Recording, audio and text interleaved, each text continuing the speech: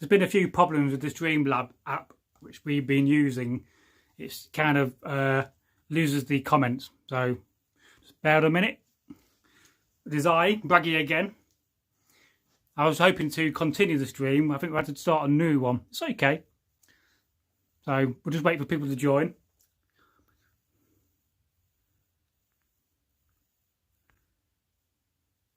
Yeah, it's a pity this phone doesn't turn around so I can see what I'm doing.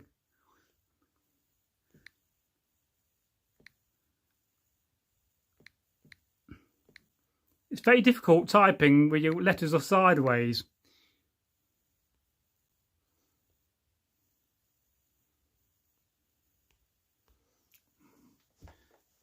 I'll just wait for somebody to join again.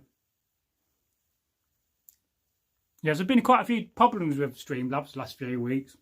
I've been looking for another app to use, but I was hoping to use OBS Studio, but they don't have a mobile phone app. And then there's another one called another Streamlabs one, but a little bit similar, but that don't work either. So the potentialness of this app has not been so great recently. But we'll type hello and we know we've got comments again. It was okay a few weeks back when we were streaming, but some days these apps are not brilliant. Of course, when we get to 4,000 subs, we can just stream direct to YouTube like we used to in the old days, and that's much better, I do find. But to just bear with us. It just breaks up the live streams and gives us another video.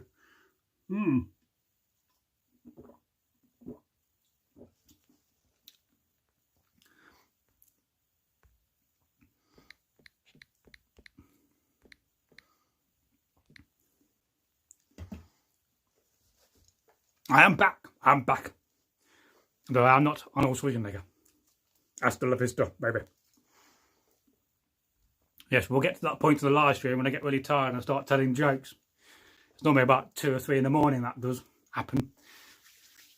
I've got my joke book over there. I'll get it out again. So just wait for more people to join. I was hoping to see Pernilla from Sweden. So at some point. And Andre Linage. Oh yes. It's always nice to be back. Although I can't spell back, I'll put a 3 instead. Oh!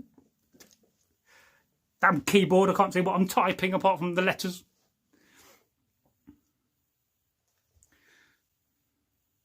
We'll just wait for more people to turn up. It's very entertaining. I'll just do a bit of this for a minute. This is our Viking dance in the Dark Ages, or the Middle Ages, I don't know how I call it.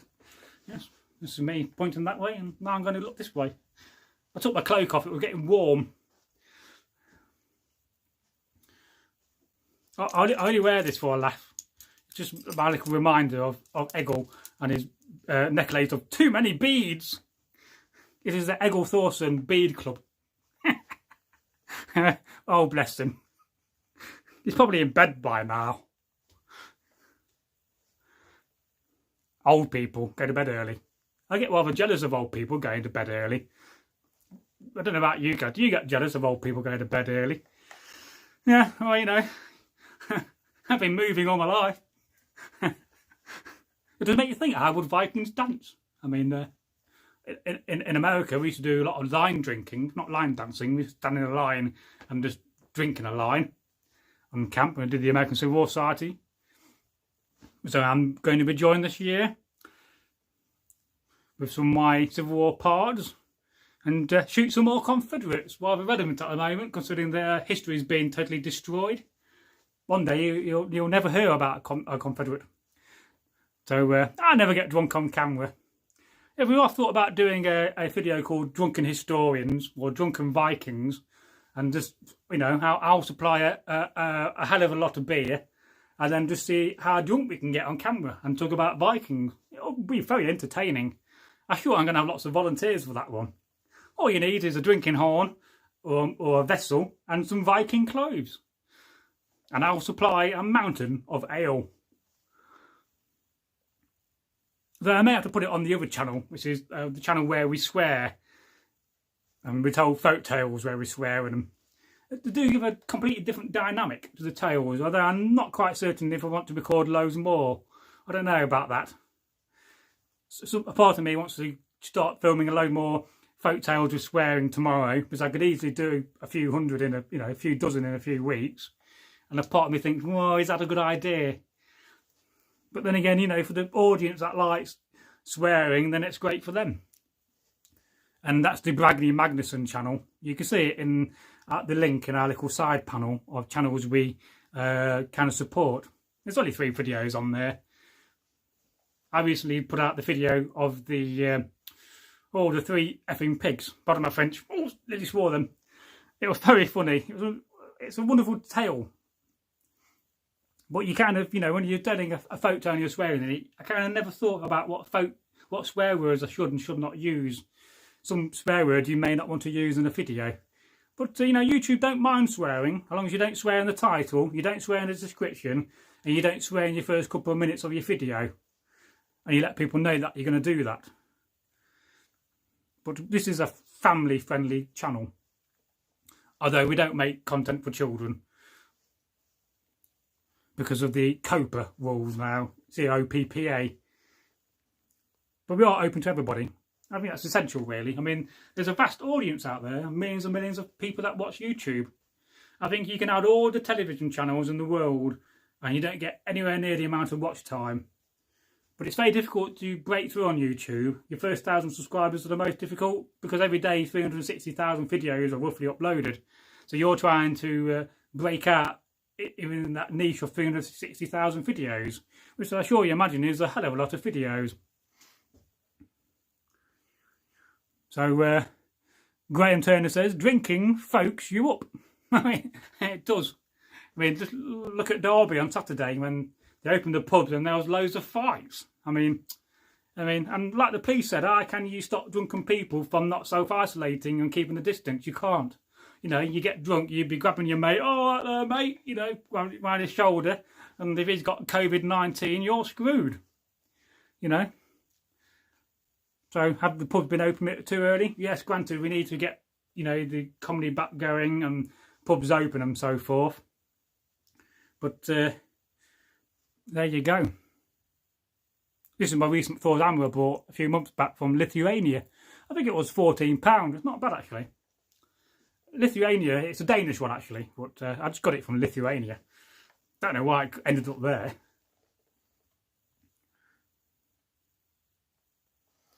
And we'll see. And I did put the settings earlier on 1080p, but it's on 720p. Never mind, that's the quality of the video.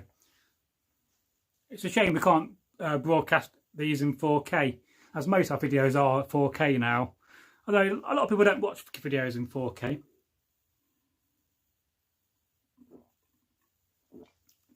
I often watch videos on twice the speed, simply because I don't have time to watch loads of videos, and therefore if you put it on 2 times the speed, you can get the video in half the time. But it's quite comical when we watch our videos when they're playing at twice the speed. I mean, running around and talking very fast, very comical. The combat videos are hilarious at 2 times the speed. Like that, we've done many of them. I'm looking forward to a decent fight one day. I mean Egil's good at fighting, but he doesn't really like the combat videos. You can tell he doesn't want to do them. That's why I'm trying to get Iric to come up and film him. If you have any questions about the Dark Ages or about the channel or any questions at all, I don't mind answering anything really. I mean, I'm a font of knowledge, although it really should be a fountain of knowledge, but I often call it a font of knowledge. I don't know why I call it a font of knowledge when it's a fountain of knowledge, and I know that. But that's a case of one of those things when you're saying something wrong, but yet you still say it. Funny that, isn't it? You know you're doing something wrong, but yet you still do it.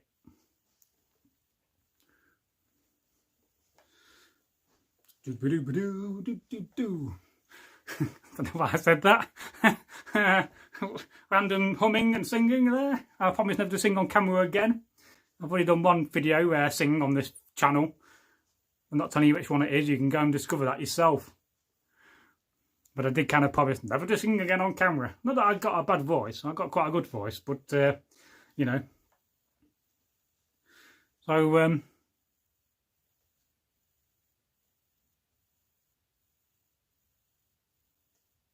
so there may be some buffering on the video. We've got a lot of network outings at the moment these last few weeks. It's the weather. Ever since we've had stormy weather, terrible signal. So there may be a little bit of buffering in the video, as I'm just getting that message. Damn you, YouTube, messing up our videos and live streams. You go and invest in a decent camera and you get this. But it's nice to be back again doing some regular live streams. They are fun and enjoyable to do. So, yeah, you have to get yourself up one night, Graham.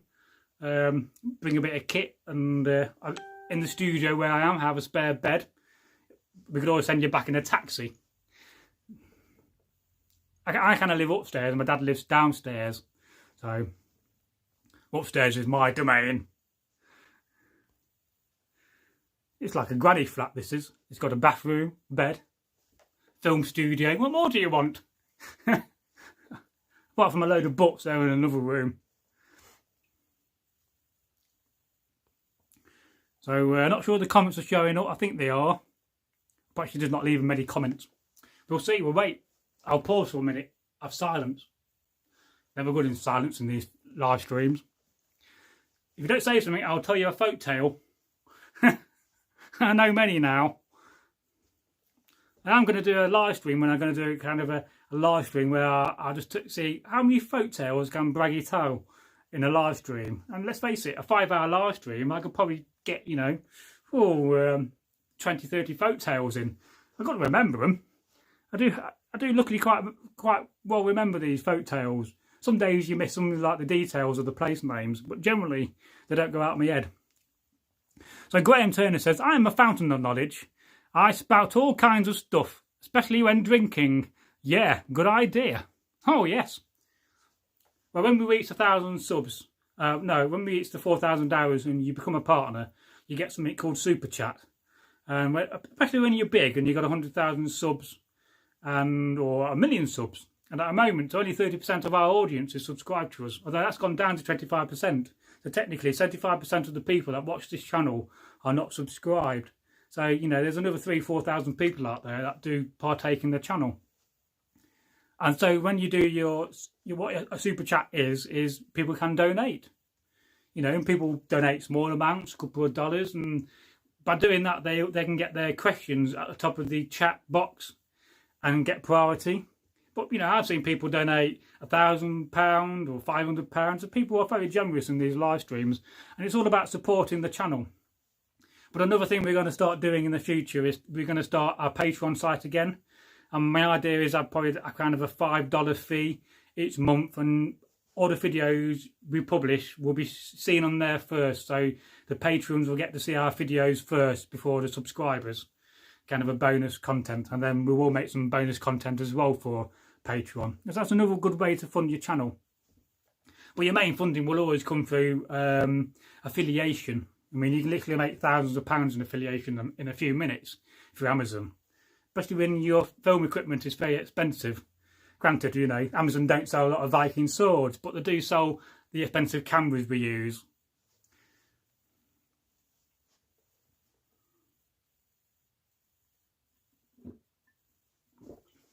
In fact, I'll show you the camera we use, Graham. Hang on, I'm coming back. Remember those days when we had the old mobile phone? It was very frustrating. So currently we're filming on a Lumix G80 system. This is a very, very good top of the range camera. And it's got a battery in. No, I can't be it. And so this is the camera we currently use. It has a very big microphone. And I'm about to buy another one of these, so we've got 2 of these to film with. Although the one I'm saving up for is the next one. This is about £4,000 at the moment. So by the time we get it, it'll be a lot cheaper. But generally, you have to invest on your YouTube channel if you want to make it. People want quality. Although a lot of it you can do for your mobile phone these days.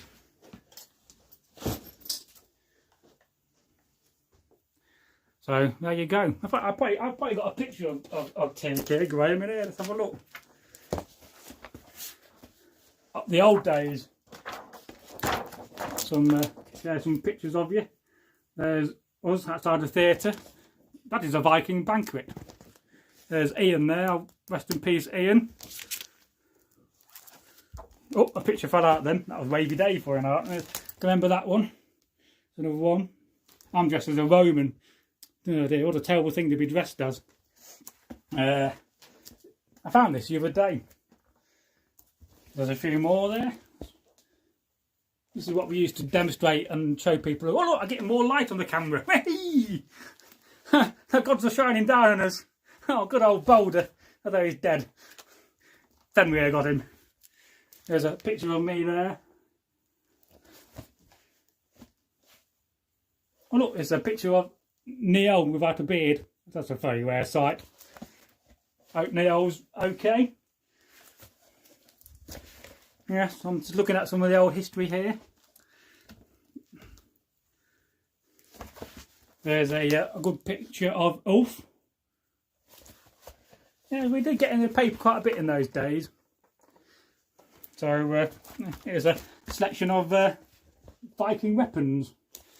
Unfortunately, I lost that helmet. It got stolen out of my workshop. It's somewhere in a house in Derby. Some buggers got it. Yes. I might take some photographs of them and share them on the community tab.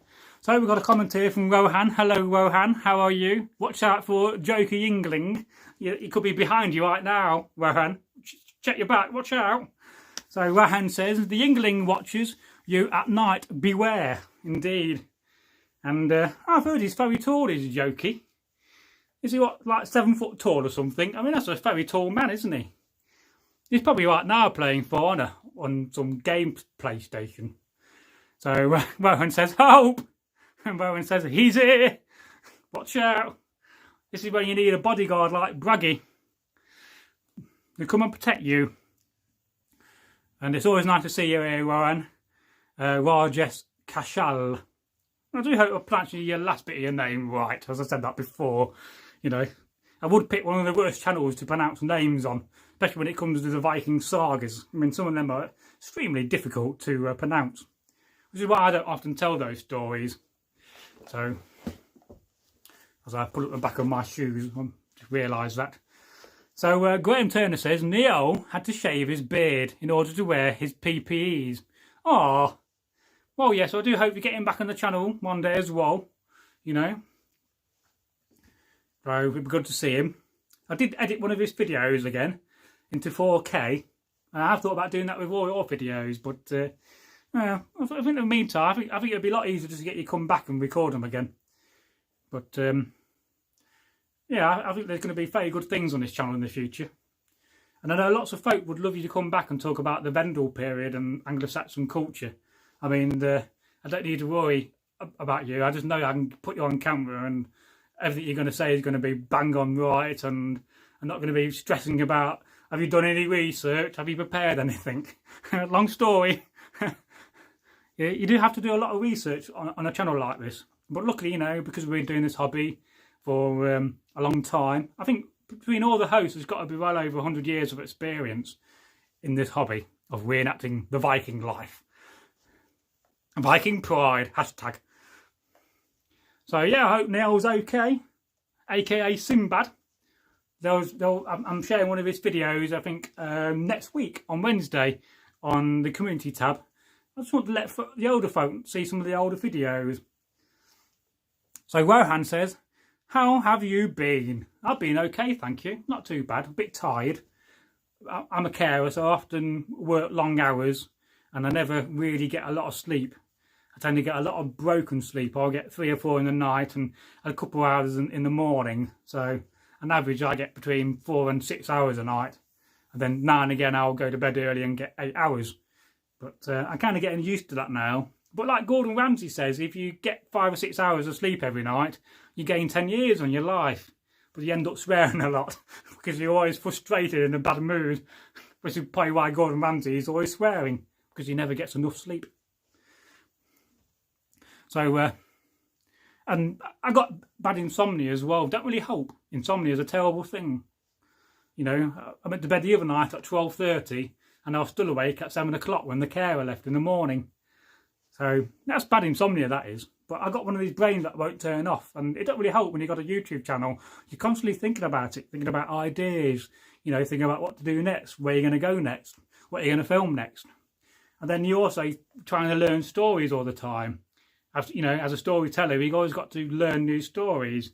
So I tend to learn them when I go to bed. I tend to run through them in my mind. So, yeah, so I do have that problem. I can't turn off. So we share the same thing there. It's a terrible infliction. I've been told to get some melatonin and try that, but I can't really find any decent supply on eBay for melatonin. And I did go to the doctors about it, but the doctor was useless. All she gave me was 10 tablets and said, "Don't come back. You're not going to get any more." And you think, well, surely there's got to be a better, you know, answer to insomnia than just saying that to me, you know. But you kind of get used to not having a lack of sleep. So Rowan says, "Try magnesium, man. It knocks me dead out." Right, I'll put that on my list to look for magnesium. I'll go and buy a 1950s chemical set made for children and try not to kill myself with cyanide gas. But that's bound to have magnesium in it. No, I won't do that. I'll buy some proper stuff from eBay. That well-known chemist. But yeah, I'll have to try that. I'm willing to try anything, really. So, yeah, Graham Turner says, "Viking lives matter." Oh, yes, all lives matter. After all, paying the blood price after all those sayings can get expensive. Well, indeed, yes. And all lives matter. Although apparently that's one of those words in the word of phrases which is highlighted green in the banned words list. There's 3 categories. There's green, amber and red. Red are words you should never use in your description or mention. And so apparently it's not a good word saying all lives matter, which I don't really understand. But, you know, all lives matter, no matter who you are or where you come from. You're a human being and you have every right to be so. So yes, I read that wrong. Viking lives matter. After all, slaying the blood price. After all those... No, I'm saying it wrong. So, Viking lives... The third attempt. Good things come in 3. After all, Viking lives matter. After all, paying the blood price after all those slayings can get expensive. Well, yeah, especially in coin and coinage, when you've got to compensate folk because you accidentally killed somebody in the Dark Ages, the Middle Ages, and, you know, there you go. You have to pay some coin over.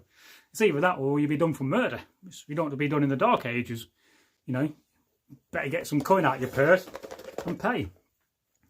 Yes, predictive text is a horrible thing. My mortal enemy. So Rohan says, "Do you watch any TV shows?" Yeah, I do watch quite a few TV shows when I got the time. I mean, I do love a good, you know, crime documentary. I like a good series. I've seen lots of TV shows in my time. I think my most favourite TV series is Trailer Park Boys, although I'm not really getting on with the new animated series they're doing. As I'm not really keen on animation. Oh, I am keen on animation, but I don't always want to watch it. I've got to be in the right mood. So, I've been quite enjoying the Harlequin series that's been on Channel 4 recently, or E4.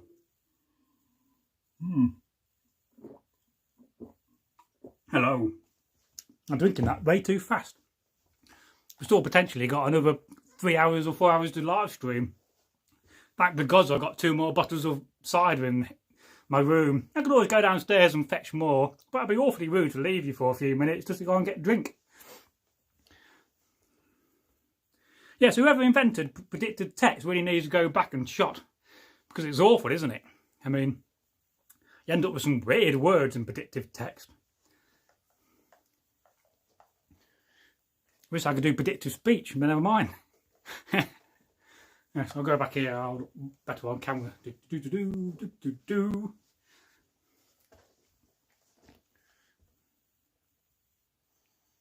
Yes, so the general idea is I'm just going to read your comments and talk about random things. And I do have a few things to talk about if need be, but often we get comments. So normally we get more people on this, but I've not done any live streams for a few weeks. And I don't think the notification system's working. Are you guys receiving our notifications from our videos at the moment? Because I don't think they're working. I think YouTube is being bad. So Rohan says, where did you get that Mjolnir chain? This one here, I got that on eBay. There's a trader on eBay that sells silver jewellery from Lithuania, and it's a Danish one. Luckily, it fit me quite nice around my neck. And then this one here is from Tillerman Beads. A very old friend of mine got that for me. He's no longer with us, rest in peace. He's probably in Valhalla cooking some good food right now. I'm very jealous. So that's the one from the Rectum Giant, if you know of the Rectum Giant, the Thor's hammer and the 2 beads. And this is my tribute to Egil with the necklace of too many beads. I mean, that's a lot of money's worth in the Middle Ages. If 1 bead is worth a week's wages, they say. I do have quite a few Thor's hammers. You can never own enough of them. And they do give you strength, you know. I try to wear one most of the time. In fact, you know, I've had many years where I wore one all the time. Some days I do take them off.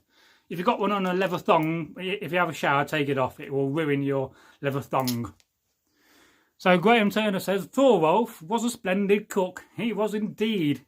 And I've actually recently found his medieval folder of recipes. And we're thinking about not doing cooking videos, but actually just talking about the recipes. Going to read them out to you and then talk about the ingredients and how they would have cooked it and what it may have tasted like. Although I am promising one day to do that video of how to make British tea. And I've talked about that for a while now. And we're going to do a comedy routine like the Morecambe and Wise with the cupboard doors. You know, we'll probably get a copyright thing on the song we're going to use. But I'll look for one that isn't copyrighted. We'll probably just hum it and change it slightly. But you may not know what I'm on about, the Morecambe and Wise video. But this is one of those crazy ideas I've had, and I've threatened to do that for a while. So, there you go. Take off my big arm bracelet and put it back on again. There we go. This tunic's a bit thick, so it doesn't quite go up my arm high enough. So, and Graham Turner, he'd have been glad to hear that. Oh, yes. Let's say they got YouTube in Valhalla. I imagine they may have. I mean, they've got everything else, haven't they? Let's face it, you know, big tables, or the meats and mead you want. So there's bound to be a section now in the modern world where they've got YouTube. You could always come back as a ghost and watch it. This house is haunted by a ghost. It's been behaving itself recently. I've not had no encounters with it. Like I do some days when I go downstairs and the room you go down into is freezing cold and you get a very strange atmosphere. Like, you're not welcome. Go away, please. You know. And now and again you see a black shadow walk across the room. It's quite scary and quite strangely there's a ley line goes through that entire room, which I probably think explains it. But yeah, I do live in a haunted house.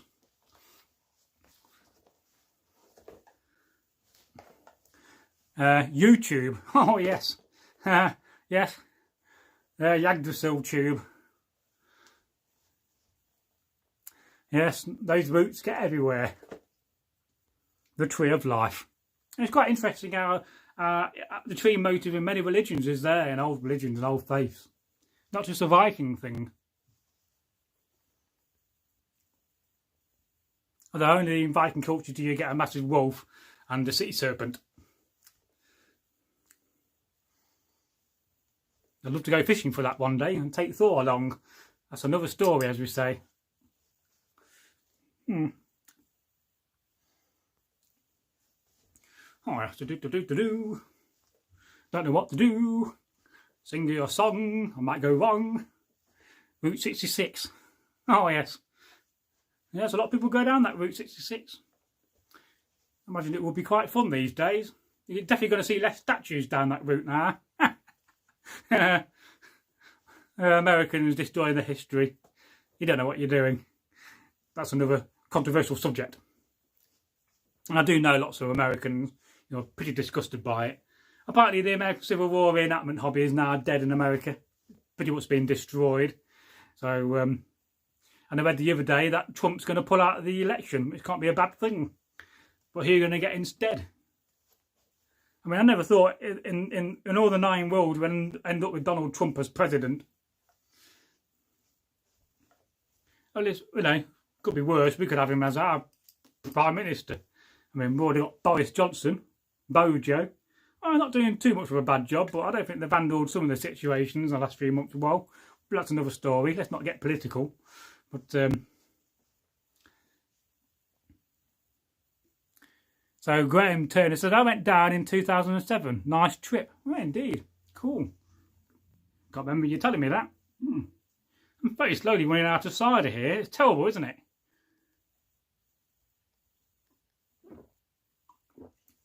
I mean, thank the gods I can drink 3 pints of cider and have a good bladder.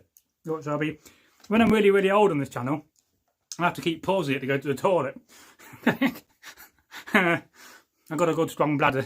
It runs in the family until we get really, really old. And you can't stop going. Although my dad calls it going for a wordle. It comes from Around the Horn with Ken Horn and Kenneth Williams. If you never listened to that radio show, there are a few episodes on YouTube. Very, very funny. I got a few funny introductions for some videos from that. It kind of inspired me. And let's not forget the Goon Show, or the Go On Show, as my friend calls it. Ah, he fell in the water again. Poor old Jim, always falling in the water.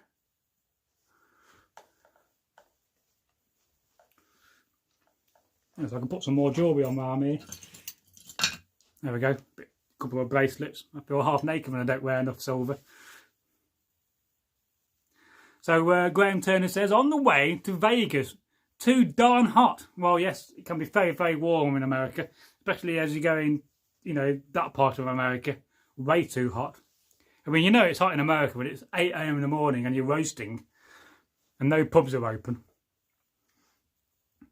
Oh, we've got Martin Hale. Hello, Martin. How are you? Nice to see you here. Is the American Civil War reenactment big in the USA? Yes, it's very, very big. I mean, I've been to reenactments in America and there's been over 35,000 people on the field. I mean, there's whole battalions. Some regiments will have 300-400 people in them.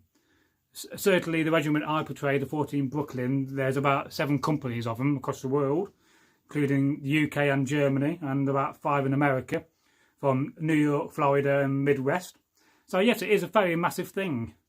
In fact, when we went over in 2001, we hung about with a lot of the guys from the film Glory, as a lot of those guys carried on reenacting the 54th Massachusetts Regiment. A lot of them all have a medical background, and we certainly got way too hot and had heat stroke, so they looked after us marvellously. So yeah, it's really great. And a lot of the big actors who took part in Gettysburg and some of the other Civil War films carried on doing that as well. So we met some of the famous actors like Patrick. I can't remember his last name. I know too many names. So yes, it is very big in America. You know, you can certainly go to some events and they'll have thousands of people. I know at the Gettysburg 2001 event, they had about 400 cannons and about 3,000 cavalry. So it also takes a lot of organisation as well. It is not a nice thing when you're doing a battle at 9 o'clock at night and it's dark and you nearly get run over by 3,000 cavalry. You kind of jump out of the way for them rather quickly. So it is very big. It used to be quite big in the UK. In the UK there would have been somewhere between 2,000 and 5,000 American Civil War reenactors in the 90s. It's a lot smaller now, as societies are generally a lot smaller than they used to be. Lack of funding, lack of customers. Councils don't have the money no more to organise such things, nor do museums. So a lot of the custom bases has gone. So reenactments has gone to much smaller groups, more independent groups. And you get 2 sorts of reenactor in America. You get your authentic reenactor, your hardcore. They'll carry exactly what the men carried, and they'll live under shelter halves. And some of them don't even have shelter halves, some of them just sleep in hedges. And then you get the ones that will bring your kitchen fridge and everything you want from your piano and have everything carpets. So we think that's a little bit farby, and farby basically means F-A-R-B, far be it from the war. This is a kind of a reenactment term. Actually, we did a video some time ago with that kind of a title in the video. It's a long time ago, that video. I think it was 2018 we filmed that one. Luckily, I got a good memory, so I know what I filmed and what I haven't filmed. So, Graham Turner said, you can always spot a Finlandic accent. Oh, yes. Oh, yeah, the good old Finlanders. And let's not forget Canadians too. We do have quite a few fans in Canada. So Irishman says, is there any danger of the musket going off whilst ramming the ball down the barrel? Well, yes, there is a problem. So if you're firing a musket and you're being in a battle, your barrel will get so hot. Which is why when you pour your powder, you always pour it in a specific way with your 3 fingers behind, and you make sure that you've got no fingers over the barrel. Now in reenactment, we don't put the ball down unless you're doing a live shoot where you're shooting live targets. Because at the end of the day, unless you're Spanish or you're Eastern European, some of them might shoot live balls at you. My mate got shot in Spain by a guy. He mixed up some ammo and had some live ammo in his pouch and shot him through the leg. Luckily, within half an hour, I was in hospital, and 2 hours later, I was in the pub. But what can happen is your barrel gets so hot, as soon as you put your powder down, it'll just go shoot straight off. And if your hand, so imagine this is the barrel, if your hand is over the barrel, your hand's going to get badly burnt, which is why you always do it in this kind of a method and keep your fingers away. So that's very important, and you're trained to do that. That is something that was done in the Civil War and done in modern reenactment. Because after all, you don't want your fingers blown off or badly burnt. So for that, you know, it's very important. And you will be told off by sergeants and corporals and officers if you do it wrong, because you are risking your fingers.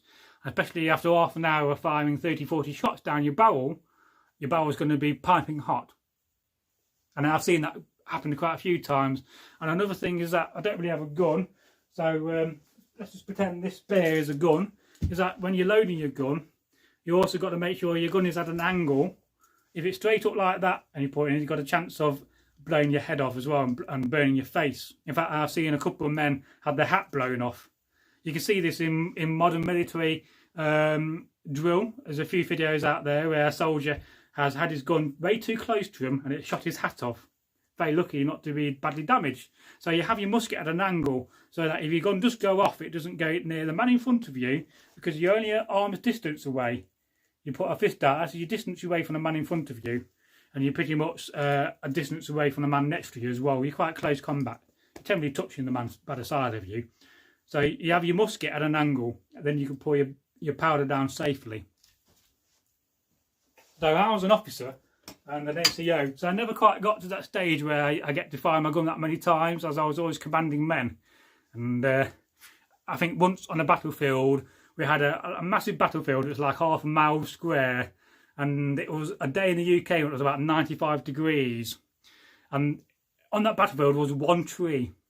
And so I used to do a thing with a Confederate who would come out of his line, and we would take turns to shoot each other. And so this time it was my turn to be shot by him. The day after, it would be my turn to shoot him. So we would do like a death scene where I pretend to be wounded. And I was about 400 yards away from this tree. So I managed to get up and fall back down again and limp away and pretend to be shot. And I managed to get myself back to the early shade on that battlefield, which I was quite thankful for. But in the audience of the village with reenactment was the Lady Vicar. And she was so moved by my death scene that she started crying. So I once made a Lady Vicar cry from my death scene. I was always very good at demonstrating and doing the death scenes and pretending to be wounded. There's too many people just get shot and go down and don't move. That wasn't the case, you know. Yes, granted, you could get shot and die instantly, but a lot of the time you had a slow, agonising death. And, you know, if you got shot in the lower leg or the arm, you would try to get back to some kind of a nurse or some kind of medical court to get served and treated. It was, you know, chances are you're going to lose your arm or your leg, but you're going to survive. And it must have been terrible after the Civil War to see all these people with no limbs, because it would have been a vast amount of people.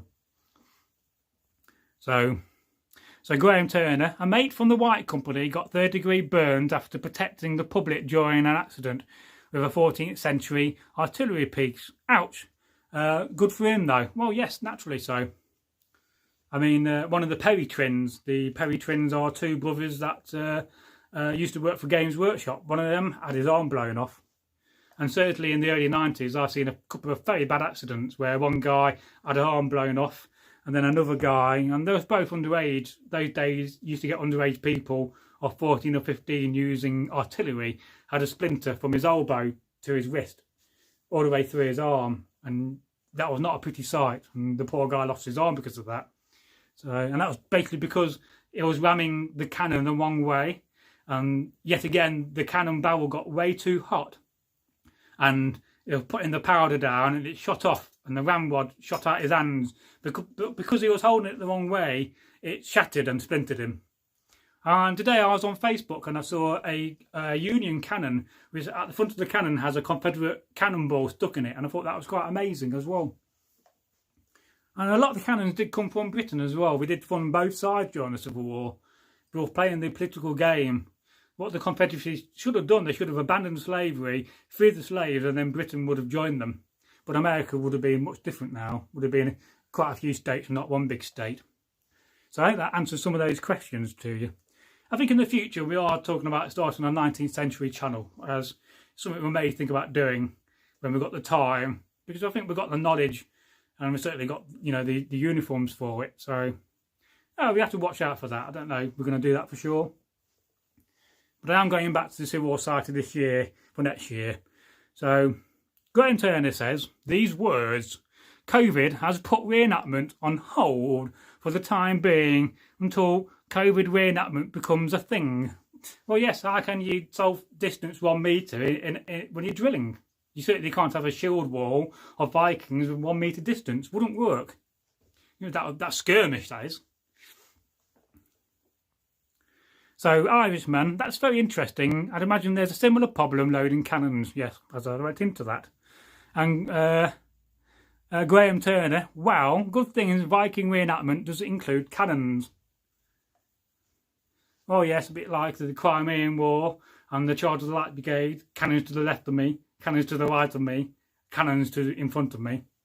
I mean, there's some very good documentaries on that I've been watching recently on the Crimean War. I mean, I have to think about the Crimean War being a local war in Crimea, but it wasn't. It was probably one of the first world wars when you think about it, because it was very global, you know. And of course it was primarily a war between the two superpowers of Russia versus Britain. And of course Britain won because we had a better navy and we was better funded. Money and naval power won, and that is why we didn't have so many wars in the 19th century, because of that fact.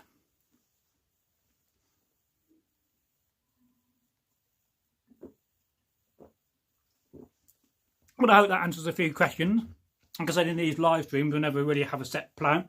We can talk about anything, and we will try to answer any question we can. I really do enjoy doing these live streams. So Rohan says, road to 2,000 subs. Yeah, I was looking the other day, and I think we're going to reach 2,000 subs this year, by the end of the year. And let's see, because we're not a partner on YouTube yet, they're not going to share our content as much as they're going to do in the future. So I'd imagine it doesn't matter of one of those videos going viral, and then you're going to suddenly find there's going to be thousands and thousands of subscribers on the channel. If you saw the channel Stefan Milo, it's very much like us. He started off with over 1,000 subs, and he completely changed his content from what he was doing beforehand. He had a massive gap, and then suddenly he started doing content about a Neolithic anthropology, and his channel was very, very good. He doesn't put a lot of videos out because he spends a lot of time researching those videos. It is more quality over quantity. I guess we got the opposite approach at the moment, but we've also got the advantage because we're storytellers. We can always constantly put out 2 folk tales a week. And let's face it, it's going to take us an awful long time to tell all the folk tales. And you know, there's thousands of them to tell. English folk tales alone, let alone Scandinavian and Hungarian folk tales. The other day I learned a folk tale from Poland, and it's called The Shortest Tale. And one day there was a man. No doubt he would have been a farmer, and you know, he had a long house, small outbuilding, and you know, he was digging in the ground. He wanted to plant some veg and some herbs, and he found something rather strange. He found a box. He thought, oh, this is a bit strange, and so he dug the box out, and he saw that it was a very good reinforced box. And he thought to himself, well, you know, I wonder what's in this box. And at first he tried to break in the box, but it was too strong. And he didn't want to break it. The box was too good. So, you know, he lifted it up and he put it in his long house and he left it alone. Forgot about it. And some time passed, some weeks, and he started digging again. And he found a key. And he thought to himself, oh, I wonder if this is a key to this box. And so, you know, he shouted to his wife, his whiff, "Oi, fetch that box," and she did. Very obedient, you know. Although women in those days had more power than today to a degree, you know. And she brought the box here. And, you know, she said, "Oh, here's the box." And he tried the key in the box and it opened. And he thought to himself, "What, there's going to be a lot of treasure in this box, a lot of gold and silver." It was quite heavy. But all there was in the box was a tail from a mouse. And if that tail was any longer, so would this tail be longer. The end of the story. It's a kind of a pun on the shortest tail. I quite enjoyed the other day telling the folk tale Rumpelstiltskin. What sort of wonderful story to tell. Apparently it goes back at least 4,000 years in history, which I find amazing. So we'll date it back to the Iron Age. Very simple story, but yet a very good one to tell. And I did that as a 20-minute epic story.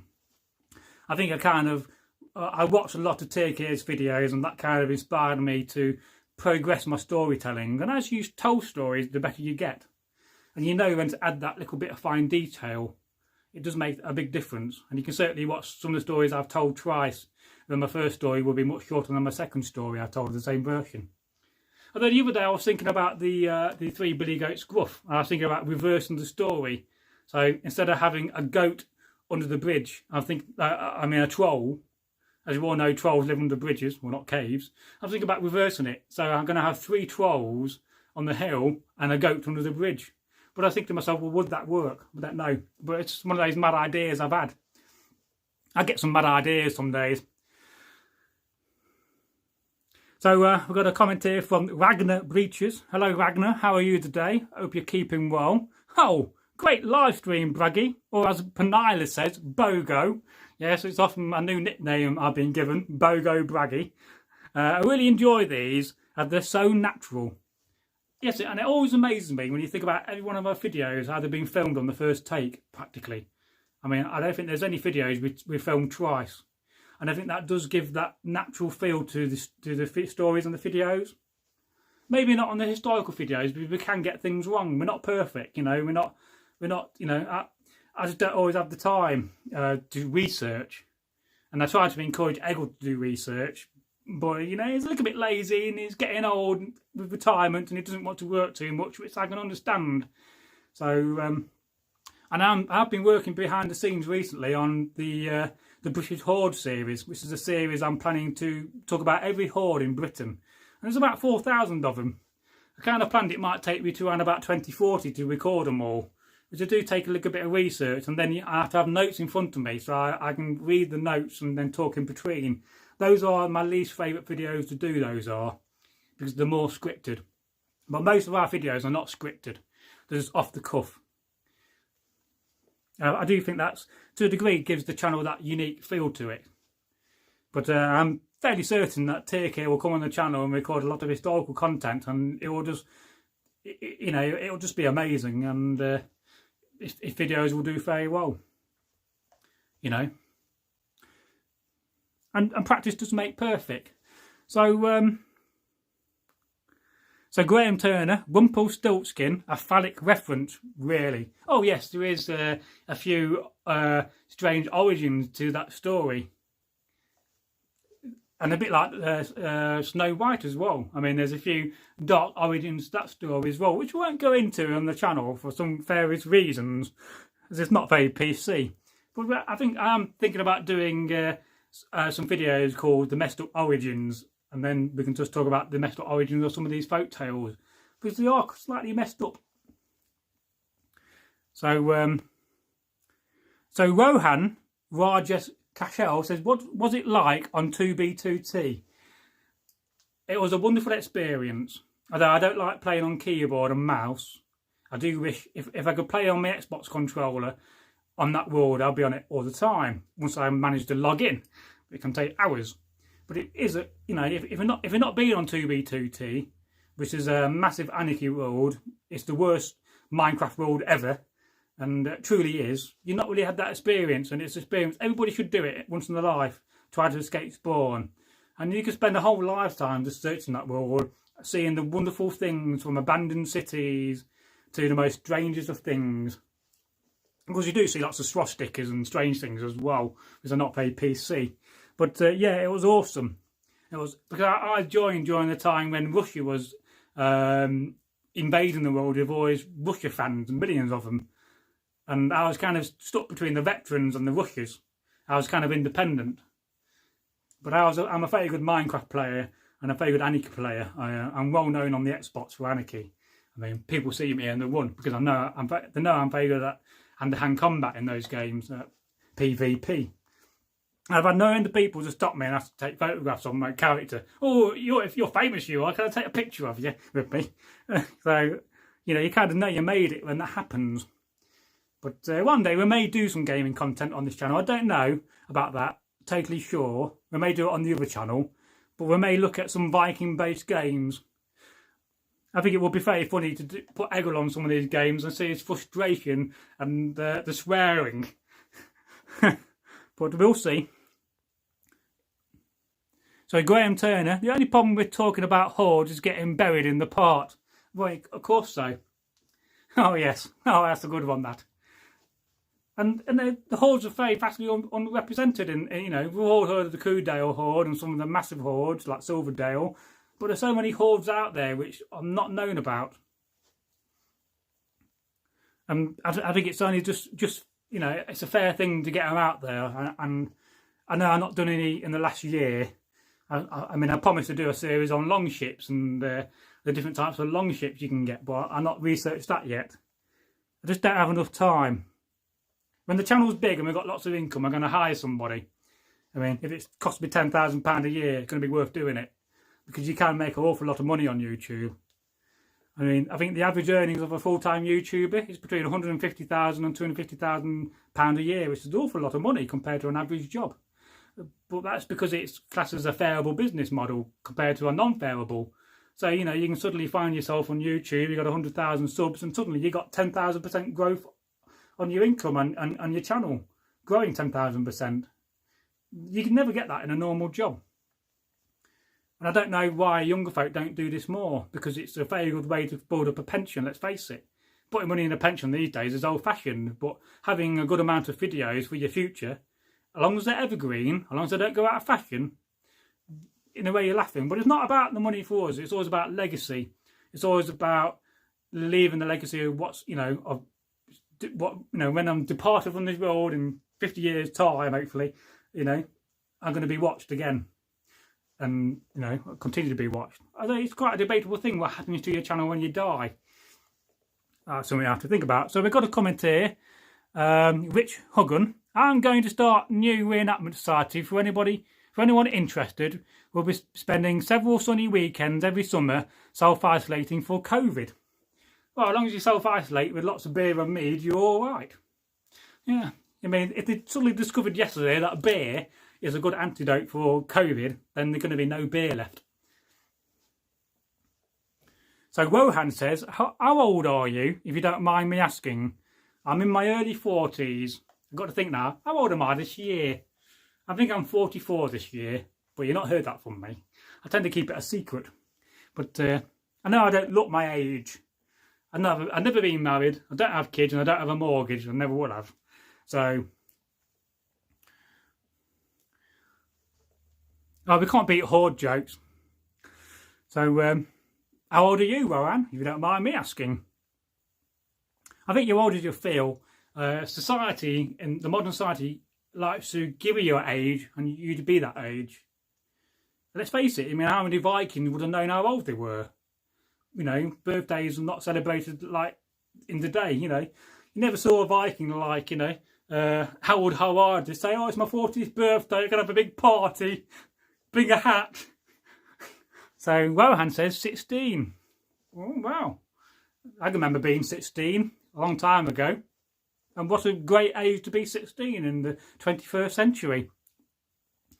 And we're always here for you, Rohan. I got your back, my friend. So I did have to ban one of the commenters from one of those videos he left a comment on because of his, his racist overtones. I didn't really appreciate it, and I'm not having it on the channel. So We're all human beings, and last time I looked on this planet, there's only one race on this planet, human race. And it's about time we started acting like it as one species and work together to get and move forward, become, you know, a level 1 civilization. This is my ultimate goal. And there's another reason why we do this channel. It's to spread positivity, joy, and to try to get that. You know, it's very important that we become a level 1 civilization. Whether we all see that in my lifetime and your lifetime, well, I hope we do. Sooner the better, I say. But that does mean a lot of things will change for the better. Rohan says, was it JJ? Yeah, I think it was. If he got rid of his racist overtones, he can come back. But for the meantime, I've had to ban him and hide him from the channel because I'm not going to put up with that attitude. And we do have a lot of words like that in our banned words list. I did do some research. It's amazing how many words should be in your banned words list. So, Martin Hale says, have you heard of an author called Griff Hosky? No, I don't think I have. If I remember, I'll look him up. I should really have a notepad I can write things down. Because often you guys and girls do give me some very good ideas and names to look at. So Rohan says, oh man, I'll have a chat with him. Yeah, well, please do. I don't like banning anybody on the channel. It's something, I do believe in freedom of speech. But when you just use certain words which are a little bit offensive, then that becomes a bad thing. And you have to nip it in the bud. It's not banned, it's just hidden. So he can comment how much he likes. Just nobody will see his comments. Only he will see his comments. Perhaps I've just been too lenient, I don't know. But, you know, I think we just need to stamp out such behaviour in the world to become better. So, and we've only ever banned a few people. We've had a few trolls in some of the live streams. You know, relatively, because we're so undiscovered. I mean, we've only just reached 100,000 views, which is so small on YouTube. And there's not many channels with 100,000 views and the amount of videos we have. So, just let me know how the live stream's going, because I keep getting this request for missing valid I key. And it keeps coming up with this message saying, request for missing required something. It disappears quickly. What are trolls? Well, they often live in caves and under bridges. Often ugly, with big noses and big ears and big eyes and spots. It reminds me of a tale called the cat on the duff we had. But there's another troll tale I like to tell, which is one where called the Troll's Ale.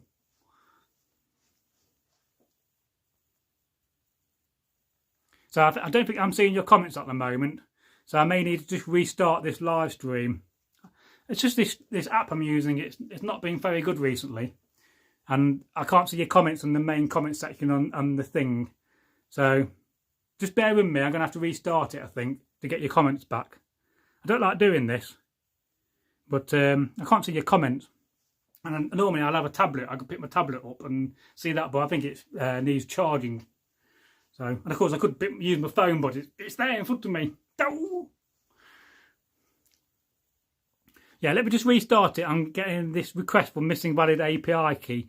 That's basically affecting the chat box, and I'm not getting your chats come up. So, I can just see that under internet bridges, but I don't get your full comments on the YouTube thing, where they come up on the YouTube comments underneath at the bottom. They disappear very quickly. I don't quite get to see them. It's okay, we'll restart in a minute. I could probably pull out another ale by them. Yes, beer.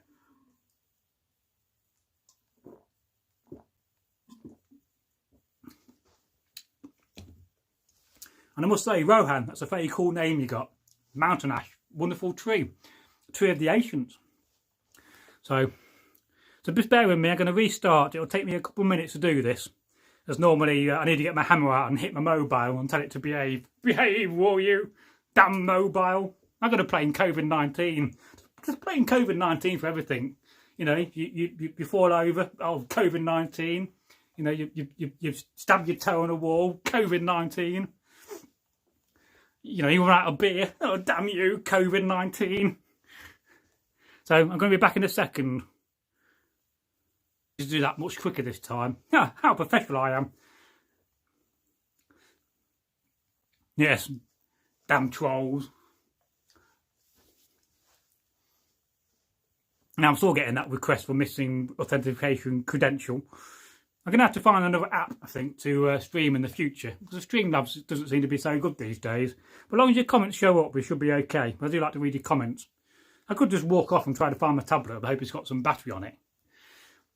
That'd be awfully rude, though. Ah, there's a comment come up. So, Martin Hale says, internet trolls. Oh, yes. Now, we have a tradition on the channel, whenever we get an internet troll, I try to put out a folk tale, the next time we do a folk tale on trolls. I just find it very funny that, you know, there we are having trolls, very rarely do, and there we are telling folk tales about trolls. So, you know, I always find that very ironic, if that's the right word. Ironically, it may not be. So, and Graham Turner, very old friend of mine, says, under internet bridges. Indeed. Yes, there's always some guy on the bridge called Jim, and he falls off in the water. Poor old Jim.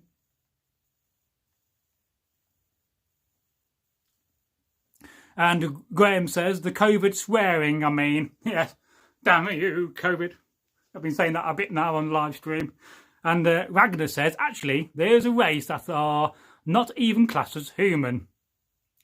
That's what the science says. Oh, we are not different timelines by as much as 3,000 years, hence problems. But I won't elaborate. Oh, fair enough. I won't elaborate on that comment. So, I think it's time to open another cider. And then it's a Perrier because it's made out of pear.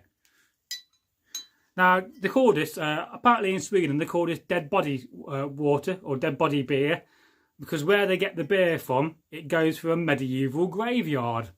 So, there's just a hint of dead body in this. Lovely. You know, bound to have some nutrients. I've been reading a book about dead bodies recently, and it's amazing how quickly a body can I can't say it. It's amazing how quickly a body can go from a body to a skeleton. Apparently between 9 and 12 days in the right situation. Pouring beer on camera. I'm not spilling any. Spilling ale would be a sacrilege to the gods. There we go. You'll have to get your big drinking horn and see how many drinking horns I could fit and I could drink in a night. It holds about 4 or 5 pints.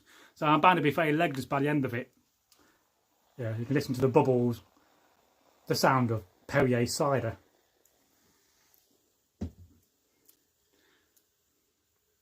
So Martin says, hope everything gets back to normal soon. Yeah, I hope so too.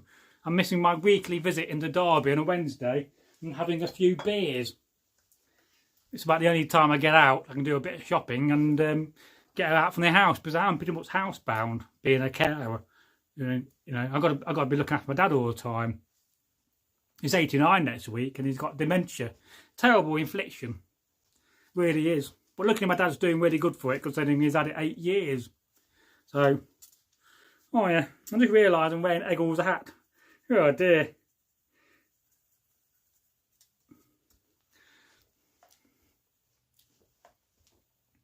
And Martin says, hope he's okay. Yeah, not too bad. He often gets confused about where he is and he'll get frustrated. He'll say, oh, can I go home? I want to go home, please. Can you take me home? He said, well, you're home. This is your home of 20 years. And then he starts singing it. I want to go home. Because my dad used to be a singer.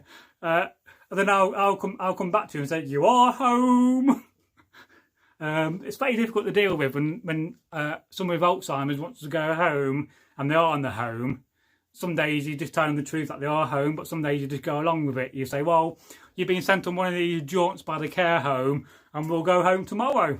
Because you know by then he's going to forget all about it. But then, you know, you come back an hour later and he would have forgot all about that and he'll be completely different. So, but it is a terrible infliction, you know. It's like, you know, you spend all your life having a hobby and an interest and suddenly you don't have that hobby no more. You don't know anything about that hobby and you lose all your information. But in a sense, for our generation, it's going to be good if you're into gaming because all the games you used to play and you played loads, it'd be like playing that game for the first time every day. So So in that aspect, it's good, but, you know, Alzheimer's is a terrible infliction. I wouldn't wish it on my nearest enemy. Not that I have any. But they do say keep your friends close and your enemies closer. To a degree, that's a true saying. But not many people in life I've met and I don't like. So, so Ragnar says, oh, that cider looks good. I'm going to go look for that Gamers in the fridge. That's another good cider. Oh, yes. Yes, only drink if you're old enough. So Graham Turner says, bless him, I've always loved the photo of your dad with Fred Dibner, a classic. Oh yes, it's still in the kitchen, that. So good old Fred Dibner. Apparently last year they did a raffle and you could have won Fred's house in a raffle. I think the tickets cost about £1,000 or something, but they raffled his house off.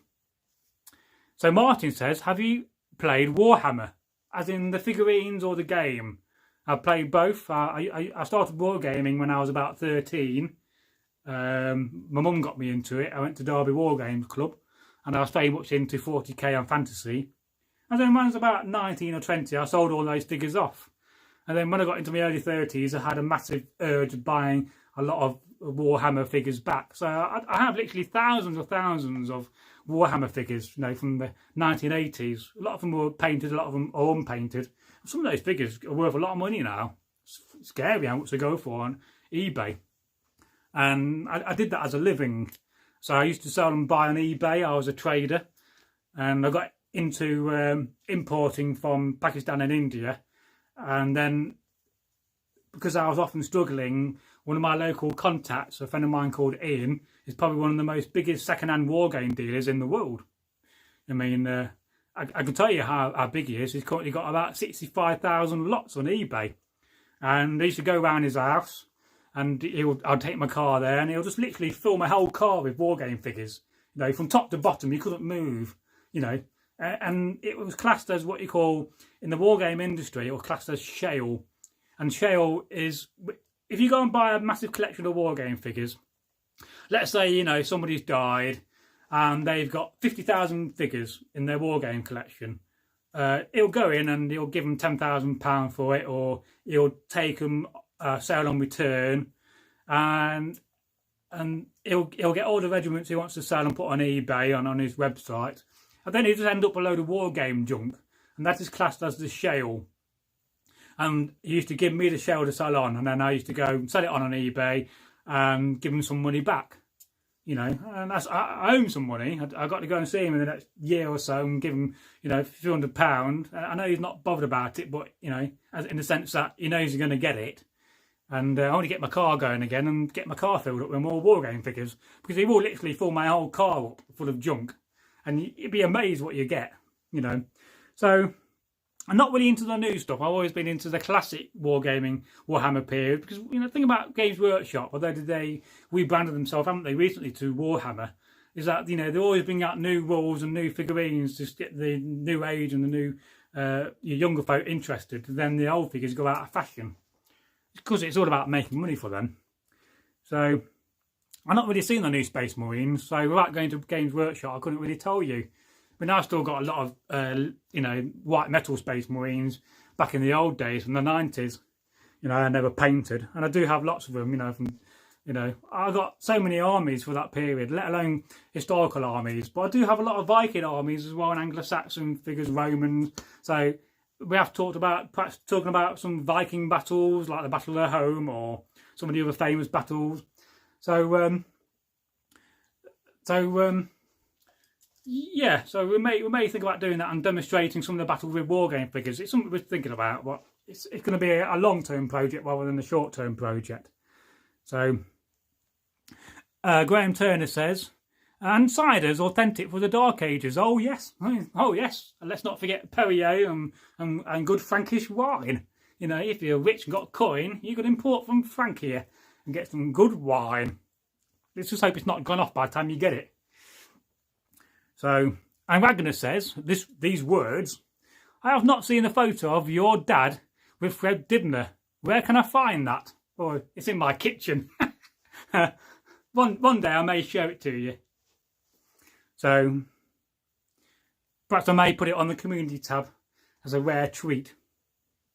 If you go on Instagram, I did put a photograph of my dad when he was in the army.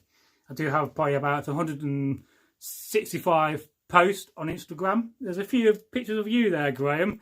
I was at Westo. So I'm slowly trying to develop that as well, and we are going to start filming some more content for Instagram. Well, 1 minute short videos generally. I was not quite figured out how to do long videos on Instagram. They seem to disappear. But it's another medium we're not really concentrated too much on, but I want to get into it. I mean, surely Egil can do some videos about the Viking axe in a minute and not get nothing wrong. So, bad braggy. So Rohan says, enjoy your night. I'm going to play Overwatch. Cool game. Have a great evening. Well, we all do. It's just gone, it's not quite midnight yet for us. So we've still got a potential 3 hours left to live stream. I've got a carer here tonight, so I can get to carry on and do what I want. So I won't do one every night. It's a bit difficult live streaming when I'm on my own with Dad. But in theory, I can do that for a few hours until he gets up. But if you have a bad night and he gets up a few times, then that will make it quite difficult. So Ragnar says, yes, I'm old enough, 60, though the cider is the oldie English cider. So not sure who makes it. I think is that made in Burton? I've got a feeling it is. So Graham Turner says, interesting. I'd like to see those. Yes, I mean, I was looking on my computer and I got so many photographs of us at Westo and when we was in Ancients Alive and the old Derby group that don't exist no more. Various reasons why. A saga on its own. So I do have lots of photographs and I tended to share them about. In fact, I put one up of you the other day and somebody recognised you and said, oh, that's Graham. He said, what an excellent bloke you are. So, you know, your infamy is going to start spreading. And, you know, we'll get you back on. We'll have to sort that out. I mean, I've always wanted to get you back on. And I know, I completely understand why you left and why you left the channel. If you don't know, Graham Turner was the first channel host, take care. Thorkel's son, the son of Thorkel. But it's been a learning curve. And we put a hell of a lot of work into this channel to get to this stage. But I certainly know people will want you to do some content on the Vendel period, because I know you could just sit down and do a load of videos on historical content without even having to research anything. You just know it so well. And I think doing some videos together where we talk about things would be very good, because I think we're going to have that interaction. And I don't expect you to work with Egil. I completely understand that. I mean, you know, it's not a partner in the channel. He's always going to be contracted out. It's a bit difficult to have a partnership and when you own a YouTube business. You can't really separate who owns the content. But you know, I've always stated that I will pay and I will look after those that have worked on the channel. You know, because it's a right and decent thing to do. You know, it's not about me, it's about everybody. And it's about spreading the word about the Viking culture and the Viking life and Anglo-Saxon. But also most massively about spreading those folk tales out. Because they're not being told. There's so many folk tales out there people have never heard. And probably won't hear of unless you tell them. So, good things to come. And we are going to build a longhouse one day. I've got a company in Germany I've spoken to. They can build a longhouse and ship it over to us. So we may do that. We may try to fund that through the channel and have a proper longhouse built we can film from. I think that would be ideal, and then we can share it with some of the local Viking groups who can use it as well, and try to get some of those guys encouraged and doing some content. But I'm also happy to help anybody do channels. You know, if you've got a channel and you need some help, just give me a shout. I'm happy to advise, because it is a daunting thing. There's so much to learn, you know, from your metadata. I mean, I spend a lot of my time on metadata, and that's just your tags and your description and your title. So Graham says, I have to do another vid for you, dude, when I have time off from work. Oh, yes. Well, eventually when the channel's big, I'll give you a job. You can do how many you want then. So, but yeah, I mean, in the afternoon you can knock out quite a few videos in 4 or 5 hours. You know, you just need to know what you're talking about. And now we're getting big. Now's the time in the future to do those videos, because when the channel starts going viral, which it will do, you know, it's just a matter of keep doing it. The secret to YouTube is persistence. Just keep uploading and keep working on your content and keep improving your content. And eventually you're going to make it. Because it's in YouTube's interest to share your content and get you big. And, you know, I was watching a video earlier about how they're changing the ad format. Beforehand, they didn't used to put adverts on videos that are shorter than 10 minutes. Well, now they're going to start putting mid-roll ads on videos that are 8 minutes. I was doing some research that an average video of 1 million views makes between £5,000 and £6,000, which is a lot of money. I mean, you think about it, if every one of these videos we made gets 1 million views, it's a staggering amount of income. But we'll just reinvest it back in the channel for you guys. You know, we could buy some proper nice silver drinking vessels and buy some things from the Staffordshire Hoard. Oh yes. We'll live like kings without having the authority. Yeah, it's a wicked thing, isn't it, work? Whoever invented it is going back in time and shooting. But don't forget, guys, you know, you don't live to work, you work to live. Oh yes, so Graham Turner says, hey, going viral is a bit risky at the moment. Let's settle for being popular. Yes. But you know it's going to happen. Sooner or later, somebody big going to share one of these videos, and then you just wake up in the morning and you'll find, you know, 50,000 views on your channel overnight and thousands of subscribers. And, you know, yes, you know, the thing about YouTube is that the business plan is that, yes, you can have fast growth, but your output doesn't really change. So the amount of work on your videos doesn't change. Yes, you're never going to answer thousands of comments every day, although we do use two apps, TubeBuddy and vidIQ, to help us with those comments. But, you know, your output doesn't fundamentally change. And, you know, we're going to go on a world tour one day. We'll plan that, travel the world. And we've been invited to so many places: Australia, America, Canada. The other day somebody invited us to go to China to tell some folk tales. So, you know, it's going to happen. You know, it's a bit difficult for me to travel at the moment and look after my dad. So those are things for a long time in the future. You know, we've got long-term aims, not short-term aims on this channel. Yes, we definitely want to go viral like COVID-19.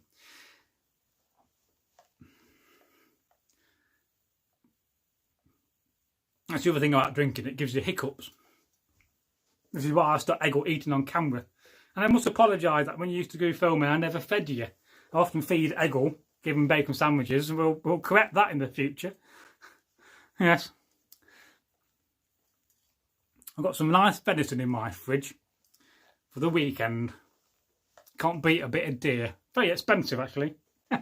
No idea. Oh dear, getting to that point of the live stream when I'm telling corny jokes again. Of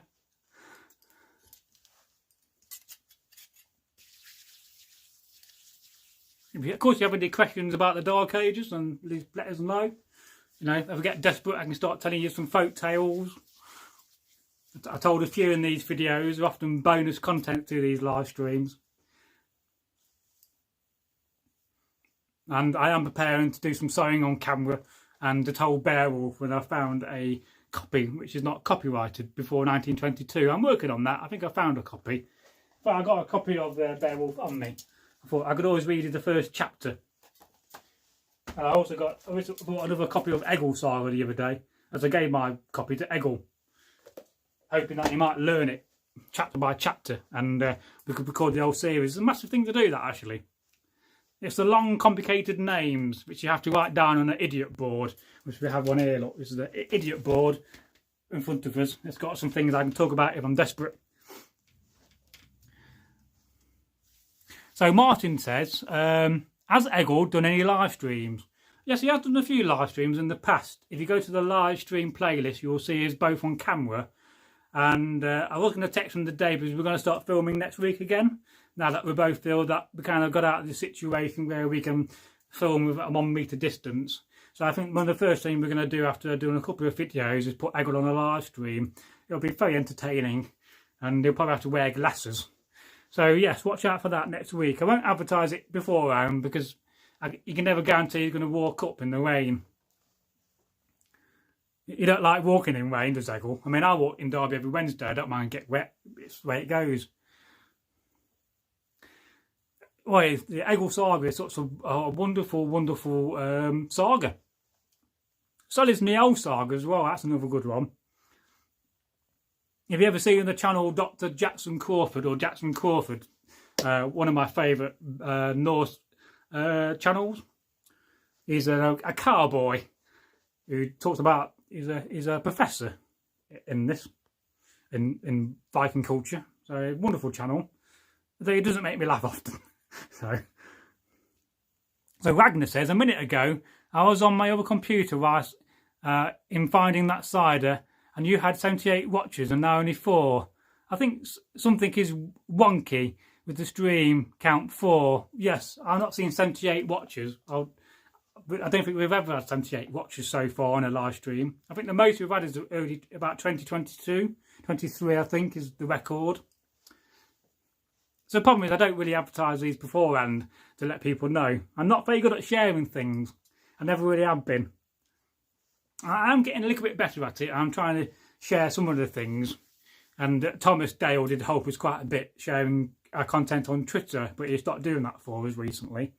And he's been busy writing some books. So this is fine. I mean, he's done a wonderful job sharing our content for a good year or so. So hopefully he'll get back into it in the future. But the thing about TubeBuddy and vidIQ, it tells me what's being shared on what platforms. So I'll get a notification if it's not been shared on Facebook, and I'll be told if it's not been shared on Twitter or Reddit. And I've been sharing more of our videos on Reddit recently. I've been trying to increase my points. I think I've got currently up 96 points. If you've not been on Reddit, you won't understand what I'm talking about. And I think the one viral video we had 1,200 views in 1 day came from Reddit. So it's a very powerful platform for making videos go viral. And there's some very good Reddit things on there. I don't completely understand Reddit. It's a bit like Discord. I mean, Discord goes straight over my head. So I need to get somebody to run a Discord for us, really, because I don't understand Discord. You know, it's a very confusing site for me. I think it must be my age. So we did at one point have a Discord site, but I've just not logged in there in over a year. So Ragnar says, oh, I love the rain. It makes me feel alive. I also like driving in the rain. Well, you also can't beat walking in a wood on a nice gravel path and it's a light shower. Or sitting by a tree when it's raining. I think that's a wonderful feeling.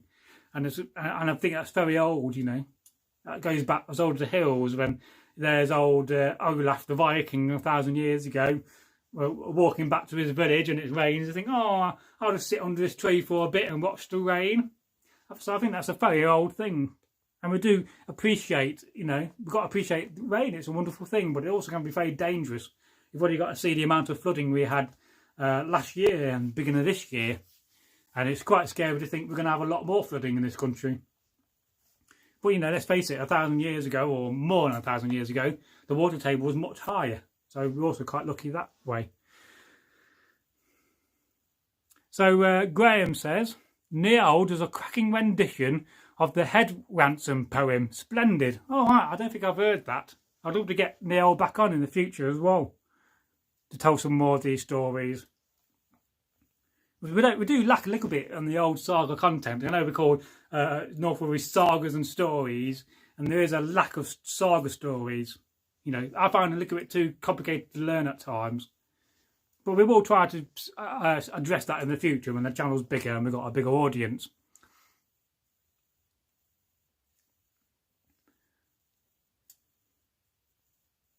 So Graham says, I recommend Sister Rosetta Tharps. Didn't It Rain? The woman who invented rock and roll. Seriously, check her out. I think I've heard of her name. Well, I don't think I've seen that video. I know it's an old one. But we often think, don't we, of, that guy invented rock and roll. What's his name? I forget now. I'm terrible at names. They go into my head and they go out again. And then later on I'll be lying in bed and I'll think of it. You know, I'll come back in a minute. So Martin Hale says, what do you think of housecarl versus Norman knight? Well, as long as a Norman dies, then fair enough. I mean, a good housecarl should be able to beat a Norman knight, but Norman knights were probably more heavily armoured. You know, I'm still mystified why we lost Hastings, really. I mean, I think that's a very disappointing era of history that we lost Hastings. I mean, we should have really beaten him. It weren't for the Saxons running after the Norman retreat, we would have probably won.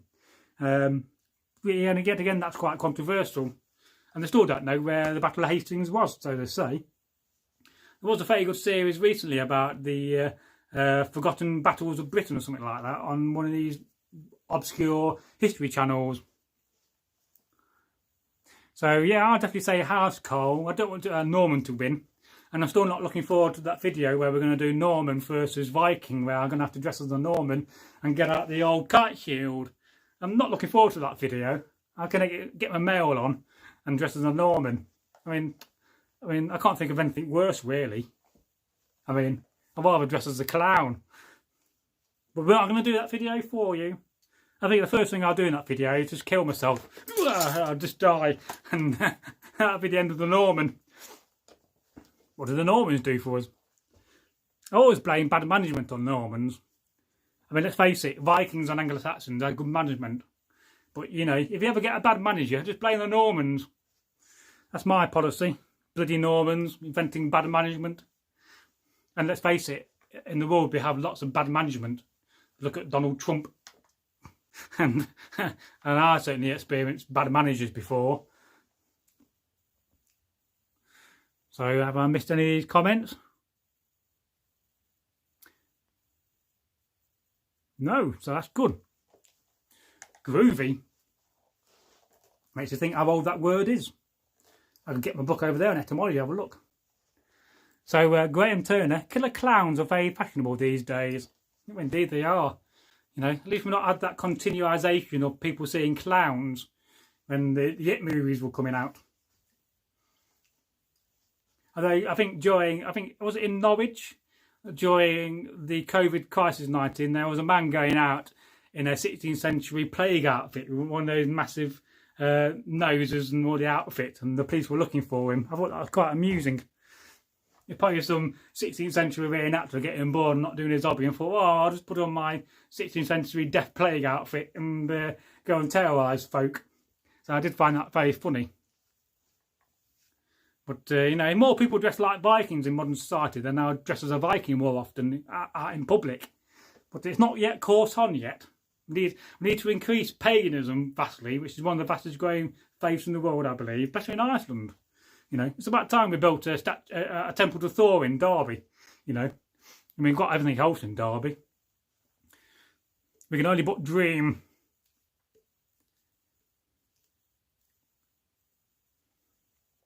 Yes, definitely the housecarl in my mind would win. But yet again, I'm probably biased like Graham. Yes, it's very deceiving, this mug. You think you haven't got much left, but you got quite a bit actually. Yeah.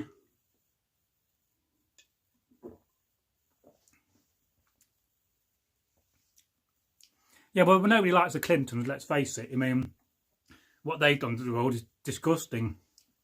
And the amount of money they made, the Clintons. So that's Martin Hale. When Donald Trump was made president, was it just to give the Clintons the middle finger? Well, most probably was. To a degree, you can understand why people do like Donald Trump, because he does get things done. After all, you know, we get fed up of politicians saying things and not doing what they're going to say they're going to do. So in a sense, it's quite refreshing that, you know, Donald Trump kind of says something and he does it. You know, if you take him, you can't measure the man as president and the man. If you measure Donald Trump as a man, he's probably a right idiot, and I'm sure he is. But, you know, if you measure Donald Trump as a president, you can't really compare the two. But he's certainly not the best president in the world. I mean, the best president by far in the world was Abraham Lincoln. And quite interesting, Abraham Lincoln believed in giants. He believed that America had a massive race of giants long in the past, which has been censored out of history. There is a TV series called I think it's called Hunting for the Lost Giants, or no, Search for the Lost Giants. It's quite interesting, where they're searching for giant remains. But there's a few good lectures out there on YouTube which talk about how in the 19th century lots of these giant skulls and bodies were found in cairns. And you think to yourself, well, what's all that about? And then they talk about how the Smithsonian took these bodies and basically kept them secret. But it does make you think. We've all heard of the Nephilim in the Bible. And where do we get the concept of giants from? It's a concept of giants from the Neanderthals, like trolls. Are trolls actually Neanderthals? And that is how we see them. So Ragnar Breaches agreed, but Egil is missing out walking in the rain. What is true heavy rainstorm can only be scary. My car would not start in the Australian bush, and I was worried my car and myself would be floating away. Well, that happens quite a few times in Australia, where you're in a flat bit of land and you think you're safe, and it suddenly rains and you're in a flood. And that's the thing about rain; it can rain so heavy it can flood very, very quickly. So Graham Turner recommended Metal Trump on YouTube. I've seen that. Ace of Spades is my favourite. I've seen that video. I think Techno shared it with me. So, oh yeah, there are some very funny videos on YouTube. Some very strange videos too. You've got to be careful you don't end up in that weird section of YouTube where weird videos are and people have strange ideas. Supernatural ideas indeed. So, oh yes, this is where I start bouncing around a bit to build up my legs. That'll get a bit tiring when you're standing up for hours and hours, but then again I do a lot of sitting down in my life, so standing up is a good thing in my mind.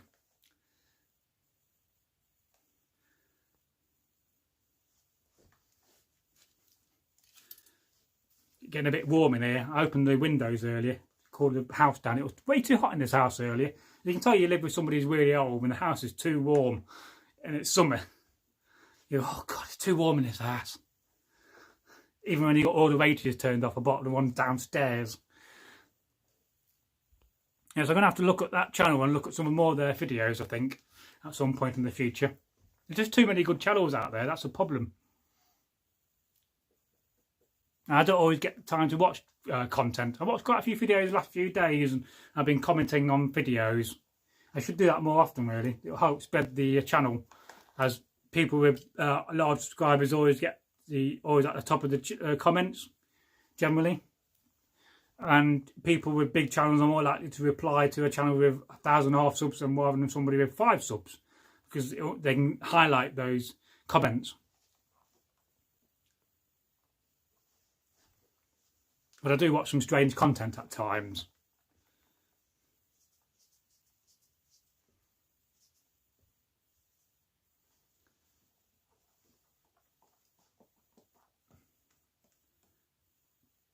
Oh, that's a long silence one. Some days those pauses of silence seem very, very long from this end of the screen. And I did slightly change the setup from earlier. I'm going to take all this down to it and redo it all. Because technically it goes quite a distance. It goes from, move around from there all the way round. Because I made it a little bit bigger. In a minute I'm hitting my... So I carried it on to about there now, so I've got more range inside. Although I have been filming outside a bit more regularly in the last few weeks, taking advantage of the nice weather. Although we do get a lot of traffic noise from the main road which is nearby. But to a degree it does sound like a river. But it's quite comfortable filming indoors. I mean, I should do some more filming really. I'm building up to do a load of more folk tales for you guys. I've got quite a few on the go. I'm going to record some of the most classic, famous folk tales like Snow White and Little Red Riding Hood, because I've not done that one yet. And some of the other famous ones. I've been researching the most famous, most popular folk tales, just to boost the channel. Is there any more comments I can read, or should I just talk random rubbish? Random rubbish with Bragi. How long can a Viking talk and talk rubbish for? And I assure you it's very entertaining. We are entertaining on the channel. Now, I do watch my own content and I do find myself very funny. So that's got to be a good thing, really, isn't it? If you find yourself to be funny, then that's got to be a good thing. So, I've still got 4 people watching. Normally we've got more people watching, but because we've not done a live stream and because I didn't advertise it, people won't get the note. I don't think notifications are working properly. Because I noticed on some of our recent videos, we're not getting a lot of comments. So I don't think people are picking up. But I'm trying to advertise the videos through the community tab, just to compensate for that.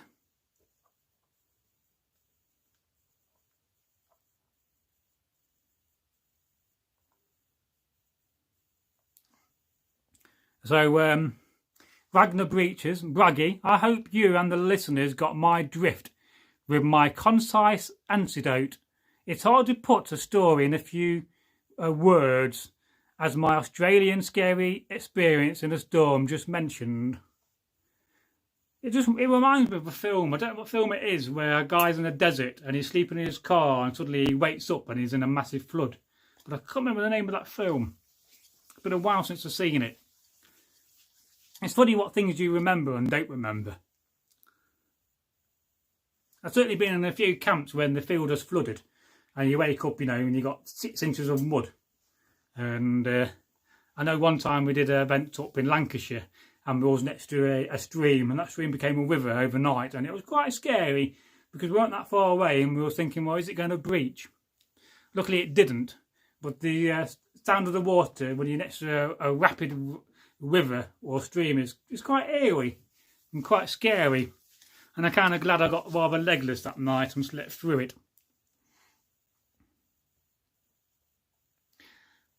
So Graham Turner says, send out carrier ravens, one pure punter, hardcore. Oh yes. Oh, yeah. I often see ravens and crows in the garden. I often think, oh, it's Odin looking down at me, making sure I'm behaving myself. But you're never going to see a Viking with a raven on his shoulder, like a pirate. Aha! Shiver my timbers. All for my grog. My jolly grog. All gone for beer and tobacco.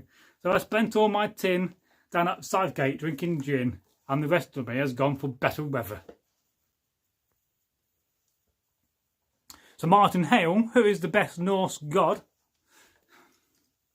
Well, it's got to be either Thor or Odin. I mean, Odin's the ultimate god, isn't he? But he's quite deceiving. He's a tricky god in a way.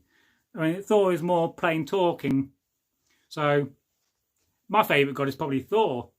But then some of the lesser gods, like, you know, Bragi, for instance, you know, the god of poetry. Forseti, the god of justice. You know, he gets overlooked a lot. You know, Idun and our apples, of course.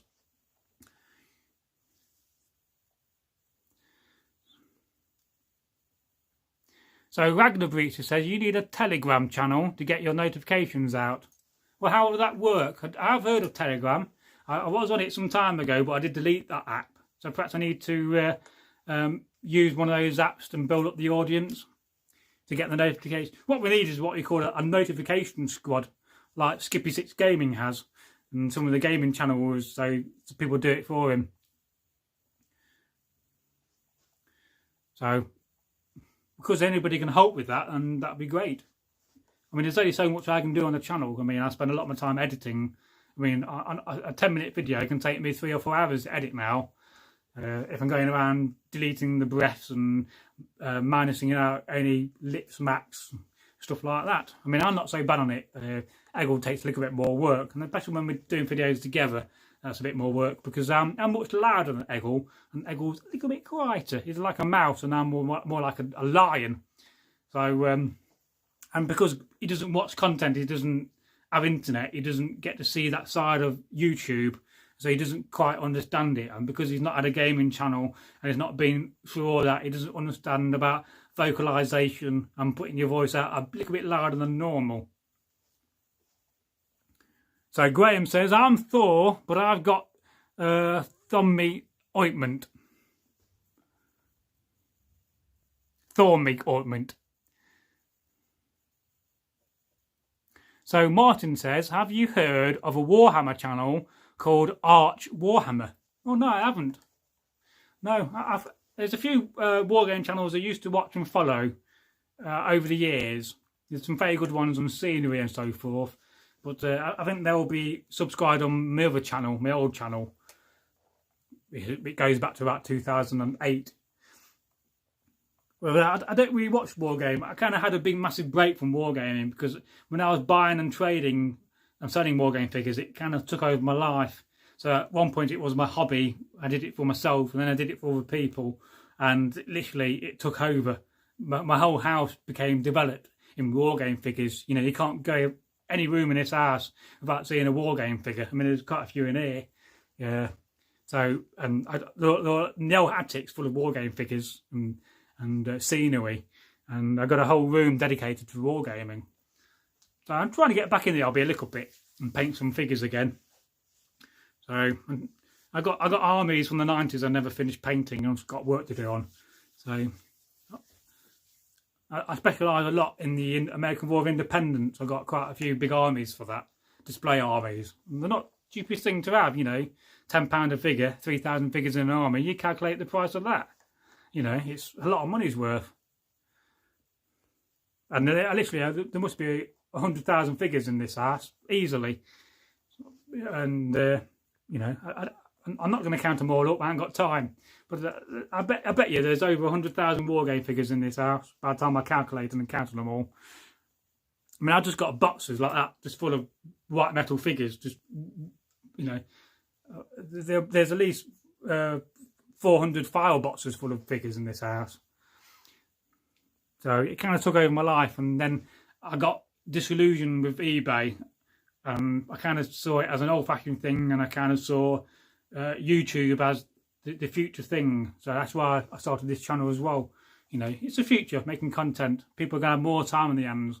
And we also, because of self-automation, that's coming in a big time in the future. You know, it's 10, 20 years, and there's going to be so much self-automation and so many jobs are going to be lost. You know, we're going to have to adapt society because of that. But self-automation is not a new thing. We've had it since the 60s and 70s. We always think of self-automation as a new thing. It's not. So let's have a look at some of these comments. Aha, said Ragnar. I'm a Lancashire lad with the Norsemen, laughs out loud. Anglo-Viking. The day is now Thor's day. Oh, yes. Let's just honour Thor with to Thor. May he shine down on you, bring you lots of strength and wisdom and good women. So there you go. May Thor make you strong, and may Freya make your women fertile. As we used to say. I think we did that once when we did Red Nose Day. We went round dressed as Vikings, went round all the pubs. Can you remember that, Graham? What did you do that one? When we did Red Nose Day, or was it one of the other ones? Comic Relief, I forget now. Yes, it's a good place, Lancashire. I've done quite a few events in Lancashire. It's a lovely county. Better than Yorkshire. Though if you're from Yorkshire, don't take offence. This is a big place. I'm always amazed how big Yorkshire is. Of course, Northumberland, that's another big county.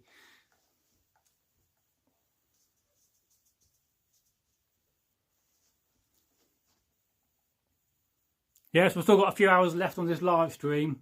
I'm just trying to, I'm quite appreciative of the live streams and how it's built up our watch time. Certainly has increased it from 2,800 hours a few months ago to over 3,600 hours now. So, you know, we're well ahead of schedule to being partners on the YouTube. It's going to be very interesting to see how they're going to review the channel and whether we passed the first review, which is normally a manual review, I think. So I'm looking forward to that and seeing what they say. I think we've all passed that review. I can't see us having any problems. We've got no videos that are demonetized. We never have any warnings. We've never had any copyright issues. All of our stories predate 1922 and the copyright issue. So on that aspect, we're doing very well. So I've got something flashing up. Wait for it to flash. Come on. It's been flashing, but don't flash. There you go. Oh, I missed it. Oh, don't. I think you're saying like getting info or something. Waiting for it. Oh, no, it's going so fast I can't see it. Getting something. I'm waiting for it. Getting videos. Oh, right. So there may be a little time delay in the video. I'm thinking I'm going to do a bit of research and find another app to live stream on for the meantime. But it won't be long now until we can just live stream direct to YouTube, which will be awesome again. As they kind of stopped us from doing that on a lot of channels that don't qualify. So Ragnar says, the best thing to come out of Yorkshire is the road to Lancashire. Just kidding, our Yorkie cousins. Oh yes, well let's not forget The Last of Summer Wine, one of my favourite TV shows I watch most days on the Drama channel. I often put it on for my dad. He don't like it to a degree, but he does laugh. Good old Compo and Foggy Dewhurst. And if you've never heard of that, if you're not from England, then look it up on YouTube. Last of Summer Wine. Wonderful series. It makes me think, do you reckon there's old men, in Lancashire and Yorkshire going about doing the things they did? I like to think so. I like to think there's old men still carrying on the old ways of getting up to trouble. I've often thought about doing a comedy series called Last of the Summer Mead. I think that'd be quite funny, about 3 Vikings that go about getting into trouble. I think it'd be very funny. I really like comedy. I mean, comedy. I do love a good comedy program, a good comedy series.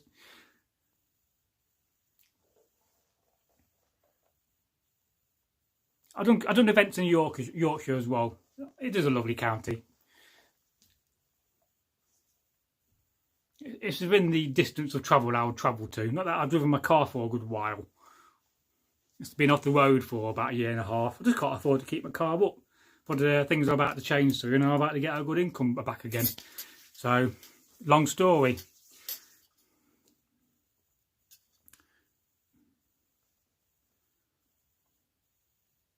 So Graham says, not sure if I remember the red nose bash, although I do recall Rudolph having a red nose at Westow.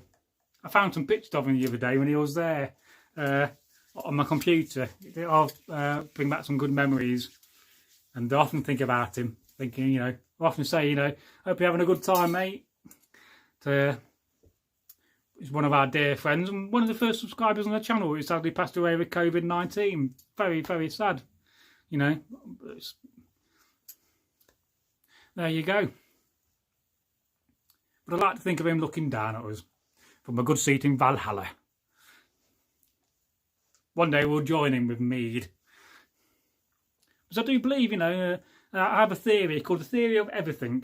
And this theory basically denotes the fact that, we live in a multiverse of multiple universes and multiple galaxies.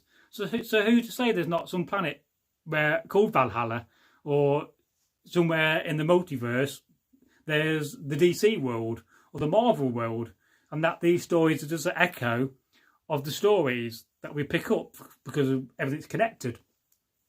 I like to think that. Somewhere out there there's Spider-Man flying around, and I do love a good Marvel film, and I think Marvel films are brilliant. I want to watch them all in order one day, but I won't know where to start. I really got to research and find out all the Marvel films and watch them in order. It's going to be a marathon, I mean, that's going to take days and days and days of watching, but I think it's going to be very good to do that. So Graham says, quite right. I'm off to hit the hay. Night all, stay safe. Well, good night, Graham. You have a good night's sleep, my friend. And I'll catch you, another day. And have a good night's sleep. I don't know how long I'm going to live stream for. I may try to get to bed early tonight. We'll see. I'm always up for live streaming as long as I've got people watching. But I don't think notifications are working properly on YouTube, so that's why we're not getting so many watchers. I noticed this in the last couple of weeks. So Ragnar Breaches says these words. Good night, Graham. Good night. Was hail.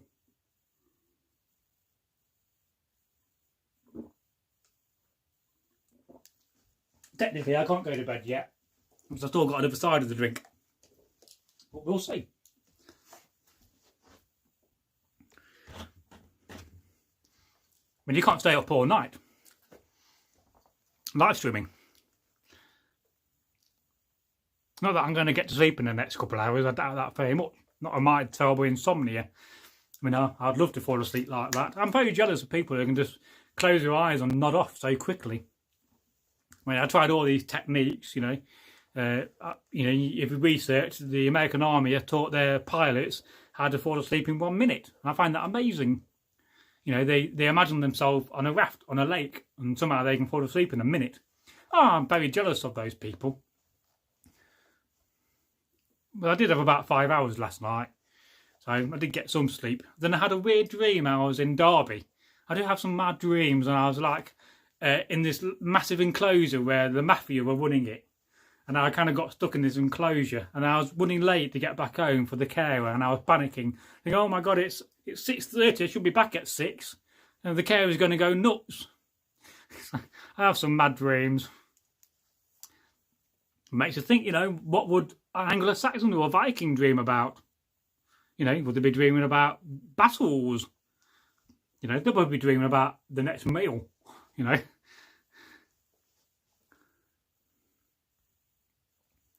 So let me know how it goes, the live stream. Try to share it. If anybody can share this for me, I mean, if I could share it on Facebook, I can get out of this, I could figure out how to share it. I don't think people are getting notifications, like I said, so they're not coming on the live stream because of that. I'm going to have to do some research and see if there's been some kind of outage on YouTube with notifications. It's definitely not been working the last couple of weeks. But I just noticed that we had a massive drop in our comments. But I'll try to share the videos in future on the community tab as well, just to spread that about. But if anybody can help with the notifications or set up something like that, then that would be very handy for us, and I would appreciate it.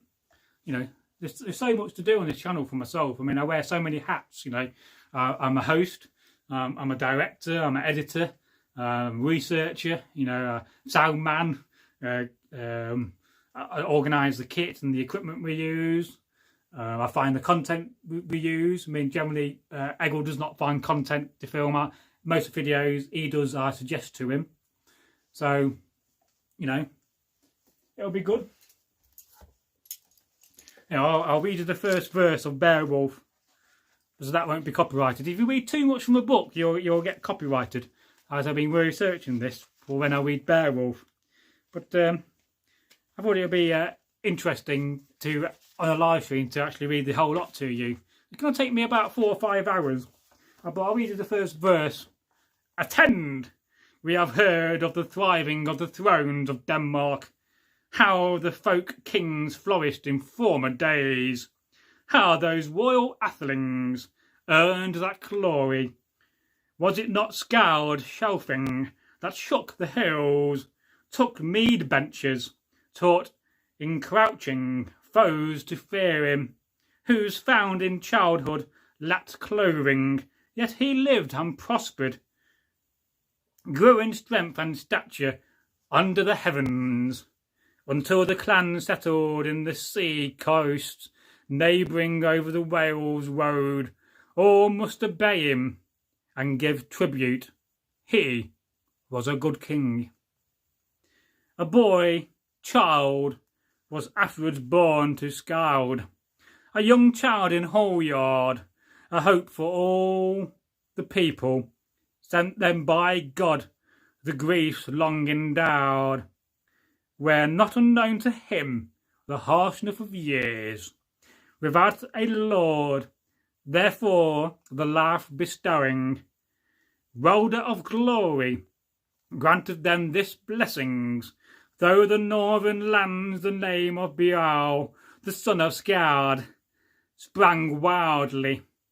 For in youth an atheling should so use his virtue, give him with a free hand was in his father's house, that in old age, when enemies gather, established friends shall stand by him, and serving gladly. It is by glorious action that a man comes by honour in any people.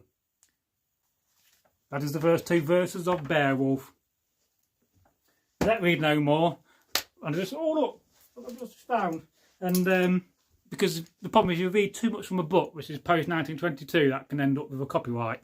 I just found my lucky stone called Nigel. It's a pocket stone. Hello Nigel, how are you? Only that I would have a stone called Nigel. I named him after a friend of mine called Nigel.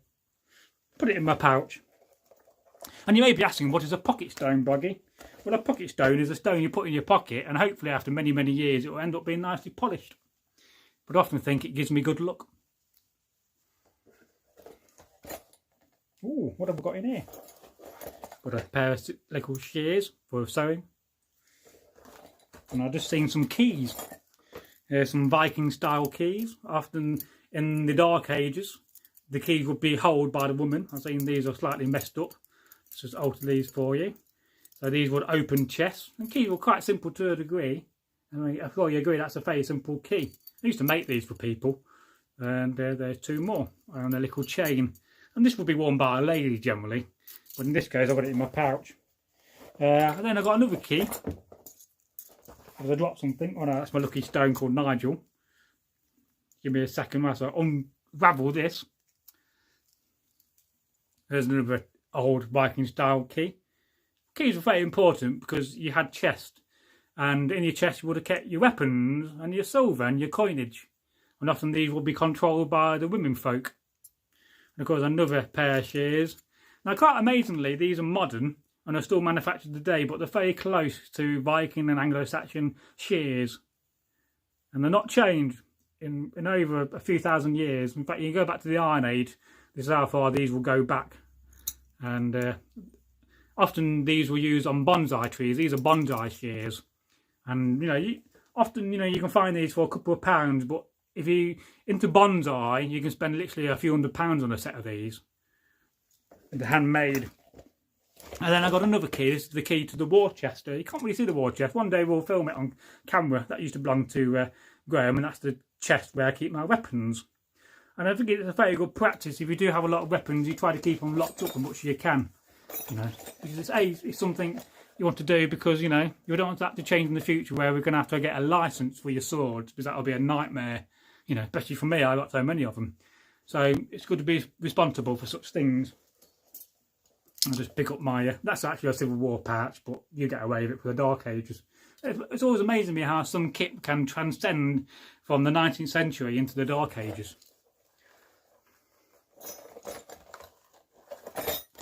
There you go. If you're wondering what I'm keeping in my pouch, can't really see it. I'm too high up on the camera. So Ragnar Breaches says, no, Bragi, as I also have opened to cider, so don't vanish. I'm awake listening. I enjoy your banter. Well, I'll stay awake then. As long as I've got people watching. Are you here, Ragnar? I'm going to stay watching the content. I'm going to stay live streaming. So, yeah, so I'm always happy to live stream, but it's also very good for our overall watch time. Just leave me another comment. Make sure the comments are popping up, because I keep getting this request for missing valid API key, which I never had before on Streamlabs. So as long as we've got people watching, I've still got side of the drink, so, you know, as long as I get to bed by 2 o'clock, 2:30, 3 o'clock, or 3:30, I'm all right. Because I generally won't fall asleep until past 3 o'clock anyway. You know, my sleeping routine's just messed up, I'm afraid. Like, I'm on broken sleep. I get 3 or 4 in the night, and when my dad gets up at 7, I'll go back and get a couple more hours. Because as a carer, if I don't get enough sleep, I'm no good to anybody. So, I mean, I don't know who invented sleep. I'd very much like not to have sleep in life. It'd be great, wouldn't it, if you down to sleep. I can get so much more done. You know, if only I was a robot, an android, then I wouldn't need sleep, would I? I'm an android. I'm going out to buy 20 fags. I'm a robot. So that's just taking me back to the early 2000s from that Welsh rap band. I can't remember the name of them now. They did that song about guns don't kill people, rabbits do. Summon the police. Yeah, if we're not getting comments coming through, I'll just restart it again.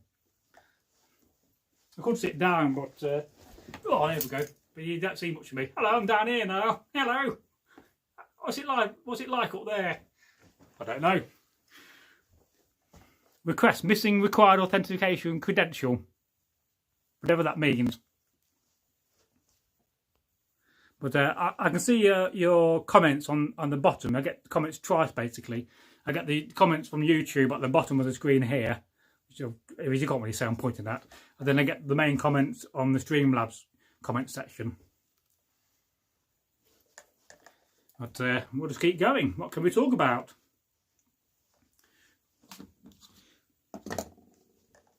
Oh, perhaps we can talk about some... would you like me to talk about Anglo-Danish commands?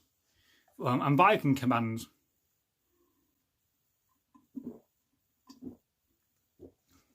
Have you heard of the Viking or Anglo-Danish command? As I spill beer down my mouth. What a sacrilege of alcohol. So I found this the other day. I was going through my attic and I found this. It's a sheet from the old days of the old Derby group.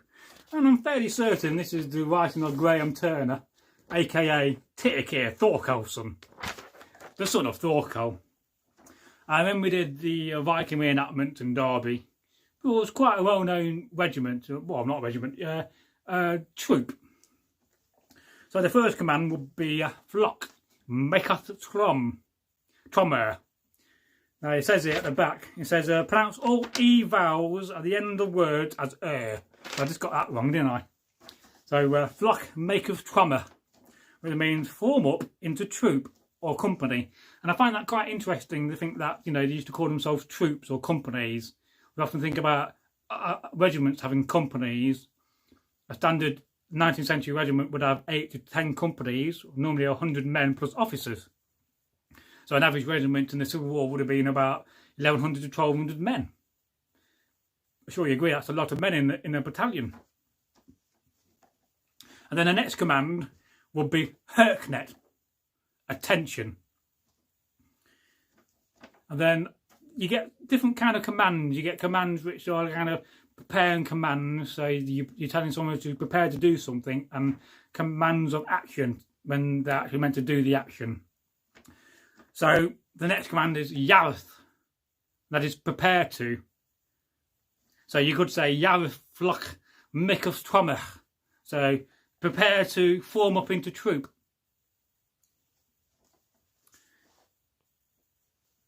And then the next command, one of my favourite, is Bereth Repne, or Repner. So that's pick up weapons. So you go Herknet, flock maketh trommer, Bereth Repner. So attention, form up to troop, pick up weapons.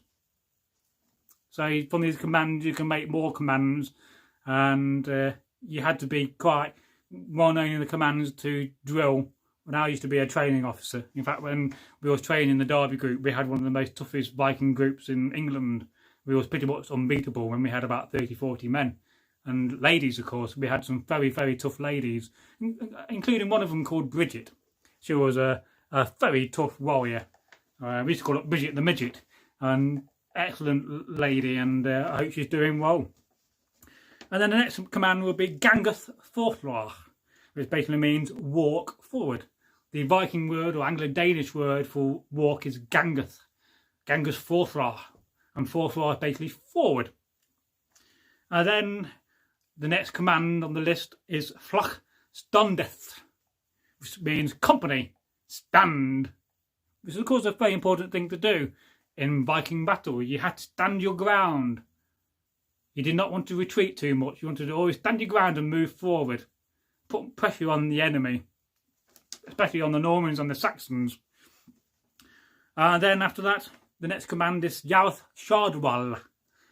Await the command. So Yareth is prepare to, or await the command. And Shardwal is shield wall. So await the command and form shield wall. And then the next command is cometh together. Close the ranks, or close up ranks.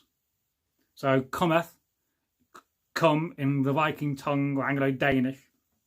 I'm not sure the difference between Anglo-Danish and the Viking. I think it would be very, very similar in the language. And then the next command will be Renneth Forthlar, so charge forward. Renneth being the word for charge. Although it doesn't have forward on the description in English. And then another favourite command of mine, I'll use a spear for this, is thrustus. Thrust. Or take one pace forward and thrust. So when you're saying thrusters, you're basically step one forward and you're thrust at the same time. And as a unit or a troop of 30, 40 men, or in case a few hundred, that is very, very effective in battle. And you can partly see why the Vikings were so efficient at warfare and why the Saxons found them very difficult to deal with at first. Although the Saxons kind of beat them in many ways with numbers because they could organise better. You know, I mean, we often debate how many men, how many Vikings came in the Great Heathen Army. Some say it was 50,000, but some people say a lot less, 5,000, or not even that. Some say it's only a couple of thousand. That's one of the things that's often debated in history. And then the next command is slosh. And slosh is basically to strike. Slosh. And you're striking the man in front of you. And of course, you know, like in the 18th century, you'd have to practice together in your village. So, you know, you couldn't just go into battle and practice. You had to practice fighting some way to get better. So that was also very important. And then the next command, which is a command I don't like, is withdraweth, for withdraw. And of course, tactically, some days you had to withdraw your troops to reorganise and reorganise your army. Because you don't want to go too far forward and be disorganised and find yourself being butchered. So that was also a very important hand, but you know, in my mind, withdrawing is always a bad thing to a degree. You always want to be organised and keep going forward and put pressure on the enemy. That is how you win a battle. And then the next command is followeth, or follow. So you can see how with the command you can chain up quite a few commands. So, oh wait a minute, I need to restart the live stream, Eirik. So I'm going to do that now because I'm not seeing your comments come up. So just give me a second, yeah? I'm going to breach it. I've got a couple of comments here. Bogo, I just got a message from Penila who says hello. She is listening but cannot comment as her computer has crashed soon at her signal plate. Yeah, she needs to get a better computer or get a good mobile phone. So I am back. Sorry about that. I'm going to have to definitely look up and find a better app because this one is not working properly. I have a comment here from Hugo Slavia. Hey, my friend. Hello. That comment's coming up again where I keep getting requesting for invalid thingy-bobby API. But now let's go back to these commands. I'm just reading some Viking commands for you. I'll try to photocopy that and share it on Instagram for you, Eirik. I don't know why this is messing up so much. There we go. See, that pops up. So the next command would be blineth, to stop. So you go blineth, clom, so stop company. And of course that was also another very important command because you didn't want to go too far forward. Because if you lost organisation of your field wall and men got excited, let's face it, in battle men will get excited. We already got to see this at Hastings, how the Anglo-Saxons towards the end of the day charged forward when the Normans did a false retreat, which kind of lost the battle. So, you know, it's another important command. So let's read your comment, Hugo Slavia. In my country, man who dressed up like child and act like fairy are fed to the dogs, my friend. Well, at least the dogs will have a good meal. So, and luckily we don't live in your country. So there you go. But welcome to the channel. I am indeed Bragi, and this is a kind of a Viking-based channel. You know, it wouldn't be quite right, would it, if I dressed in normal clothing? But no, there you go. So the next command of the Anglo-Danish Viking commands, I thought it'd be quite interesting to read these in a live stream, is Fareth Abouten. And I think you can probably work that one out. It's about turn. Because it's reversed. So Hugo Slavia says, you are a good sport, fairy man. Well, I'm no fairy, I'm a Viking. You know, it's not the kind of thing you go around calling a Viking, is it really? I mean, I don't have wings, and I'm not an elf. I don't have grey skin. And I don't do magic or curse people. So I know a lot about elves and the folklore of fairies. Fairies are much more modern thing. So Hugo says, kind of. Oh, yes. Yes. So the next command is by Hoveth. So divide into companies, which is quite interesting again. How they had the ability to divide into smaller companies to work a battle. No, not all Vikings have gingerbeard, although luckily gingerbeard is a good thing. I mean, there's lots of accounts of Vikings having, you read the sagas about, how they talk about Vikings with black hair and how they're meant to be very evil. But, you know, it is a trait of the Viking culture that ginger is meant to be very lucky. I mean, let's take the most famous Viking to have ginger would be Thor. I mean, we don't often see that in the Marvel movies, that he's very, very ginger. But, you know, ginger, red-headed people are meant to be very lucky. So I'm very good, thank you. So who, Janus, hello, son, hello. Are you okay? I'm very good, thank you. How are you? How are you today? Hope you're having a good evening, wherever you may be on Middle Earth. And apart from these last commands, which are more commands for individuals, so you'll go Bragi Bodus Nim, so Bragi take command, and then Telephoreth dismiss, so dismissing the troops. So Hugo Slavia says, I had this luck. Well, may the gods shine down at you and bring you good luck. So I have ginger in my beard, as well as a multitude of hair colours when I grow a beard, from black, blonde, white, and all sorts. So who Janice says, I'm good, but my piles aren't. I'll get some piles cream. It was you know, you're sitting down too much. It's not a very nice complaint, is it, piles? It can be very agonising. And then the last command is Rendith on Winstre, or Winstre. And that's turn left or turn right. And Winstre is left and Slithith is right. And that's the basic commands in the old Anglo-Danish commands. Don't know why I'm holding a spear, but never mind. You should be holding my beer. Are you old enough to have beer? Who Janice? And you guys? Hope you are. Cheers. So, Big Nips 44. Hey, remember me? Well, not without some more information. If you let us know who you are, then I might remember you. I don't think I've seen your name before, so welcome to the channel. Always like to be polite and get so good hospitality. So, good name you got there, Big Nips 44. Are you from England? England. Cheers. I'm drinking cider. A man's drink. Also, ladies like it too. But, you know, there you go. This is from New Zealand.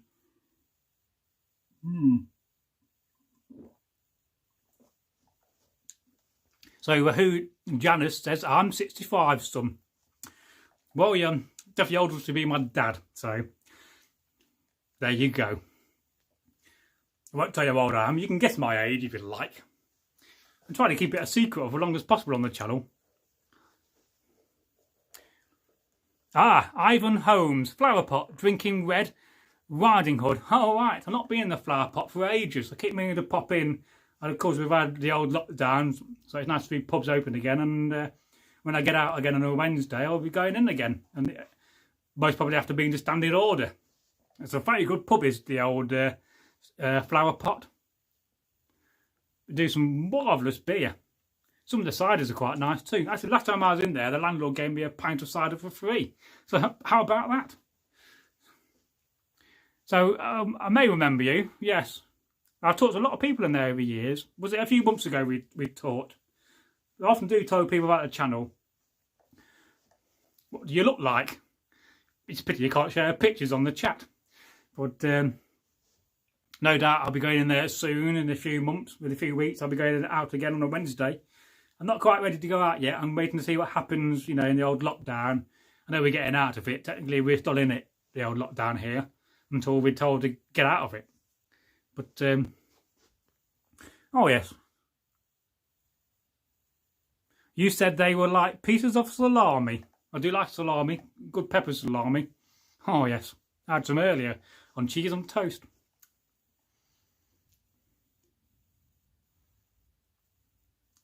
But I still don't quite remember. Yeah, it's difficult to put a face to the name when you don't see a face, isn't it? So, I mean, are you a lady or a man? I never thought I'd ask that in a question.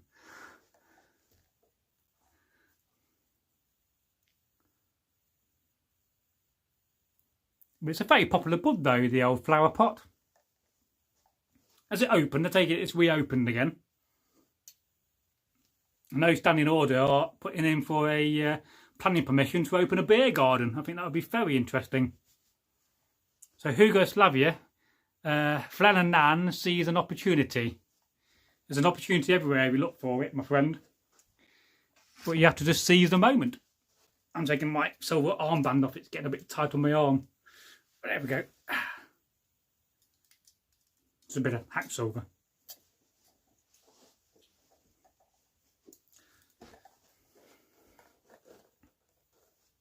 At least we know the comments are working. And we've still got 4 people watching, which is great. I don't know how long I'm going to keep going for until people are, you know, there's nobody here left in the comments and not watching will go.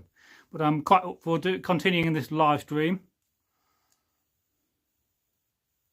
So Ivan Holmes, this man, he needs armbands on land. The last bit don't quite make sense, but every Viking should have a good arm bracelet to show your wealth off. And how much coin you have. And I do love a bit of silver. I've got some more. There's some more on me. There's another one. There you go.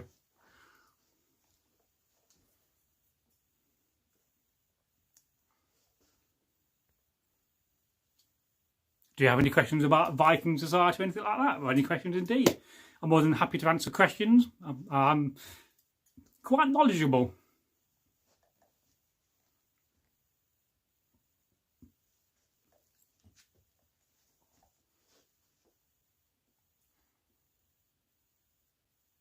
Because if you don't know, your armband would have been currency back in the day. If we didn't have coin and you wore your wealth on your arm, that's where we get the term hack silver from. And often told a story, there you are, there's old Olaf, you know, and you know, you're coming back, you know, from raiding in the Mediterranean, or perhaps you've been to Francia or raided England, and you know, you're going back to your fjord, to where you live, but you don't quite get there.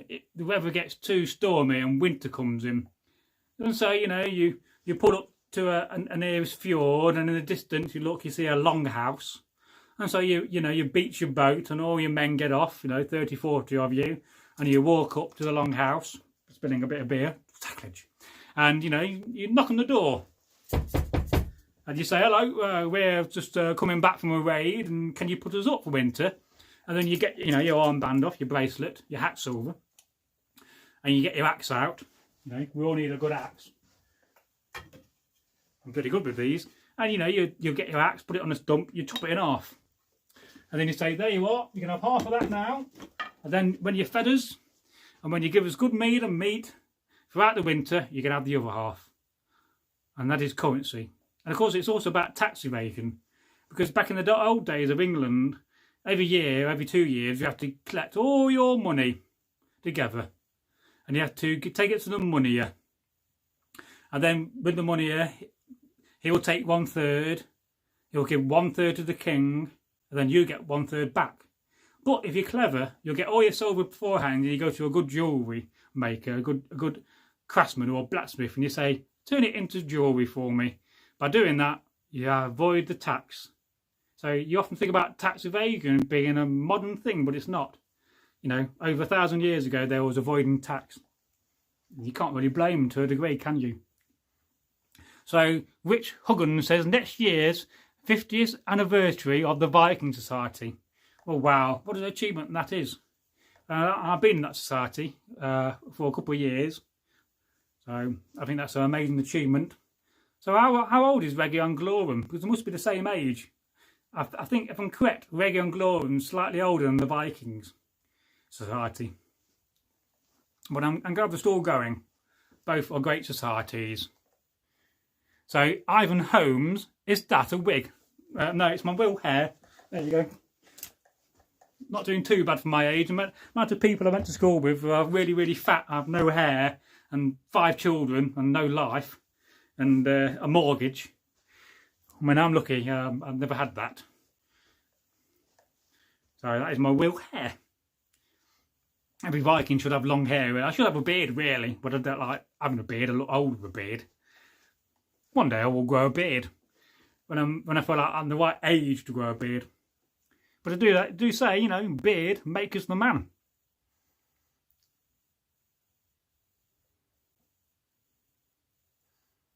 Yeah, one day we're going to tell some Slavic folk tales. We're certainly going to talk about Slavic culture, the sub-Viking culture. Quite interesting, you know, how they got inspired from the Vikings and how a lot of the very nice jewellery and you know, the things they used to make, silverware, was Viking inspired. Although it's not technically classed as Viking, it's Viking inspired. It's Slavic culture.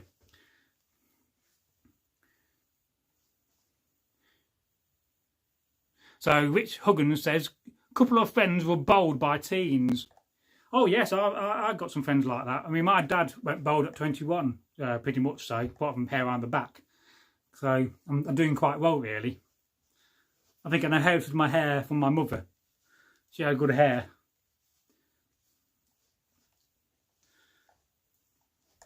And I've had my hair short over the years. I've had it long. I've had it long, I think. You know, before I started lockdown and COVID-19, I had short hair. And now look at it. It needs to be cut really and trimmed back a bit. But I'll be growing it long for the channel. I mean, you can go back in the videos. We've done, what, 550 now. You'll see I had very short hair when I first started doing this channel back in 2017. It's been a fantastic journey. We often describe the journey on this channel as you know, we're going raiding on a longship, but we've not got to that stage yet where we set sail. We're still packing the longship ready to go. So it's great to see 7 people watching. It's always awesome to have such a lovely audience, and we do have a really nice amount of followers on this channel. So lovely people, and we do appreciate our fans and our subs. I just want to comb my hair now. I really must go and buy a Viking comb one day. I had one, but I think I gave it to somebody. One of my girlfriends had it, I think. I've always fancied making a bone comb, but it's a complicated thing to do. Knowing my luck, it'll probably break towards the end of doing it. But you know, never know, one day. Get some decent antler, fresh antler. Working with antler, it's old. We've got some around somewhere. It's not so good, it's very brittle.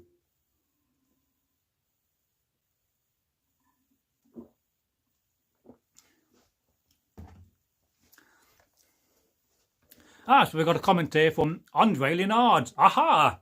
Good evening, Bludder, Bragi, son of Magnar. Sorry I missed you earlier. Well, I'm sorry I missed you too. I was thinking about you. I was hoping you was okay and not seeing you in the comments in the video, so I was getting a bit worried. But I'm glad to see you here. How are you keeping? I'll be nice and healthy and you're staying safe, Andre. So I often do think about our subs. If somebody doesn't leave a comment, I wonder where they disappeared to, if they're safe and well. It don't cost nothing, does it, to be nice in life?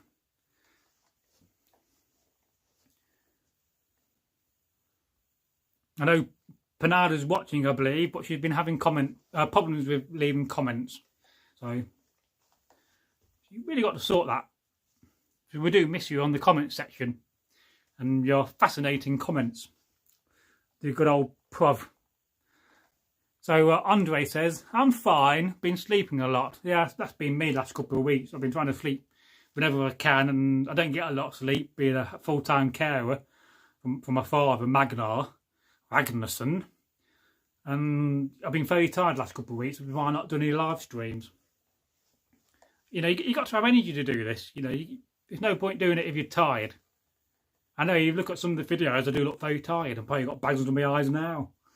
No, it's just something I get used to, not getting a lot of sleep.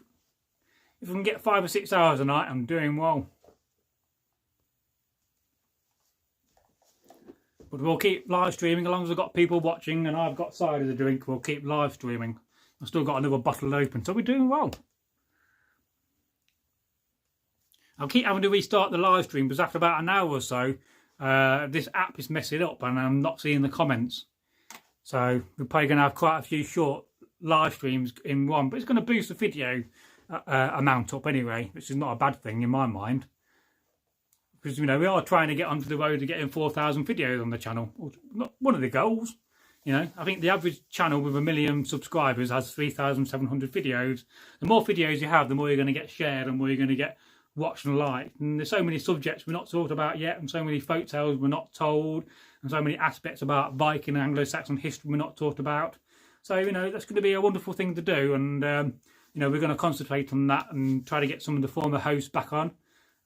Today in the comments, you'll see Graham Turner, he was the first channel host, Andre, Egil Thorsson, and he's basically said on camera on the comments he's going to come back, do some content for us. So we're going to try to get him to do some content on, you know, probably the Vendel period, and get him to demonstrate some of his nice Vendel helmets, because he does have some marvellous, fantastic kit, and we all know that content's going to be just wonderful and marvellous content for the channel, and especially for you guys, you know. And girls, let's not forget the ladies. If you've got any ladies friends, then invite them to the channel. We definitely need more ladies on the channel. I mean, our high percentage of male watchers is quite high, at about 94% at the moment in the last 28 days. Although I think on average it's a little bit less than that overall. Yes, well, when you got to sleep, you got to sleep. Sleep is very important. It used to be a good hobby of mine, but now I'm pretty rubbish at that hobby. You know, in the old days, in the 20s, I could sleep all day. So, Rich Huggan, our societies have some amazing craftsmen. Get one made to show off on air should be a bargain for publicity. Hint, hint. Well, I can show you a nice bit of kit.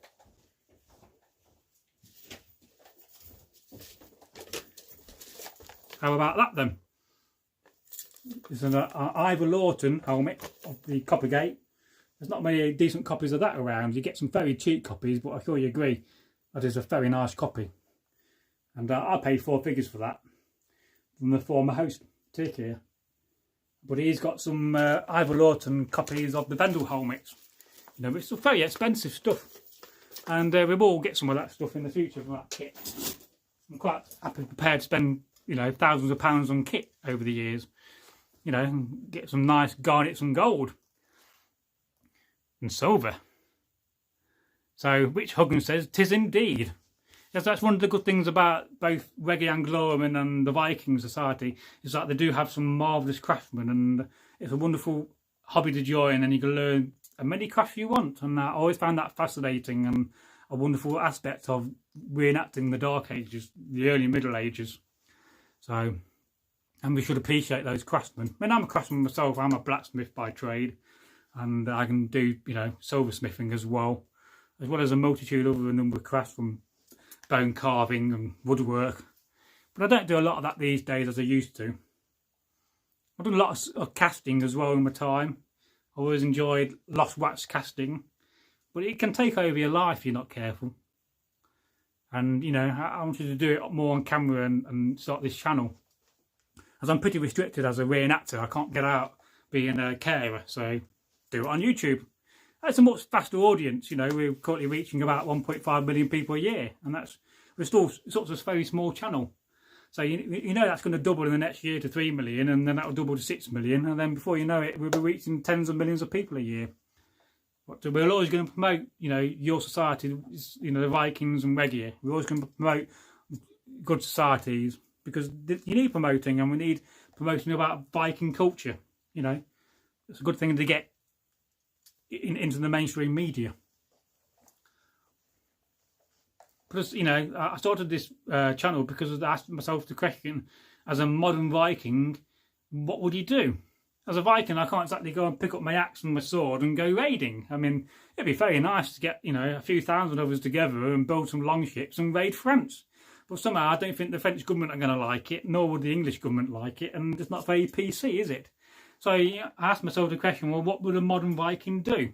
So I'm invading YouTube. But it's also about legacy as well, because legacy is also a very important thing, you know. How many people, how many are, you know, you guys, how many people in the world are going to be left behind unknown, you know, in history? So it's also about legacy. It's about leaving something behind. But the main principle of the channel was to tell folk tales and traditional tales from the sagas, because those are vastly underrepresented on YouTube. You know, we often see in the videos where people are just talking and reading, you know, into a microphone and doing these videos, but they're not as good as seeing a Viking on camera. You know, the overall aim is to build a longhouse, a nice big one, like they did in Denmark recently, and to do it from a longhouse and a long one. you know, and that's something we can fund for the channel, we will do. Because let's face it, on YouTube there's a lot of income. So we will put it back into the channel to do that. And we will share those, you know, the buildings we build with other societies so they can come and enjoy them as well.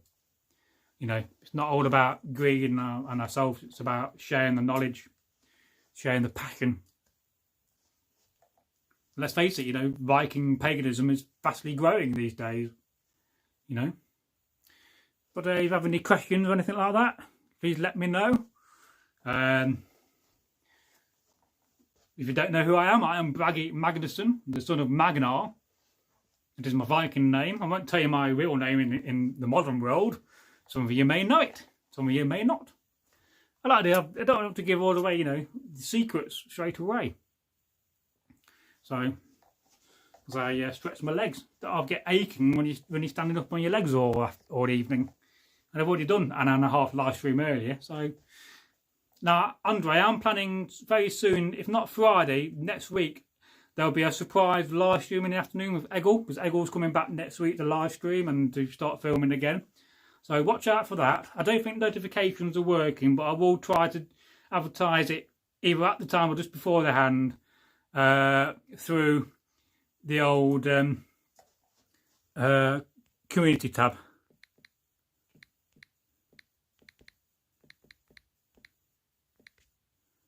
Did you get my email the other day, Penila?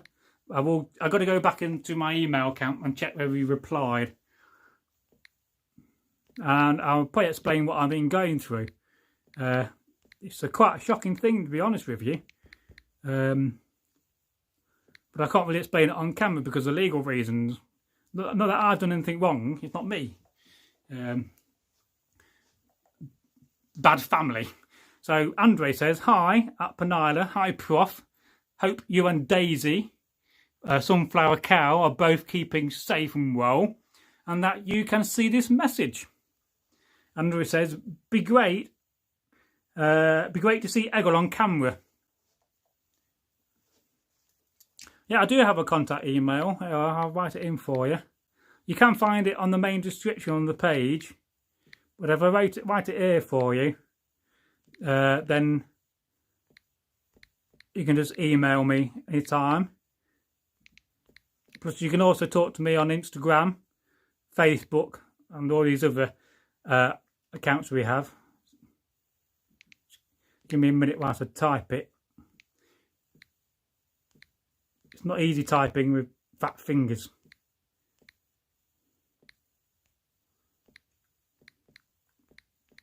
And I'll explain that email address in a minute to you.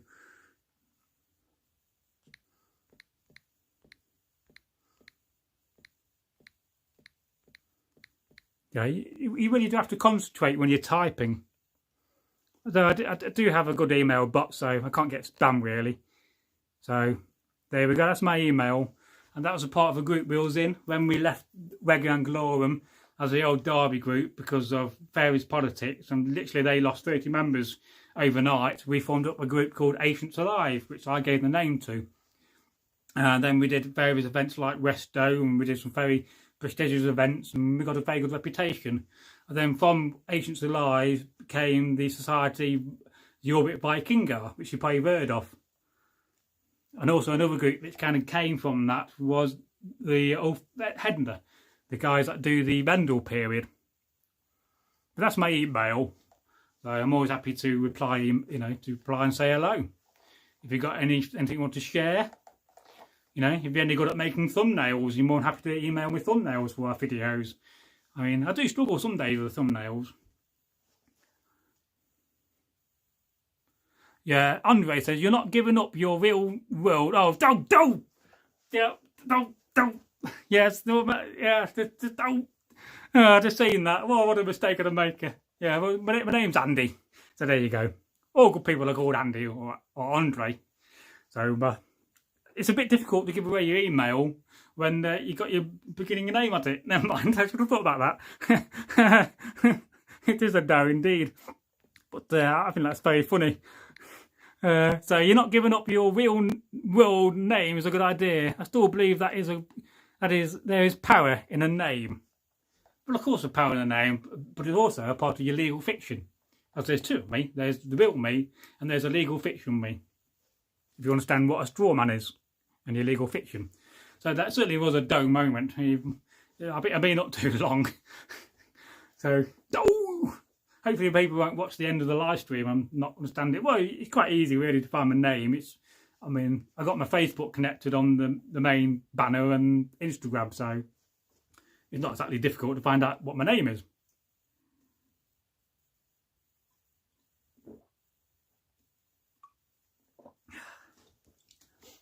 Do I open my last bottle of cider? I think I should really.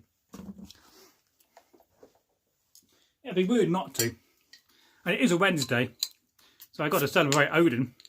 And it's only 1 o'clock in the morning.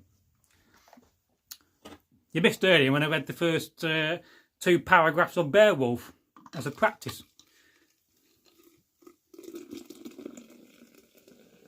Pouring beer into my nice old mug. Make it all frothy and make it good.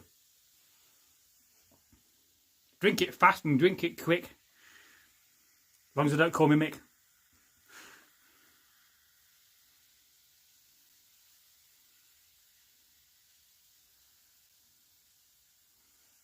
You know, it's getting late in the day when you start rhyming things. But that's my third one today. I know we are a family-friendly channel. I don't know how friendly drinking cider on beer on camera is. But see, you might hear it frothing. But you know, you got to do what you got to do. This is just in case I'm dehydrated, by the way.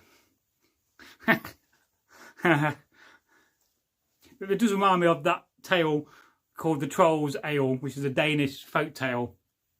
One day there was a man, and you know, it was having a wedding party, and he had a long house, all the mead and the cider, and all the wonderful food you could have. But suddenly there was a knock as I moved away on his door, and he opened his door, and to his surprise there was a massive troll outside of his door. And he said, "What do you want?" And he said, "Well, I'm a troll. I live in those hills over there in a cave, and we're having a wedding by chance. But we have run out of ale. Our barrel is empty. And I thought, as you were celebrating yourself, that you may have spare ale. And could you give us a barrel? And in return, I will return a barrel of ale that'll never run dry." Well, the farmer, being a Viking and thinking, well, this could be a good prospect here to get a barrel of ale which will last forever. That sounds magical. And he said, all right. So he went to the back of his longhouse and he picked up a big barrel of ale and said, "There you go, troll. There's your ale." And the troll went off back to the cave where all the trolls were celebrating a marriage of a troll and a she-troll. And the following morning, there was a knock at his door again. Got to go away. He knocked 4 times and he opened the door, and it was the troll from the night before. And he said, "Well, thank you," he says, "for that barrel of ale. It served as well. And here is a barrel of ale I promised you. And it is a magical barrel. But I warn you, no one should ever look in the barrel, for if you do, the beer will disappear and will not flow forever, continuing flowing with beer." And so the man thought, well, this is a load of rubbish. He thought, you know, no time, I'll be supping the ale and it'll run dry. You know, some weeks left, I've been supping up this barrel of ale and it never ran dry. No matter how many times I got the tap and they poured it open, beer kept on flowing. And it had a mountainous supply of beer. And they kept on drinking and drinking, trying to drain this barrel. But never would it stop. It kept on pouring with ale. Men came from far and wide to drink, and they've heard about this barrel. If it was me, I would have probably stolen it. But that's another story, as we say. And so, you know, time passed. Months and years. And this barrel, this magic barrel of ale kept on flowing with ale of beer, frothing at the top of your big mug or your drinking horn. If I was me, I would have gone and taken a 5-pinter and had a mountainous supply of beer every night. And the beer kept on flowing. More time passed. And one day the man, he needed a servant, a lady servant for his wife. He said, you know, so he hired somebody from the local village, and she came to work and live in the longhouse. And the man had a cellar, quite unusual, but often practiced in those days. And, you know, she said, no, there's a barrel of beer down there, but you should never look into it, I warn you once. And so after some time, you know, the barrel kept on pouring ale. But the girl servant, she wasn't the most cleverest people in the world. She kept on thinking, well, what's happening here? How come, you know, this barrel keeps on pouring? And the more she poured the beer, the more horns and the more mugs and various drinking festivals were filled up, the more curious she got. And then one day she got to the point where she was so curious, she decided to open the barrel of ale up to find out what indeed was inside. And so she did this. She got an axe. She went down when the man of the house, the householder, the house carl, the husbandi, householder, was asleep. She crept down the stairs and she got the axe and she opened up the barrel, and to her horrifying surprise, it was full of toads and frogs. And from that day the barrel never poured ale. The ale dried up and the magic left. The end of the story. So be warned, trolls. If you bring a barrel of beer, please warn them 3 times, not once. You know, because I would very much like a magical barrel of beer to supply beer forever. And in a way that reminds me of the story of the 3 sillies. An old English story, an old English folk tale about a husband and a wife. And she had a daughter, and the daughter was courting a young man, a young warrior from the village. And he wanted to marry the daughter and make her his wife. The dossier in Anglo-Saxon is the word for daughter. And so, you know, one day they sat round, they was eating at the table. He was quite well off. He had a tablecloth and he had some good meat and some good veg and some venison. So, you know, he had coin. And he said, oh, daughter, he said, you must go down to the cellar. For again, they had a cellar. And you must go and fetch some beer. Well, some time passed. And the daughter did not appear. And, you know, the husband, the householder, the man of the house said, well, something not right here. And the young man who wanted to marry the daughter, he too thought there was something strange going on. So the husband, the farmer, said to his wife, you must go down and see what's happening. And she went down the stairs, and to her surprise, her daughter was crying her eyes out. And he said, what's the matter, daughter? What's going on? He said, well, I came down to get the beer and pour beer from the barrel. But when I looked up, I saw an axe on the roof. And I thought to myself, well, what if one day me and that young man got married and we had children, and the child walked down the stairs and the axe fell down and killed him? And at that point I became very sad and couldn't stop crying. And at that point her mother started crying and bawling her eyes out. And she did not come up the stairs either with the beer. Well, some time passed. The young man and the farmer were both wondering what's happening to the daughter and to the mother. And, you know, they thought, what's going on here? So in the end he went downstairs. And he went down the stairs, creeping on the old wooden stairs. And at the bottom of the basement, he found both the daughter and the mother crying their eyes out. They said, what's going on? Why are you both crying?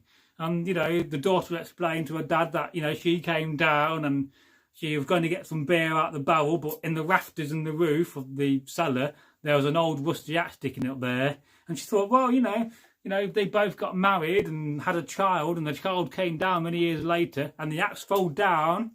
As I get an axe, need an axe, and killed their son or daughter. What a terrible thing to do. What happened? And so, you know, the farmer started crying, the mother was crying, and so was the daughter. And they was all bawling their eyes out with sadness. I'm sure you agree, completely crazy. Perhaps, sure you agree, they're probably a bit silly. And so after some time, the young warrior, who was sat on his own at this point around the table with some good food, he'll continue eating, waiting for his pint of beer to come up, thought, what's going on here? I'm going to go down and explore this. And he went down and he found all three, the daughter, the mother, and the husband, the farmer, all crying their eyes out. He said, what on earth is going on, he says. And the daughter explained, well, I said, I came down the stairs, he says, and I was about to get some beer, and I looked up in the rafters, and there's an axe stuck in the roof, an old rusty axe. And I thought to myself, well, what if me and you got married and we had a child, and one day that child walked down the stairs to get some beer, he was ordered to, and the axe fell down and smacked him in the head and killed him. And at that point, all three were crying their eyes out, thinking about the possibilities of that happening. And he said, you three are the most silliest people I've ever met in my life, the young man said. And I'm not going to marry your daughter until I've met three more silly people. And so he decided to go off on a mission to find three more silly people, as I try to remember the folk tale. So he set off. And the first person he came to, so I'm trying to think of the folk tale now. I've got 2 points of it. I can't remember the third. I'll try to get it if I go along. He said, you know, he was walking along a road, he says, and he saw a man, and he had his trousers hanging off a tree, and he was trying to jump into his trousers. And he thought, what on earth is going on here? And he said, well, you know, I can't get my trousers on, and I thought, well, if I hang my trousers from that tree, I could jump into them. But no matter how many times I try to jump in my trousers, I can't get to them. And he said, well, you're by far the most silliest person I've met today. And then he was walking along. I'm going to have to make the next bit up because I can't remember. He said, I came to a bridge. And again, I saw a man on the bridge. And he kept on, you know, jumping in the water. He said, well, what are you doing? He said, well, I'm trying to learn to swim by jumping in the water, but I keep getting wet and I don't want to get wet, so I keep trying to jump in the water. He said, well, you know, that's a strange thing to do. Why don't you just try to swim like a normal person instead of jumping and getting yourself wet? He said, you're by far the most silliest man I've met on the road, apart from the other man that I met earlier. You're trying to jump in his trousers. And he said, well, that's two silly people I've met. And he carried on walking. It was getting late in the day, the sun was setting, and he came to a longhouse with a straw roof. And there was a man, and he was trying to get his cow and pull the cow up on the roof. And he came up to the man and said, what on earth are you trying to do? He said, well, I'm trying to get the old cow on the roof to graze on that grass.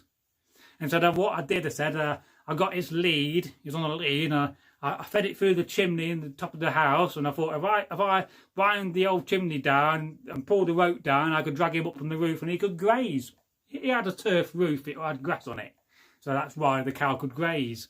And he thought, what a strange and silly thing. There's a man trying to push the cow up on the roof, and he had a cord coming down the chimney. He thought to himself, well, you're not careful, the cow will fall through the roof and ruin your house. He thought, you're by far the most silly man I've ever met in my life. And there is now three silly people I've met. At that point, he remembered that he had met three silly people. He thought, my mission is over, my quest to find three silly people. So I will now go back to my village and I'll marry the farmer's daughter. In fact, they did. They got married, and hopefully they lived ever happy after. Can't speak then. At the end of the tale of the three sillies. Although I did slightly get it wrong because I can't remember the second bit. But that's another folk tale for you. It just reminded me. We told that one before. I think me and Egil told it together. Egil did comical voices. So, do you have any more questions? Or is the comment section working? Curse you, Streamlabs were not working properly. I'm blaming COVID-19 for this. I think if you've got a problem, just blame COVID-19 from now on. As I read reports earlier that the bubonic plague is making a comeback in China. Whether that's a load of rubbish, I don't know. But let's face it, we've already got one crisis from pandemic. We don't want another one. I mean, can you imagine dealing with Black Death? I mean, it's bad enough. Bring out your dead. We're dealing with COVID-19. So, that's two more folk tales for you. I told a couple so far today. So Andre says, that's an impressive horn you have there. Well, it's not my horn. That is the horn of Egil Thorsson. When he stopped filming in 2017, he left it here. But I promised to get it back to him one day, and we're going to fill it with ale and drink from it like the gods, and salute them as well. So, and we've still got 5 people watching. Ah, that's great. Let me sit down a minute, rest my little legs. Although I do have quite tall legs. I could adjust the camera here and make it more look like I'm not so tiny. Hello, I'm down here now. You know, it just get to your legs after you've been live streaming for 4 or 5 hours and you've been standing on your feet. But then again, I'm quite used to standing, being a soldier and having to do the old, you know, guard duty. And when you're doing guard duty in the Civil War, you're not allowed to put your musket on the ground. I used to cheat, I used to put it on my foot. But I was a sergeant, so I used to go around checking on the guards and tell them off. I'd always try to trick them to put it on the ground. So ground arms, and they're ground arms, and you'll tell them off. Right, you're under charge. You've just grounded your arms on guard duty. So Andre says hashtag Black Death Matters. Oh yeah, we don't see that, do we? I mean. It would be very bad, isn't it, if that dancing plague came back and all people start to dance themselves to death. What you got? I got the old dancing plague here. I can't start dancing. It's the old plague. I'm going to die, but you know I'm still dancing. And that happened in the 16th century. Can you imagine it? You go into a village and you find a village, you know, plagued by the dancing Black Death plague, and all these people were dancing themselves to death. I'm just going to dance until I drop dead. So. I know it's not a good thing to joke about, you know, people dying in the dark in the old 16th century from the plague, but in the same sense, if you know, it's kind of like a Monty Python scene, you know. So Mr. D Nice says, "What are you sipping tonight?" Well, tonight I am sipping some Perrier. It's a Kopparberg pear cider. This is my 3rd one, although the first one I started off on a New Zealand Old Mount cider, which is a very nice cider. You can normally get 3 of them for a £5. I do recommend them. I think we're going to have to get some alcohol and do some of the old testing beer videos. So I'm getting that API, missing valid API key message again, so I may need to just restart the live stream. It's been a right nuisance this today and yesterday. I don't know how to get rid of it. But as long as I can see your comments, we'll keep going.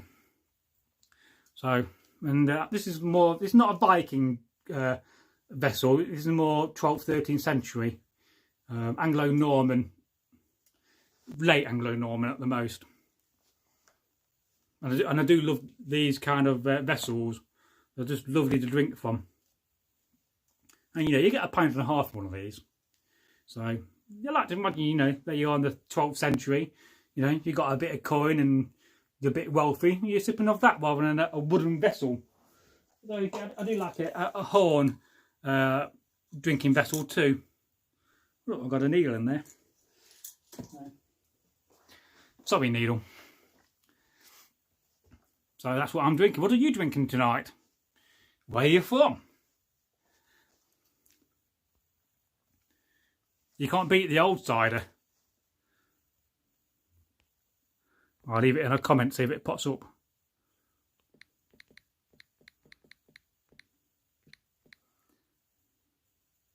Now, how do you spell pear? Oh, yeah, it's P-A. My brain was going blank then. See if that pops up. So, yeah, I think your comments are not showing up again.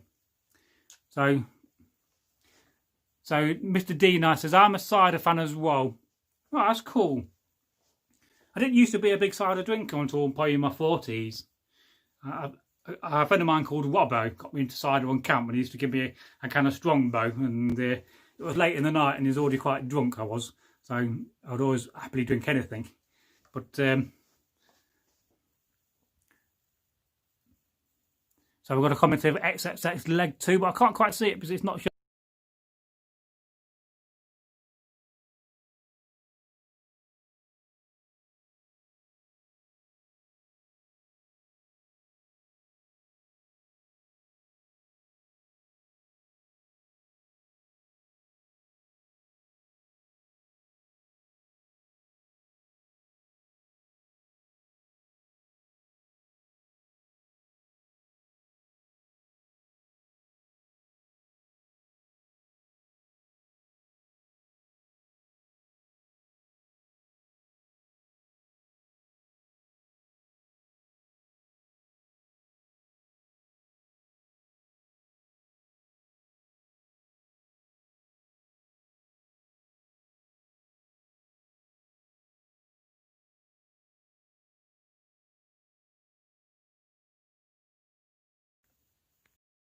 it up as I play this. No, is the sound still back? It's just been terrible, this app. Because what I could do is do this. And then you probably think I'm talking and pretending not to. It's a bit like that guy in Police Academy when he used to do his broken speech. Right, I'm going to go and get you. Yeah. It's just, this app's been terrible the last few weeks. I know in the previous live stream we did a few weeks ago, we didn't have this problem. So now we'll have a look into finding another app. I did try Mobize then, download that, but I couldn't figure out how to add it to my YouTube channel. Because as soon as we get the 4,000 hours, which is about 500 hours away, less than that now, I better stream direct and not use an app. Just do it straight to the YouTube, which I'm looking forward to. I know somebody called Andy Legg, but he's from Derby. I used to work with him. But nice to see. I don't think have you been on the channel before? If not, welcome to the channel. XX Legs XX. Because I am Bragi, the son of Magnar.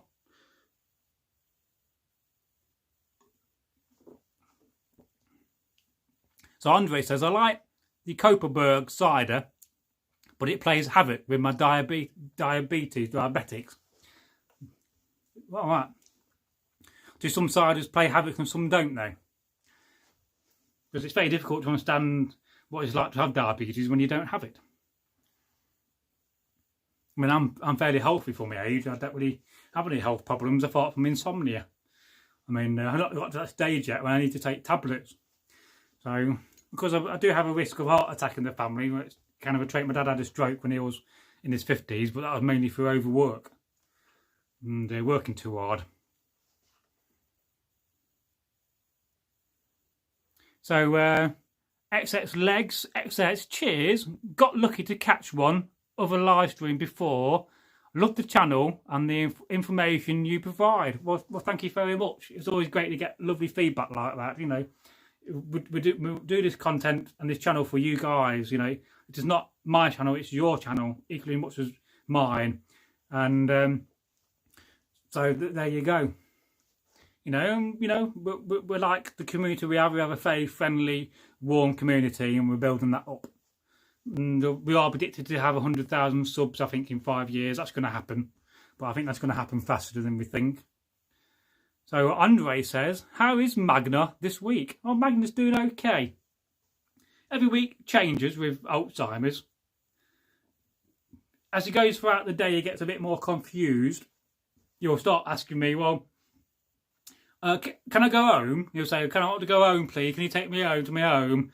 So I want to go to this place where we live, and I say, well, we are at this place.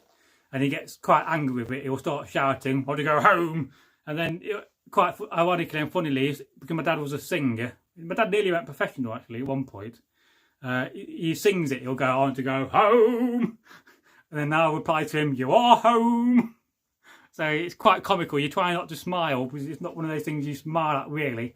Because it's quite a serious thing, you know. It's not nice, is it, not knowing where you are. And no matter how many times you tell him, oh, you're at home, you've been living here for 20 years, 6 months and 7 days and so many hours, because I can calculate how long I've lived here. No, it's a bit mad, isn't it? You know, it's frustrating from this point of view, but I tend to let him just shout it out and get it out of the system, and then you'll suddenly find within an hour or so, or half an hour, it's completely changed again, and he knows where he is. Often it's to do with sleep. I think with Alzheimer's patients and dementia patients, as the lack of sleep, the more tired they get, the more confused they get. So XX Legs XX, I'm tired, says, I'd imagine your channel will catch even more interest once the next Assassin's Creed releases. It'll be cool to see what they get right and what's Hollywood, so to speak. Yeah, when is that game out, do you know? Because I want to try to, in the next few weeks, catch one of the trailers and review it. I think I'm going to try a new trailer format. Instead of having to do some research and write notes, I'm going to probably, with Egil, watch the trailer live on camera. Although you won't see the trailer, you will hear the audio. I won't show you the video. and then we can talk about it afterwards and go back to that trailer, because that will make it a lot more easy for us to do many more trailer reviews from a lot of the films we want to do. But we are looking for any suggestions of trailers we're not reviewed. We do have a playlist. We reviewed quite a few Viking-based things, but we also want to think about other films, you know, some more random films like some of the Lord of the Rings trailers. So I think you could be right. It could be winter. Is it? Are they waiting for the new Xbox to come out before they release it? Is it going to be one of the new Xbox games? I don't know. So XX Legs XX. I think fall/winter this year. Can anyone else verify? So yeah, we'll try to get onto that, because often with these trailers, we're often never quite on timing when the films come out and we miss them. So it'd be good to get that video out and get it properly tagged and have some good SEO on that video. If there's more than one trailer, then we'll review it. And if it's on, we are planning to do some gaming content, because there are lots of games based around Viking and you know, battles, of course, and the Dark Ages, the Middle Ages. So we will look to do that as I put my scram back in. This one keeps falling out. It's a very bad scram. Behave yourself. Of course, if I was using the old Viking kenning term, I'll call it the stabber of Normans, or the pointy stabby stick. As Vikings did like to give names to things. I mean, they wouldn't call that a camera. They'll call it the I don't know, what would a Viking call a camera? They'd probably call it the self picture taker. I mean, they won't call this a tankard or a vessel. They'll call it the holder of ale, or the mead catcher. Kenning is a very interesting thing where they gave names to things, because one of the most common ways of kenning is when we describe death. So many different descriptions for when somebody's passed away, you know. I mean, I can't think of any at the moment, but you know, if you type in different ways to describe when somebody dies, like you know, Touching the Void, is that one? Day I think it is. That's a film. You know what I'm on about. So Andre Linares, season 6 of Peaky Blinders has become delayed by 2 years. Now, I did start watching that. I've never seen Peaky Blinders, but I've started trying to watch the first series. No idea what that message is about. So I must get back into that. I like to multitask and watch things in the background, so that when I watch something, I can watch it again and get more detail that I missed. I'm a multitasker. I can't help it. And it's I've been to America a few times, twice in my life, both reenacting. I was a massive reenactor. I started out my reenactment career started in the Civil War Society. And have I ever explained how I got into reenactment? And would you like me to explain how I got into reenactment? I'm happy to do that. It's not the most fascinating story, but you may be wondering, well, Bragi, how did you start to become a reenactor? But I must get back into Peaky Blinders. I've watched a few of the first episodes, but never really got into it too much. But I did appreciate the authenticity. It was very good, and as a reenactor, you always judge things by how authentic it is. And I also do know a lot about the underworld and gangsters for some various reasons I can't explain. But I mean, I met Frankie Fraser. There you go. He brought me a beer. He was a nice man, as far as I was concerned. I didn't think he was that mad. So, XX Legs XX said, how did you get into reenacting? Andre Linares says, it's very well done. Yes, I have to agree there. Well, it would have been, let's have a think. Let's think what year it was.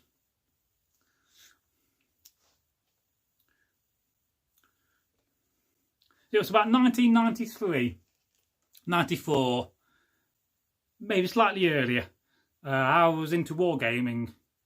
Me and my best friend at the time, a guy called Sean Devereaux, and he's related to all the famous Devereaux. We went to a wargame show in Sheffield. We got Sheffield Triples at the time. And we were going around, you know, and looking, buying figures, and we came across a load of American Civil War reenactors. And we thought, well, you know, this is quite interesting. We got talking to a few of those guys. And then this massive guy came up, a Civil War dude. He was a part of the Black Hat Brigade, the 19th Indiana, very famous regiment. And his name was Huggy Bear. That's his nickname. named real life is Philip. And he said, you know, you guys interested in reenactment? He said, why don't you come with me to the bar and we can sit down? So he took us to the bar. He brought me and my mate Sean a couple of beers, and we kind of signed up. And the next weekend we was in Rochdale. Literally that quick. He said, well, we've got a training weekend next weekend. Why don't you guys come up? We've got the kit for you. We've got muskets. And we'll train you and see if you like the hobby. So me and mate Sean, I wasn't driving then. We both got on the train. And I had a rucksack. I remember walking through Manchester, you know, back in the day. Manchester's changed a lot since those days. And we went to Rochdale, and we hung about with the 19th Indiana all weekend. It was very nice, hospitality was wonderful, and they took us to the pub and we had beer and sung a few songs. We did a lot of drill in the daytime, lots of drilling in these societies. You know, you drilled all day, and the 19th were very well known for being a very good drilled regiment. And so, you know, we both thought, oh, this is quite a good hobby, this. And a couple of weeks after that, there was an event in Rochdale. So I said, well, why don't you come back again? We'll bring your kit. You get the train back up and come to Rochdale, and you know we'll recruit you. You know, you can become part of the regiment. So that basically happened. I joined the 19th Indiana, part of the First Corps, huzzah to the First Corps, and that's how I got into reenactment. Me and my mate Sean. And the first event we did was Rochdale. I can remember the event because it was a very, very rough place. The place we was in, all the buildings, all the houses had grates on the houses and big sheet metal windows. It was very, very rough, you know. And basically from then on, I reenacted. And that very weekend, I met a guy called Smokey. He turned out to be one of my best friends. And he put his head in my tent. He was a chasseur, so in the Civil War, so he had a very bright red trousers and a very colourful jacket with loads of buttons. I said, he put his head in my tent, you know. I said, I heard you're new. He said, why don't you come to the pub with us? And, you know, so I went to the pub with him and we became best friends. And that is how I got into reenactment. And eventually he was in a regiment called the 14th Brooklyn. And from that day onwards, I always hung about with the 14th, even though I was in a regiment. And eventually I kind of ended up being kicked out of the 19th for various reasons. I didn't get up one morning. And then I went and joined the 6th Life Irish. And the sergeant, Dave Vaughan, kind of fell out of me one weekend. Said, oh, you're too much of a hippie for me. I said, I'm getting bored of those bloody bangles you wear. He said, you can start off and join the bloody Brooklyn. So I got kicked out of that regiment and ended up joining the Brooklyn eventually, who I always hung about with. And that is how I started reenacting. And then about 1999, I was at Kirby Hall, and I met a guy called Gary Golding, who was a local Viking from Derby. And he said, oh, from Derby I'm. And all right. I didn't know we got more reenactors from Derby. I said, well, why don't you come and have a go doing Viking reenacting? And that is how I got into it, and not look back really. So, it's been 27 years now. Seems a long time. And I pretty much done everything from World War II. Did a good bit of World War One, bit of a pie on it, but basically concentrated on, there you go. So Andre, was Frankie Fraser carrying his golden pliers when you met him? No, he was near to death then. He not long come out of prison. It's a long story, but I knew somebody that knew him very well. So there you go. But I met quite a few interesting people like that back in those days. I used to drive for somebody. That's all I can say. It was a relative. Not around no more. Notorious the geezer. If he's in Valhalla, he'd be giving Odin a good race for the crown. So yeah, I met lots of interesting people like that in my time. I mean, I can certainly write a book on the underworld, because I know a lot about it and how they operate, just because I've been told about it. But there you go. Put the old side on them. They get quite heavy, those mugs, after a while. It'll build up my arms and muscles, though. I need to lose a bit of weight. This bloody COVID-19 made me put a bit of weight on. Because I'm not walking once a week in the Derby and doing 25,000 steps. So there you go. I don't want to look fat on camera.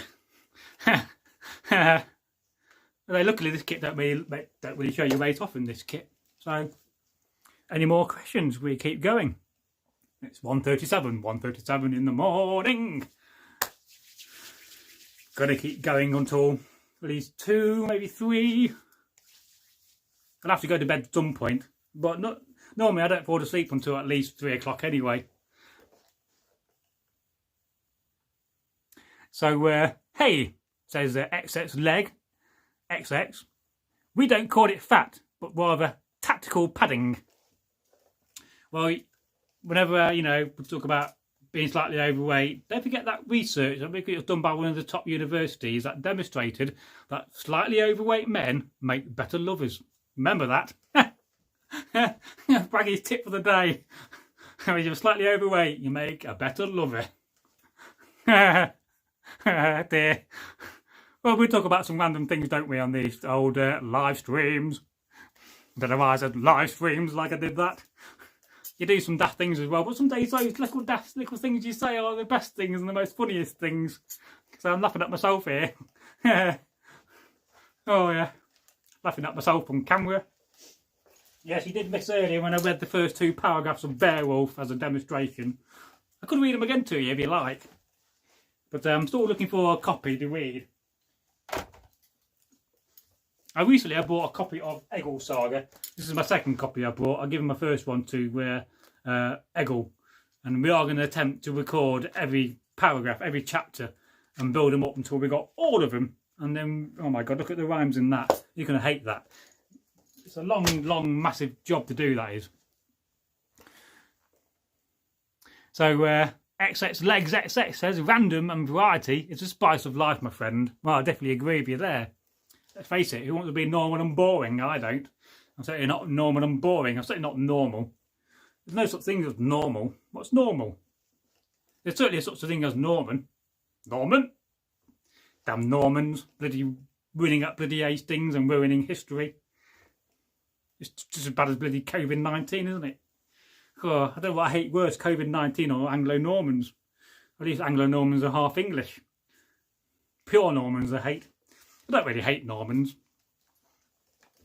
I'm not a massive fan of them. I never understood how we lost, because I fought so many Normans in my time, and they're literally just so easy to kill. You just go along like that, bang, bang, bang, you know, oh, you're dead, there's another one dead, there's another one dead.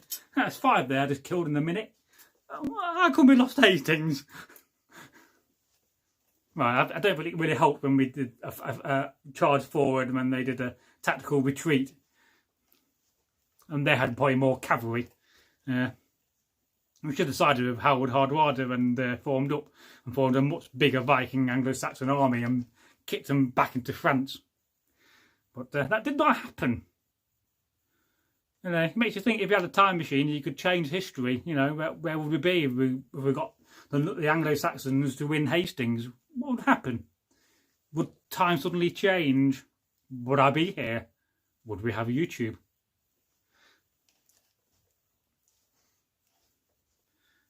Yes, randomness is sometimes the best thing in life. So, we certainly talk random things in these live streams. You did miss earlier when I read out the Anglo-Danish commands earlier.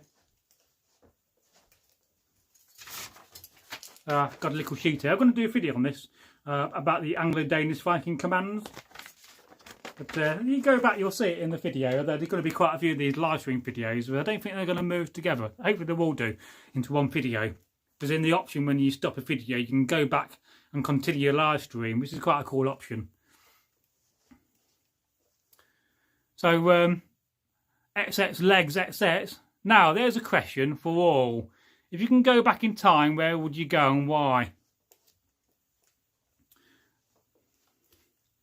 I would quite fancy going and fighting in the Civil War, even though you got a good chance of being shot to death by a mini-ball and a Confederate. And it's not a nice way to go. But I think that would be quite interesting. I mean, yes, going back to the Dark Ages and the Middle Ages would be great, but if you can't speak the language, you're going to really suffer. And although, yes, I'm very wealthy as a Viking, I've got so many swords and I've got 3 suits of mail and a few dozen axes, and I would be considered to be very wealthy and a lot of silverware. But because you haven't got the ability to speak the same language, I mean, just make you think, if you went back to the Viking times, would a Viking understand modern English? To a degree, an Anglo-Saxon and a Viking may understand some of the words you're speaking, but some of the words he would not understand. and so therefore you may have that communication gap. But it does make you think, how did the Anglo-Saxons understand the Viking language, you know, when they first came and emigrated to England, the Vikings? And we often think the Vikings emigrated in vast amounts. They did not. It's a misconception. There's not a lot of evidence that there was mass immigration from the Scandinavian countries to England. Certainly they came, but not as many as we think they did. And of course there's also a debate on how big the heathen armies were. You know, some people will say, oh, there are 50,000 men in the heathen armies. But you need a hell of a lot of longships to transport that number of men over. Some say there was only a few thousand up to 5,000. It's very debatable because of the lack of evidence. But I probably would go back to the 1840s, 1850s perhaps. That'd be one choice. Or perhaps I'll go back to the 6th, 7th century, probably just pre-Viking age. But what about you guys? Where would you go back to? I would love to know. It's always a very interesting question, is time travel. Have you ever heard the story about Andrew Bagiago and the alleged time travel trials through DARPA in the 1950s and 60s, when they allegedly reverse engineered some of the technology from downed UFOs that gave them the ability to basically step through a portal and be back in time. Or also step in a portal and be, you know, you could step in a portal in New York and end up in Texas in seconds. Did that happen? It's hard to say. Of course, we live in a secret society, so a lot of these things are kept secret.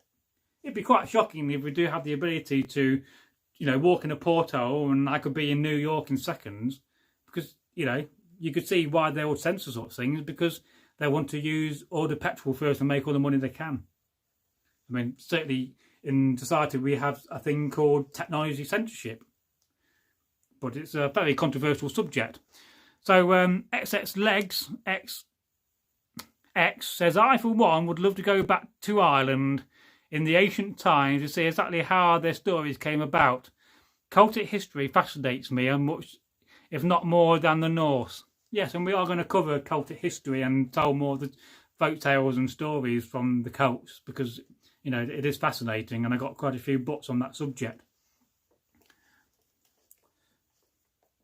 I mean, that's the problem. There's so many different periods of history we can go back to.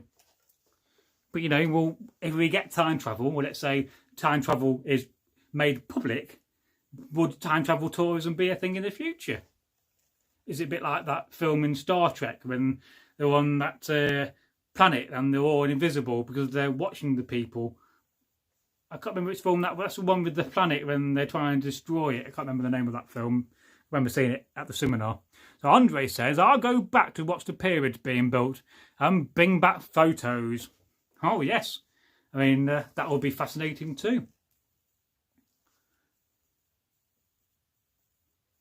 I mean, yes. I mean, makes you think, doesn't it?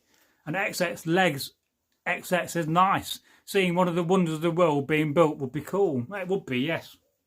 And, you know, there's not many wonders. There's only one left. The pyramids are the only wonders of the world left, I believe. I mean, the Hanging Gardens of Babylon, you know. Or that massive light tower, whatever it's called, I forget now. I'd love to go and see that back in the day. I mean, going to Rome and seeing the Roman Empire at its peak. Wouldn't that be awesome? I mean, if you had coin and silver and gold, then you could probably get away with being a time traveller in the past to a degree. You could pay your way out of a situation. But it'd be a bit weird if you pick up your mobile phone and then take a picture of the pyramids. I'm pretty sure you'll be mugged with your phone. And then you do see these videos when they talk about modern objects being found in ancient contexts. I mean, what's all that about? I mean, makes you think.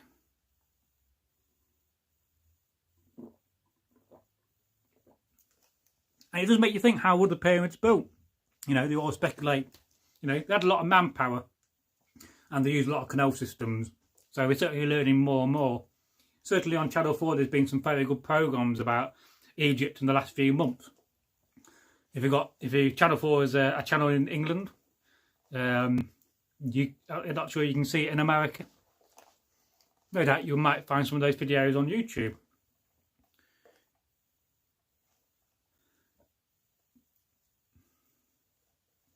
I mean, I'd like to go back even further in time and see if we had more than one age, which I expect we did. And then look, I'd like to also go back to the mound people in America when they're building the massive mounds 6,000 years ago. I think that would be fascinating.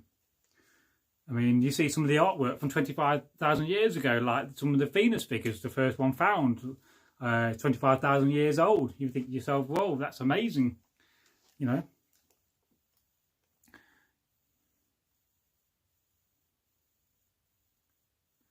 So XX Legs XX says, imagine if all the stories regarding magic ended up being modern straight future tech brought back via time travel. Well, I do believe Einstein did believe in time travel. He said it was certainly a possibility and mathematically it could be proven. So, you know, it does make you think. And if you don't know the Andrew Bagiego story, he's a New York lawyer. He basically talks about being sent back to Gettysburg, seeing the Gettysburg Address. And he talks about basically how his father worked for DARPA and they were sending children back through these time machines back in the past. They sent them back to speak to Washington and so forth. But he talked about how basically he was sent through the machine and he turned out up about 4 or 5 miles away, a few kilometres from Gettysburg, and he was given an oversized jacket. No, some of his clothes got torn off. And he had no shoes when he landed. So he was walking down the road and he saw a Union soldier and he said, which way is Gettysburg? And the soldier kind of just pointed and nodded that way and he went off. And then he came to the town, I think it was the town then, Gettysburg, and he saw an old man. And the old man said, what are you doing, lad? He said, you got no shoes and a jacket. He said, come with me. And he took him to a liquor roll shop. I think this man was quite famous and well known in Gettysburg during the 1860s. And basically gave him a massive sack coat and some oversized shoes. And then he was sent off his way. And he had a cylinder, which was just in case he got captured, he was to go and give it to a certain general for some reason. And then he ended up watching Lincoln give that Gettysburg Address. But after he told this story, some years later, when they started releasing old photographs of Gettysburg, a photograph came up and about. If you type in Andrew Bagiego Civil War photograph, you'll see this photograph of all the men crowded around listening to Lincoln, but in the foreground forward there's a young man. And now, I've been a Civil War reenactor, I've looked and studied lots and lots of Civil War photographs, and something about this photograph does really stick out, especially this young man, this young lad, about 12 or 13 at the time, because it doesn't look right. And he is in an oversized jacket, and they did some facial reconstruction of the face, and they compared it to Andrew Bagiego, and it kind of turned out to be the same person to a degree. Whether that's a true story, I don't know. And then somehow he came back to the modern world. I don't know quite how they figure out. I mean, how do you get back for, you know, you're sent in a machine to the past, but how do you get back? That confuses me. But this man's a lawyer, you know, by trade, and lawyers are not really, you know, cannot be found to be lying, can they? Because that would ruin his trade and his reputation. So to a degree, he's got a good reputation being a lawyer. So is he telling the truth? And in fact, DARPA, you know, perhaps we shouldn't be talking about this, you know, it could be censored. You know, do they have technology, and are they censoring that technology because of the oil magnates that want to release the fact that we could travel into New York and get rid of, you know, fossil fuels so quickly? So, Andre Lenoir says, I can imagine that being the case. Well, yes, it could be. You know, who says in the future they're not going to send people back? You know, certainly, you know, they believe that there's aliens living on the planet. Who said that they don't have technology? I still think it's very arrogant that we consider this planet to be ours. How do you know it don't belong to some galactic federation or some alien race that own this part of the universe, our solar system? You know, how do you know people in space don't buy solar systems? I mean, you can go very far-fetched when you talk about such things, but it is very interesting. And there are quite a few videos on Andrew Bagiego out there and some of the other people that talked about time travel in the 1960s. And I think he talked about the fact that he was in New York and he was taken to a building or a factory in New York when they had one of these machines, and suddenly he was in Texas in a few seconds. And they also talk about the fact that there's a secret space program and they use the same device or devices to travel to the moon and Mars. But, you know, who knows? I mean, you can believe a lot of these things and they're a bit too far-fetched, but just because there's no proof doesn't mean it doesn't exist. So, do you have any more questions or comments? Nearly 2 in the morning. 2 in the morning and I'm still up live streaming on the old YouTube.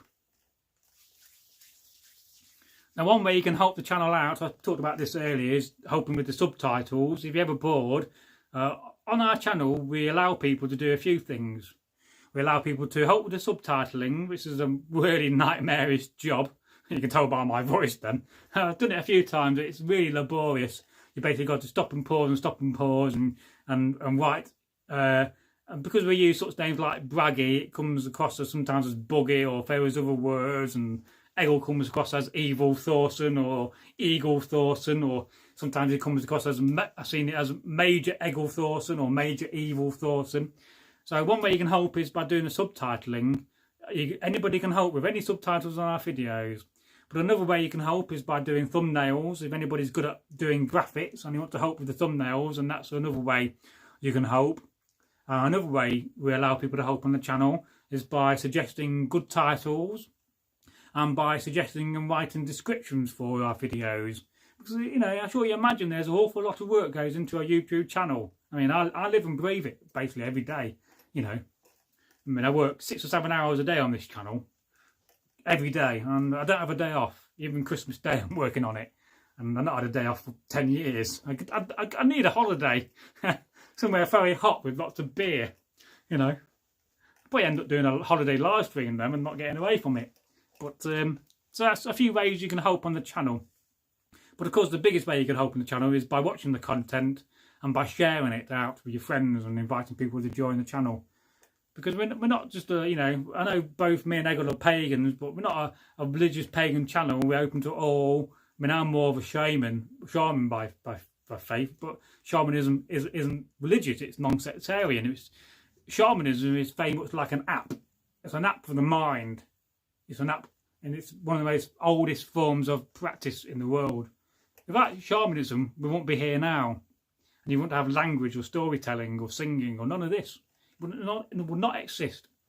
So we've got a lot to answer. Shamans have got a lot to answer for, given what they give us. And we certainly live in a world where we need more shamans, you know. But it doesn't really matter. I mean, like I often say in the comments, I don't care if you worship Jesus or Thor or the three-legged dog from Mars. It don't really matter to me. All that matters to me is that you practice positivity and goodness. You don't practice evil and badness, because negativity is a bad thing, and so is evilness, and it does truly exist. As I move my legs about, oh, I'll get aching after a while. Aching legs again, Bragi. Going slightly insane. Probably. God, I kind of promised never to sing on camera. Oh, don't sing on camera again. I'll be getting my harmonica out next. I'm pretty good on a harmonica. I could really go and do it, spending good money on a harmonica and get a decent one. My current one I use is a Yamaha. I really do like my Yamaha harmonica. I've got quite a few. I'm well known on camp for singing. So, XX legs, XX. So here's a question. What are your thoughts on the movie The 13th Warrior? I do enjoy that movie, one of my favourite films in the Viking Age.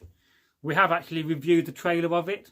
So you will see probably a 30-40 minute video. I'm not sure how long it is. It's about 30 minutes where we actually review the trailer and we'll talk about it.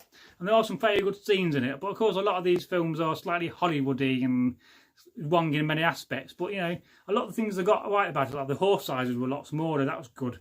And the bit in the tent when they share the bowl, I mean, that was practiced. Of course, what I did not understand about it was the creatures I was fighting. I mean, that to me kind of slightly ruined the film to a degree, but then again, it also made that film.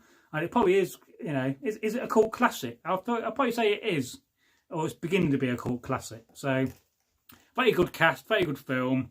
And I do urge you to go and look at our playlist of trailers and find it and watch it. It's a very good trailer review. And I don't think anybody wears a back sword of doom on it where they've got a sword in the back, like a lot of these films do. Oh, I may be wrong then. It's been a while since I've seen it. So, and we have reviewed a few of these trailers, like that Viking with one eye, or what's his name? Valhalla Rising, another film trailer we reviewed. We reviewed the new Robin Hood film from last year. In my mind, the worst Robin Hood film ever. And we reviewed some of the trailers from The Last Kingdom. We've not quite got on to doing the Viking trailers yet. I think we may have done the first season, but we've got to catch up with that. Those videos took a little bit more work, because in those days I used to watch the trailer and then I'd write some long notes about it, and the notes would be in front of us. But like I said, I want to try to change that format and do it live on camera, because I think that would be better and make it more accessible in the future. And we could, in theory, knock out a lot more trailer reviews. And we also want to do some just more random trailer reviews, perhaps some of the films we like, you know. I want to do some top 5 films of the top 5 films Egil likes, like war films and so forth. It's not, you know, we've got the idea of it, but we're not quite filmed that yet. You know, we often think about these things, but getting around to it can take some time. And because we only generally film once a week, we've got only got a few hours each week. Egil needs to commit a little bit more in the future, but a lot of that is down to the fact that he has to walk over, and he's 66, and he doesn't want to walk 5 miles here and there to get to my house. But from next year, he'll have a bus pass. And hopefully by then we'll be out of the crisis. Buses will be safe to travel on, and he'll be able to travel up a couple of times a week. And Friday will be his day to live stream, and Monday or Wednesday will be Monday or Tuesday will be our day to film together. So, and I'll keep working on getting Turkey back, and maybe see Njal Sigmundsson, because both of those guys have got some fantastic stories to film. I'm quite looking forward to seeing the film Greyhound. I keep seeing the trailer for it. It's on Apple TV, but I don't know what's in production at the moment. I guess at the moment a lot of films are out of production. I am quite a big superhero fan, so I do like them. I get that from Turkey. Turkey is a massive super comic nerd, and there's not a lot he can't talk about comic wise. And he does have quite a few thousand graphic novels in his house, which I had to help move when he last moved. And, you know, we both fell out over the years, but we both made it back up as friends. That's always a sign of good friendship, isn't it? When you fall out with somebody and you make up. I often say this to people. Good friends fall out and make up, and bad friends fall out and never make up. So... But I don't know what films are coming out. I'm not really kept up to date with film trailers, what are coming out. I mean, certainly the next lot of Marvel films coming out are going to be quite interesting, I think. I'm not really kept up to date, really. I mean, do you know what films are coming out? Let us know. As I drink cider. Let's with the gods. Let's not forget the goddesses too. Yes.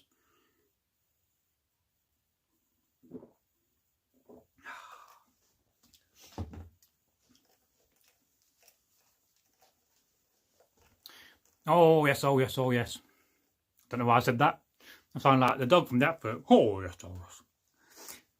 So XX legs, XX, comics are awesome. Favourite hero, villain and anti-hero.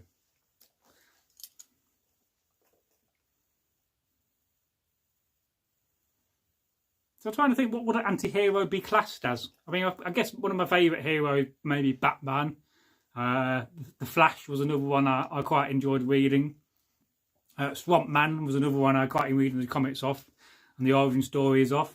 Birds of Prey, I quite like them. But I think probably Batman, probably my most favourite hero, because he's a man without superpowers. Villain, well, probably the Joker to a degree, but I think probably the Penguin was probably my most favourite, because I thought that character was so dark. Although I did see the recent Joker film, and what a fantastic dark film that is. And the guy who played that part, well, he played it marvellously. He really did. And it's such a dark movie, it really is. And it's one of those films you see. So yeah, probably Deadpool would be my favourite anti-hero because of his comic. Although I did like the Venom movie as well, with Hardy, Tom Hardy, isn't it? I thought that was a good film. I'm looking forward to seeing the next one of that.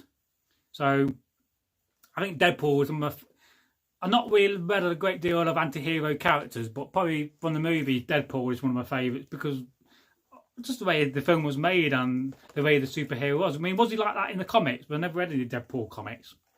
I mean, one of my favourite comics was Batman versus Tarzan and Tarzan versus Predator. I mean, I'd love to see that being made. That would be awesome. And I do know somebody, or a friend of mine knew somebody that worked on the Predator films. He was a chief set designer. And for the first Predator film, he built all that mining town himself, which they basically collapsed and ruined in one day.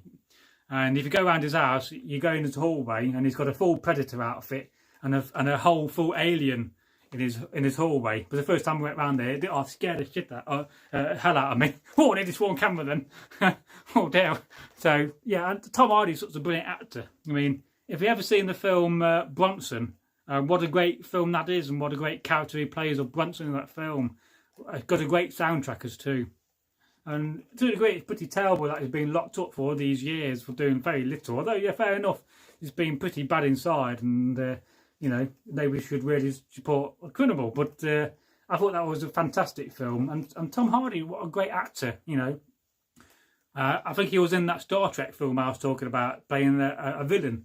I mean, I didn't really realise it was Tom Hardy then, but yeah, what a great actor he is. Certainly one of my favourite actors. And there's another guy called Stephen Graham, who's another great British actor I really do like. He was in This Is England. If you've ever seen that film, XX Legs XX, I do recommend it. Very good film. And there's a few offshoot series afterwards, like This Is England 86 and 88 and 90. The guy who directs those films, what's his name? It's just a great director. It'll come back to me. I often think about these people, but I can't remember the name. It's in my brain. Shane Meadows. I know it's in there. I've just got to access it, you know. Because the dude's aim, if you read something, you don't forget it. Your brain does not forget things. It's just us. It's very difficult for us to recall things. So, XX Legs, XX. My faves are Cable, Hero. I've not heard of him. Carnage, I've heard of him. And Deadpool. Love how he breaks the fourth wall and is insane. Oh yes, definitely is completely mad. And the guy who plays him is a very good actor too. I don't know the name of the actor who played Deadpool. Are they making a Deadpool 3? I do hope so. So we've got a comment here from Celtic God. Hello, nice to see you here, Celtic. How are you doing, my friend? I hope you're keeping safe and well, and I often do think about you. And you know, may the gods shine down at you and bring you much luck and wisdom and strength. Although I know you've already got the strength, you know, and you got to fend out on me for life, my friend. So I did enjoy watching your little live stream earlier. Nice to see you back on YouTube. Now, if you guys have not heard of Celtic God or seen his channel, I do recommend him. He's a very nice man and he's been a good friend of the channel. And we do appreciate what he does to bring about paganism in the modern world and how he supports, you know, all of us pagan folk, you know. We should all stick together and make a better world. And it's about time we stood up and did something. So, hail Celtic God. I will salute you as cider. Hail, that's hail. Yeah, this is my third one, so I've had too many now. So it takes a lot to get me drunk. So, a comment here from XX Legs. XX, fun fact, in the comic series involving Cable and Deadpool, written, drawn in 2004, they mentioned Ryan Reynolds in one or two of the issues, laughed out loud. Yeah, that's his name, Ryan Reynolds. Yes. I must have tried to remember his name. And Celtic God, he says these words. Laughs out loud. A couple of letters. I am good, thanks. So, it's always good to know you're good. I don't know many people that wrestle bears, but you're a true legend in the modern world, my friend. And Celtic God says, at Andre Lenarge. And XX Legs XX. Hello, Celtic God. And Celtic God says, finally taking a break from working on the many projects rolling simultaneously. Oh, that's a big word for me to read. So, oh yes, you need a break now and again. Good to recharge the batteries. Just don't let the bastards drag you down. I swore them. Oh, don't. That's the second time I nearly swore on camera. If you go to the other channel, Celtic God, we have got a few swearing folk tales out you might enjoy. I recently did one called The Swearing Pigs. It was very funny. I think it's one of my best works, that. I like the bit when I demonstrate how to lie down in it. So, Celtic God at XX Legs, XX, greetings. Greetings indeed. And we've got 7 people watching. It's always fantastic to have people watching, even at 2 o'clock in the morning when I should be in bed. But I don't fall asleep until at least 3, 4 o'clock anyway, so keep going. We do love these live streams. Have you been having problems with Streamlabs? Because I keep having a few problems with Streamlabs. I keep losing the chat. So I don't know if you've been having that problem. Celtic. One day we're going to meet and drink loads of beer together and celebrate our ancestors. So Celtic God, yeah, mostly disappeared for a while due to computer dying and getting real world projects rolling. Oh, right, cool. Yeah, I've been having a bit of a nightmare this last year. Can't really talk about it on camera, but just something I've been going through in the family. Long story. If I tell you the story, you'll be shocked. It's a saga on its own, it really is. But it may end up being a court case if we're lucky, hopefully. It's to do well with my dad, really, and how he's been treated. It's a long story. Can't really talk about it. I mean to talk about it off camera to people and explain what I've been going through. But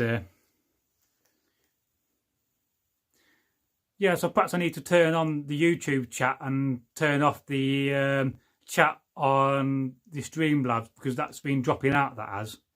So I'm not sure how to do that. I'll have to look at that. If not, find an alternative app to stream on. Although I'm not far away from being partnered and be able to go back to streaming on YouTube again directly. So Celtic says, I use the YouTube chat because, yes, issues with Streamlabs. I think it's been a recent issue because I was streaming a couple of weeks ago and didn't have that issue. So perhaps it's just down for an update, hopefully. It's definitely not my mobile, that's relatively new. But it is frustrating when you're having to restart your live streams. Yeah, I'll have to look into that. I think there is an option when you can select the YouTube chat rather than the Streamlabs chat, but yet again, it's something I need to look into a bit more. Just looking at my alcohol. Oh, I got some left. I could always run downstairs and get another bottle. You know, every good Viking should store alcohol in the house. Oh yes.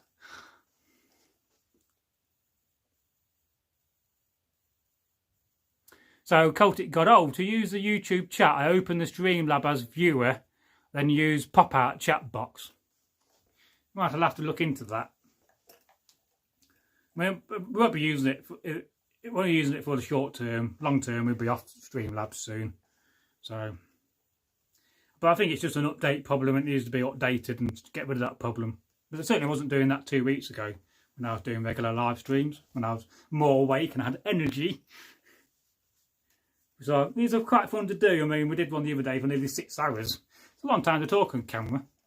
We'll have to try to figure out and get together again and do another live stream with you, and perhaps on Zoom or something, and get Egil back on camera. He's coming back to filming soon. We've basically been self-isolating, so we're not filmed since February, really. And because of my dad's age, we've been having to self-isolate here. So, so Celtic God, yeah, they're still kicking around. Oh, yes. It's hard to put a Viking down, isn't it? You know. I mean, he's a Celt as well. I've got Celtic blood in me as well. So, you can't beat the Celts. What a fascinating culture they had. And how terrible they got treated. Bloody St. Patrick. Anyway, that's another story, as we often say. I mean, St. Patrick should go back and bloody play with his bloody pigs, shouldn't he? St. Patrick and the pigs. Anyway. Oh, I'll message you my address again. So Celtic says also, I still have those needles, but lost your address.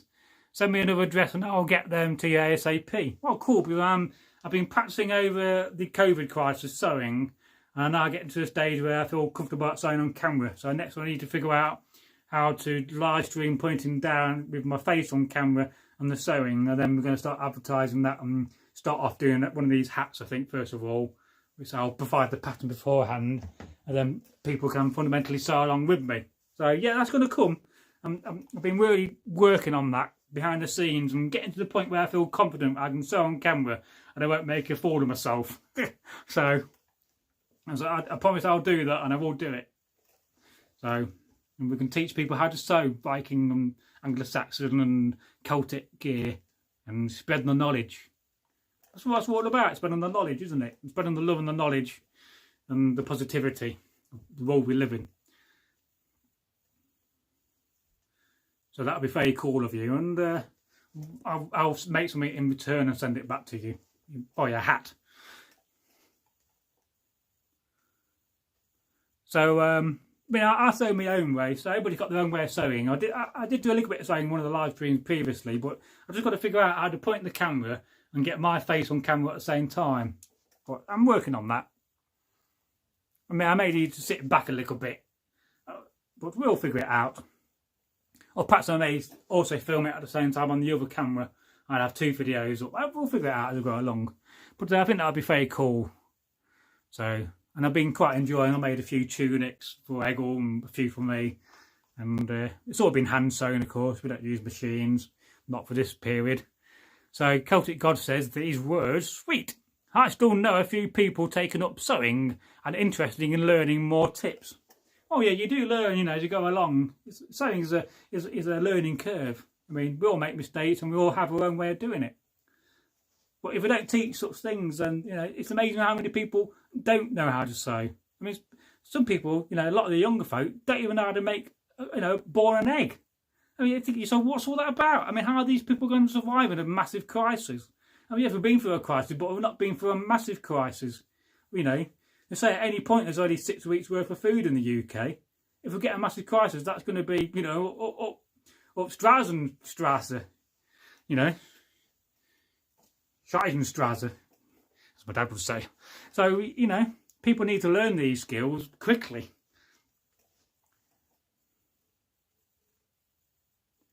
So, XX legs, XX, a dual camera setup would probably be the easiest, however, more expensive if you have to buy another camera. Yeah, well, I am going to buy another camera body for my Lunix G80 system at some point in the future. So, because I do want to start filming with two cameras. So we've got basically one camera where we'll be round about here, trying not to fall over, and the second camera will be focused purely on the face. But I think that would give a good slight different feel to the videos, but yet not lose that raw edge. So Celtic God says, yes, they said last year all these shutdowns were impossible and would never happen. Learn things while we can, lads and lasses. That's very true. People need to learn how to survive out in the wild and learn how to find food because, that's mostly important. You need food and water. Do you want to rely on Donald Trump and the government? No, although we got Boris Johnson. But yet again, I can't see them, in a massive situation. Let's say we had a massive solar flare, wiped out all electric. I can't see them stepping in and sorting us all out.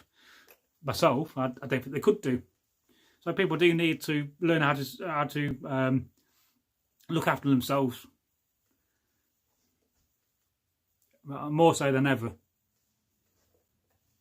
But that is partly why the pagan community is very good, because we do share this knowledge and information,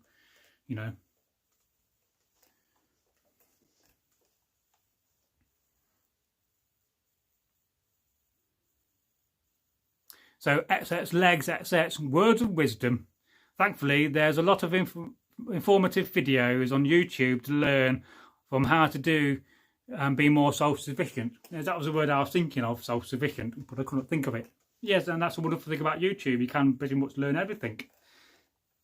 We never really started out to be a channel teaching people how to do things. Bottom of burping them. It's too much cider. It's not something I want to do. Massively was teach crafts, but we're going to teach a few things. and probably find a few people that can do videos for us. We'll do some collabs with people in the future. But certainly everybody should have the ability to sew, really, shouldn't they? So I keep getting that requesting valid authentication, so then I may have to restart it again and bloody thing, stupid playing up. Yes, it has disappeared again. Yeah, so I'll have to figure out how to turn off this chat and put on the YouTube chat. Normally I'd have my tablet, I could pick it up on that, but because my tablet's not charged, I can't do that. And I could use my other mobile phone, but that's dead as well. So Celtic God says, the government, no matter how well intentioned or able, cannot be relied upon for your own life. Each man is ultimately responsible for his own. That's very true.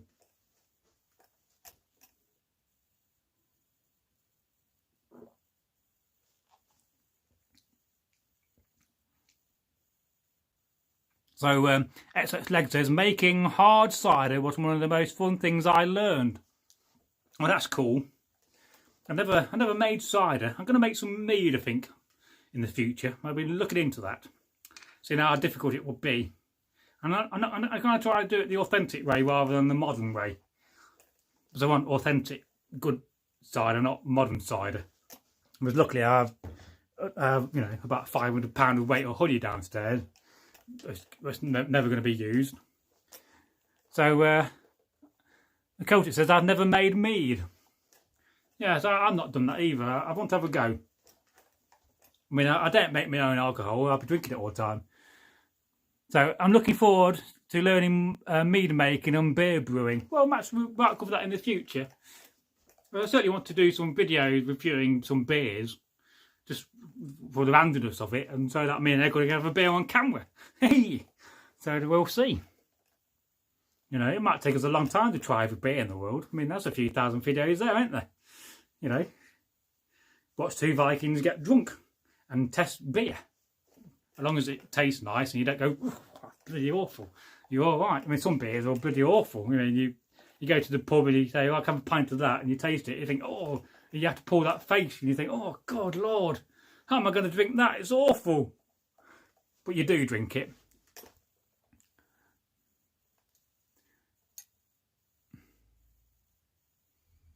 So the hardest part is waiting. So I'm already seeing part of your comment, because I keep getting this bloody stupid request is missing a valid API key. Bloody curse you, bloody Streamlabs. So I'm going to go mad in a minute and get my axe out and tear something up. Get angry. And go berserk. But I'll ruin the camera. And we need that. So we're going to get Egil back on camera. The only thing I can do is restart the live stream. So just hang on, I'm going to restart it. It'll take me 30 seconds. I'm going to send them a bloody message and tell them how rubbish they are at the moment. But not worth my time. Anyway, let's look at some of these comments I've missed, because I couldn't bloody see it because of Streamlabs. Damn! Bloody curse you, bloody COVID-19, I'm blaming that for it. Celtic says, I never made mead. I mean, if somebody walks in now wearing the backsword, I'm going to go, ain't mad. Bloody backsword of doom. Stupid thing. Bragi goes on a massive rant. That would be quite fun though, wouldn't it? XX Legs, XX, I'm looking forward to learning mead making and beer brewing. Yeah, well, perhaps we may do something about that on the camera, don't know. I mean, I've seen a few. There's a channel I watch called IKS Exploration. Very good channel for exploring Cold War and World War II and World War I site. But now and again, he does do beer brewing. So, if you guys want it, we'll try to do it. I mean, we try to provide, you know, good things for our audience. And Celtic God says, maybe we could trade recipes. The mine is terribly easy. Hardest part is waiting. Well, yes, if you anything like that you got. I mean, if you do go back in the live stream, I did put my email address out when I was trying to secretly not give my name away. And very stupidly gave my name away. No! Yeah, so I've got some very old whiskey here, about 30, 40 years old. So you know it's going to be bloody good stuff, that is. I'm not a massive whiskey drinker. I think I started out drinking whiskey when I was about 15. I used to like a whiskey mac. And a whiskey mac is whiskey and ginger wine. Used to love that. But then I got into beer. I started drinking at an early age. I was about 14, 15 when I joined the Pension Scouts. And luckily all the French Scouts I was with a unit called the Viking French Scout unit, quite ironically. One of the biggest French Scout units in England. And I did a lot of rock climbing and caving. I was an instructor for both. But a lot of the older Viking French Scouts were all bar staff at a pub called the Bless. So at about 15, when you left the Scouts, they all took you down on a Friday regularly, and used to put 2 cans of Foster's in your pockets and take some beer in with you. And I think beer was about 90p a pint then, or $1.50. And at 15 hours getting drunk and going clubbing. Not a best example for the younger folk, but then again, it's the way it was. So Celtic God says, whiskey is better. The difference between good whiskey and bad whiskey is about 3 shots. Well, I agree there. I've never been a keen whiskey drinker. I don't like the harsh taste of whiskey. Often the whiskey we drink is very poor quality. And our good whiskey, our expensive whiskey, for like a Lochdoon black whiskey, that's very nice. Because you could drink that, it's got a nice taste to it. But some of these like Grants and some of these very cheap whiskies are just pretty awful tasting. I mean, people just drink them, they get drunk. So Celtic God, beer tarnishes the Irish man's stomach. Sure death there. Well, we're all going to die eventually. So, on to the next life. But I'm a Tennessee squire, so I'm a squire of Jack Daniels. So technically, I got a bit of land in America, about 1 square foot, when I went over and visited. I became a Jack Daniels squire. So Andre Linard, good night, guys. I'd have a appointment in the morning. I need to get to sleep. Well, we have a good night, Andre, and you keep safe and keep healthy, my friend. And XX Legs XX, good night. And Celtic says, night at Andre Linard. Andre Linard, I find Irish whiskey more acceptable. Yes, I think the whiskey I've had from Ireland is quite nice. I've tried some of the English whiskey that's been quite popular over the years, quite nice. And I also tried some Japanese whiskey, which is also quite nice. I mean, Egil's more the man for whiskey than me. I mean, he loves a good brandy too. I mean, I like my sweet spirits, like schnapps. I mean, I could drink gallons of that and never get drunk. But I do get drunk on brandy quite easily.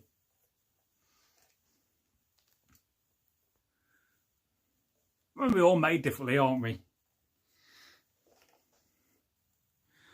Yes, I've not had the apple whiskey. I've seen that advertised recently.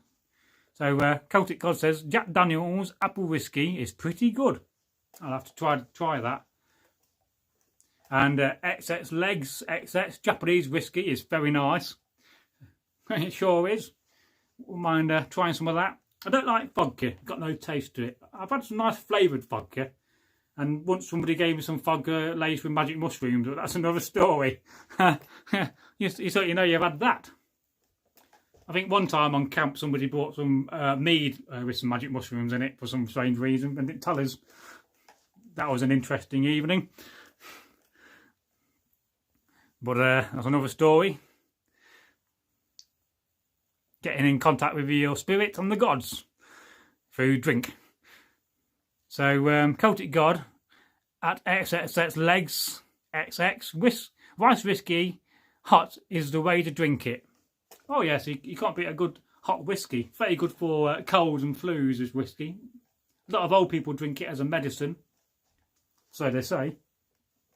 And XX Legs XX, must admit, not a big fan of the sweeter whiskies usually, but I do love the vanilla notes found in most Canadian whiskies.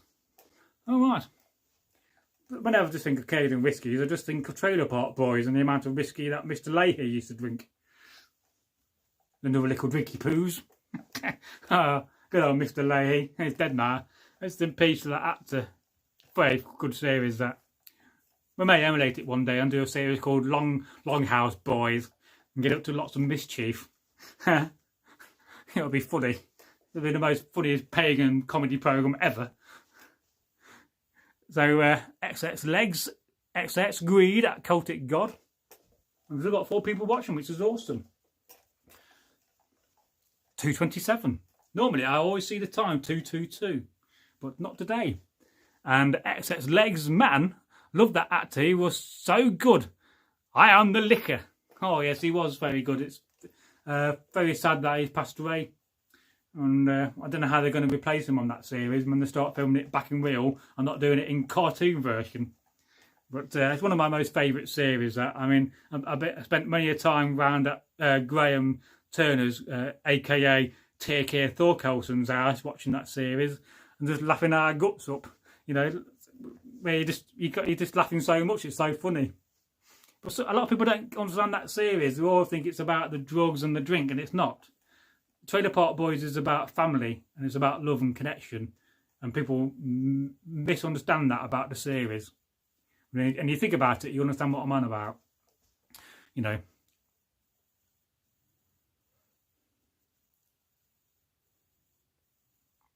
So Celtic God says, got a guy here I've been training to fight.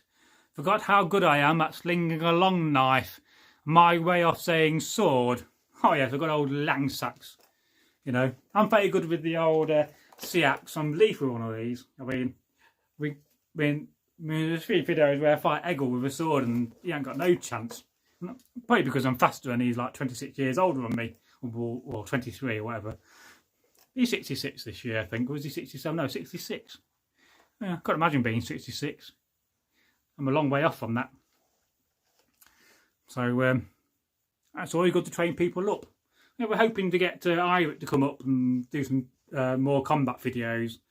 Egil doesn't like the combat videos, mainly because he's a little bit lazy and he's a little bit old and he doesn't want to do the exercise, which I don't blame him. But it'd be good if I get somebody up younger, then we can have Egil doing the narration at camera, and then I can train him up and we can teach that. So Celtic God says, I just fight as dirty as can be. Well, some days dirty fighting is the best way. Certainly in a real fight, dirty fighting will always win. Not that I've been in many fights in my life.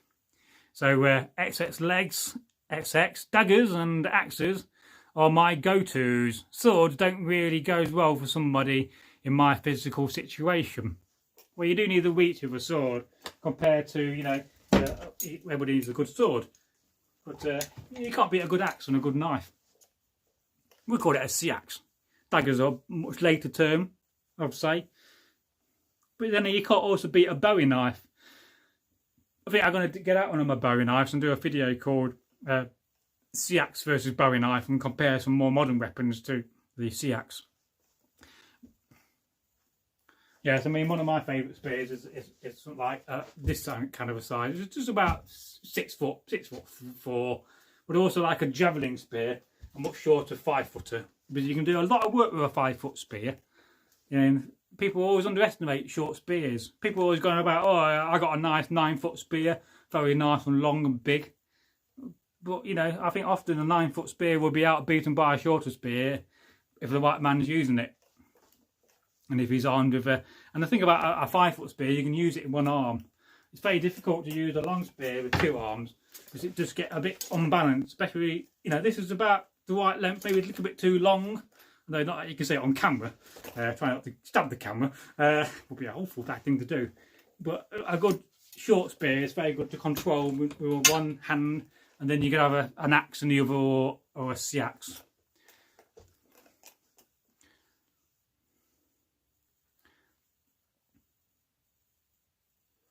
So Celtic God says, axes and short spears are my favourites, but this guy has a natural talent for the long knife.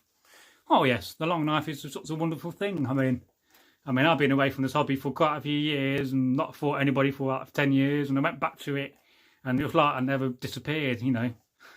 Once you learn it, you don't forget really. But I was fighting a guy called Wavy Dave who's got a lot more experience because he does it a lot more than me.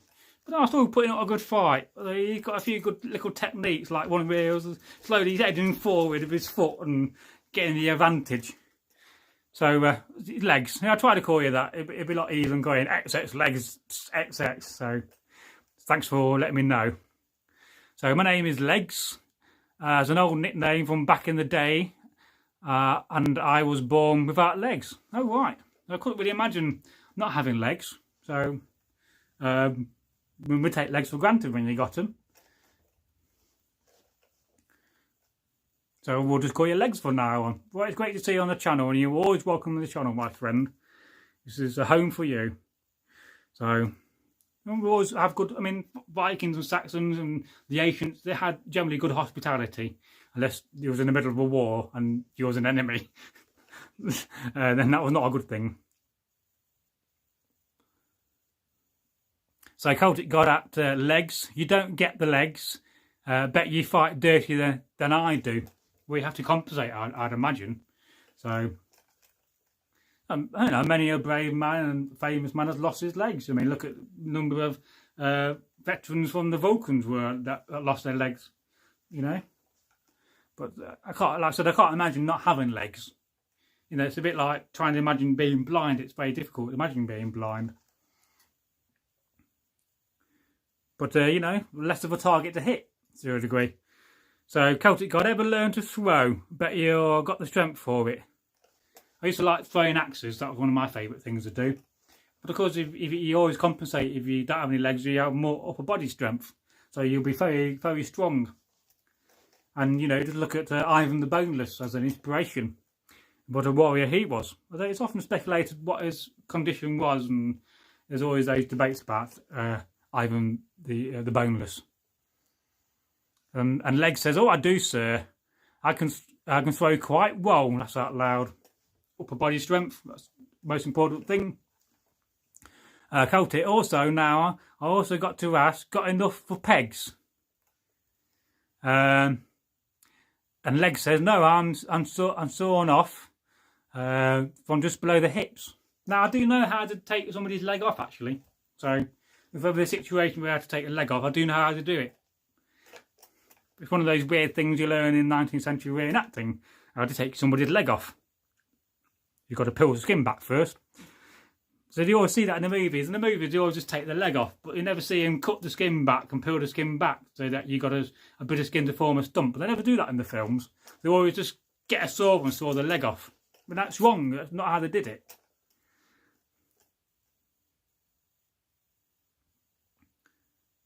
So Celtic says, "I was born blind. Oh, 4 surgeries later, I can see it. I blind fight like a champ." Right, that's something I did not know. Like I said, I couldn't imagine being born blind either. I mean, I got a good oath, I'd probably take it for granted.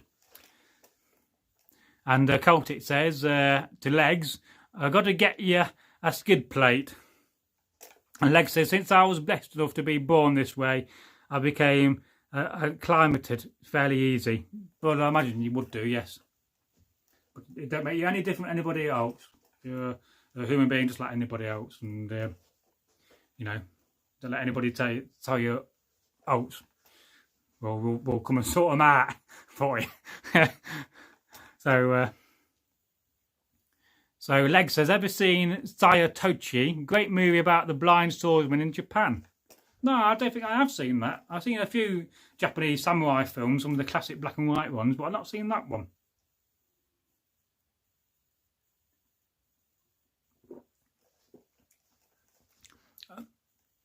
So there's another thing I have to try to go back in the comments and read one day and find the answer to that and look for it.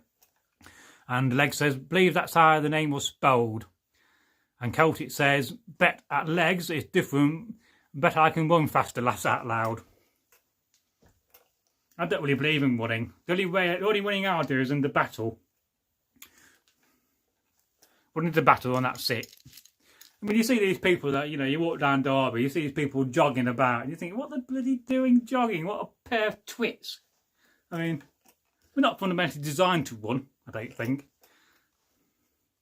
I mean, if you want to run, just walk fast, man. Don't run around like a bloody plonker. Bloody joggers. No, normally, they're almost as bad as bloody rowers on the bloody river. Well, I don't get what's going on that. So Leg says, "I don't need to run, I can hide," laughs out loud. Oh, yes. Yeah. If in doubt, hide and camp. Oh. Yeah, I love watching the blind fighter movies, so I can point out how they're doing everything wrong. I don't think I've really seen that many movies with blind fighters in it. I have to think now. I've seen a lot of movies in my time. I do love a good film. I know a good film when I see it, and I watch it all the way through, I don't get bored halfway and I think, oh, I can't be bothered no more. That's, to me, is a sign of a good film. And Celtic says, "Ha ha, Legs, I like you. can joke around about it. Well, if you can't have a laugh and a joke about your situation, then, you know, that's, you know, it's a good thing to do that. If you can laugh at yourself, that's a good thing, I think. It makes you a stronger character, you know. I really do believe that in life.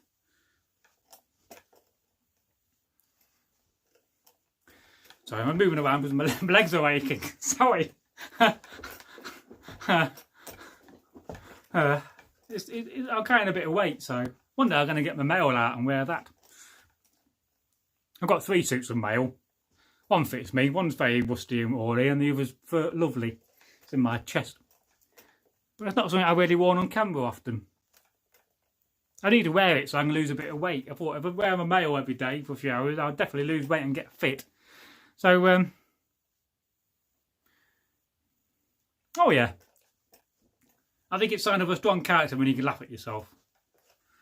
So, and Leg says, my folks were both military, so I grew up to accept the way I am fast.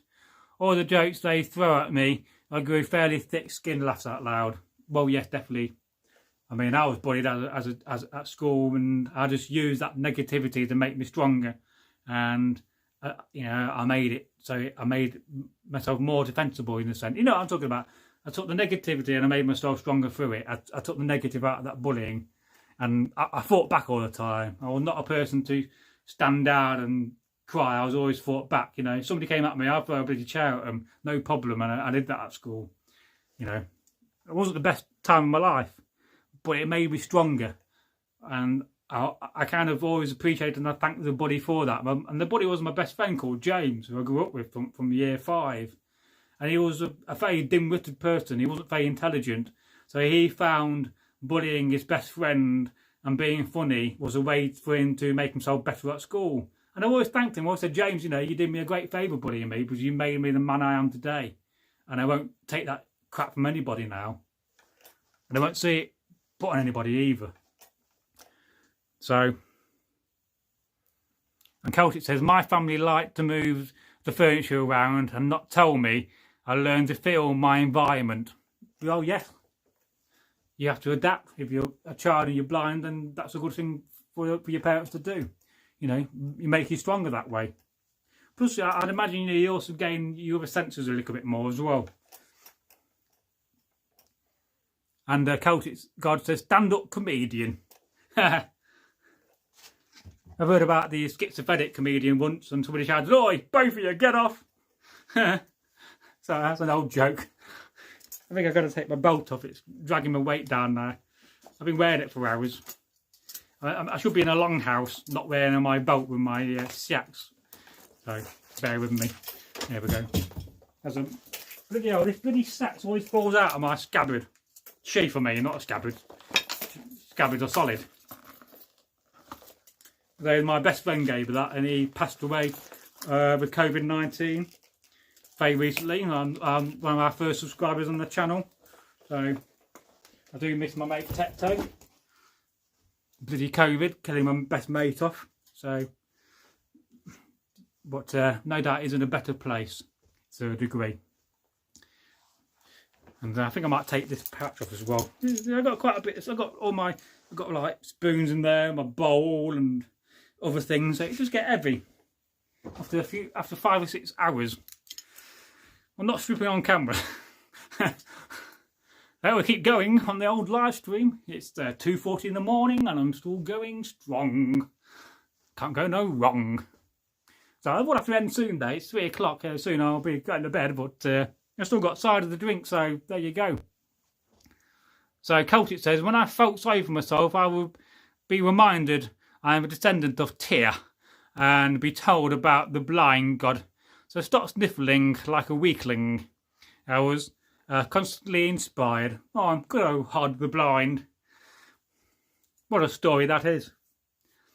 And hopefully we're going to see the first channel host come back on the channel in the future. He said he would be.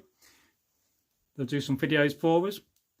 And that content's going to be totally awesome.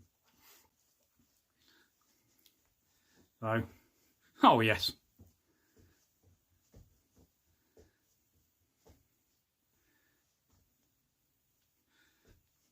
You know, I must stand back or else I'm going to chop the top of my head off again. So Celtic Skies, our family's version, he wrestled a mountain to the ground. Ah, so that's cool. Not heard of that version. Well, you had a very cool family. I mean, I never got told these tales from my dad. You know, my dad was always working when I grew up. He was a businessman, owned a big business. Which is fair enough, but, you know, it must be wonderful to grow up in a family where they told you such tales. You know, never in my life when my dad sat me down and told me a story from the Norse mythology. I mean, I learnt all them myself when I read them. But yeah, that was going back to my ancestors. You know, you do. You had that urge to go back to your ancestors, to go back to the old days, because those days were better in many aspects. And it does make you think, you know, if there you were back in the Dark Ages, the Viking times, how would you be treated if you didn't have legs? I'd imagine lots of people, you know, who were fought in battle would have lost limbs. If you're lucky enough you got treated and you're saved, then how would you have been treated? You know?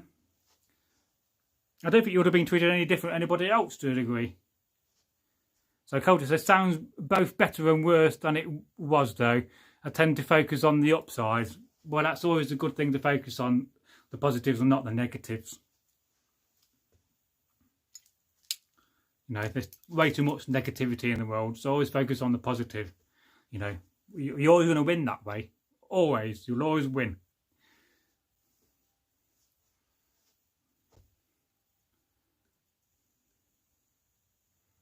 And Leg says, there's always a silver lining in every cloud. Yes, there is. That's very true. Very old saying, but it's a true saying. Certainly. There's always somebody else better or worse off than yourself as well. You know, count your blessings. You know, we're lucky to be breathing and alive. Life is a measure of experience. So, you know, go from one experience to another and have good experiences. Live. Learn. You know, people always say, what's life about? What is life? Well, life is a learning curve.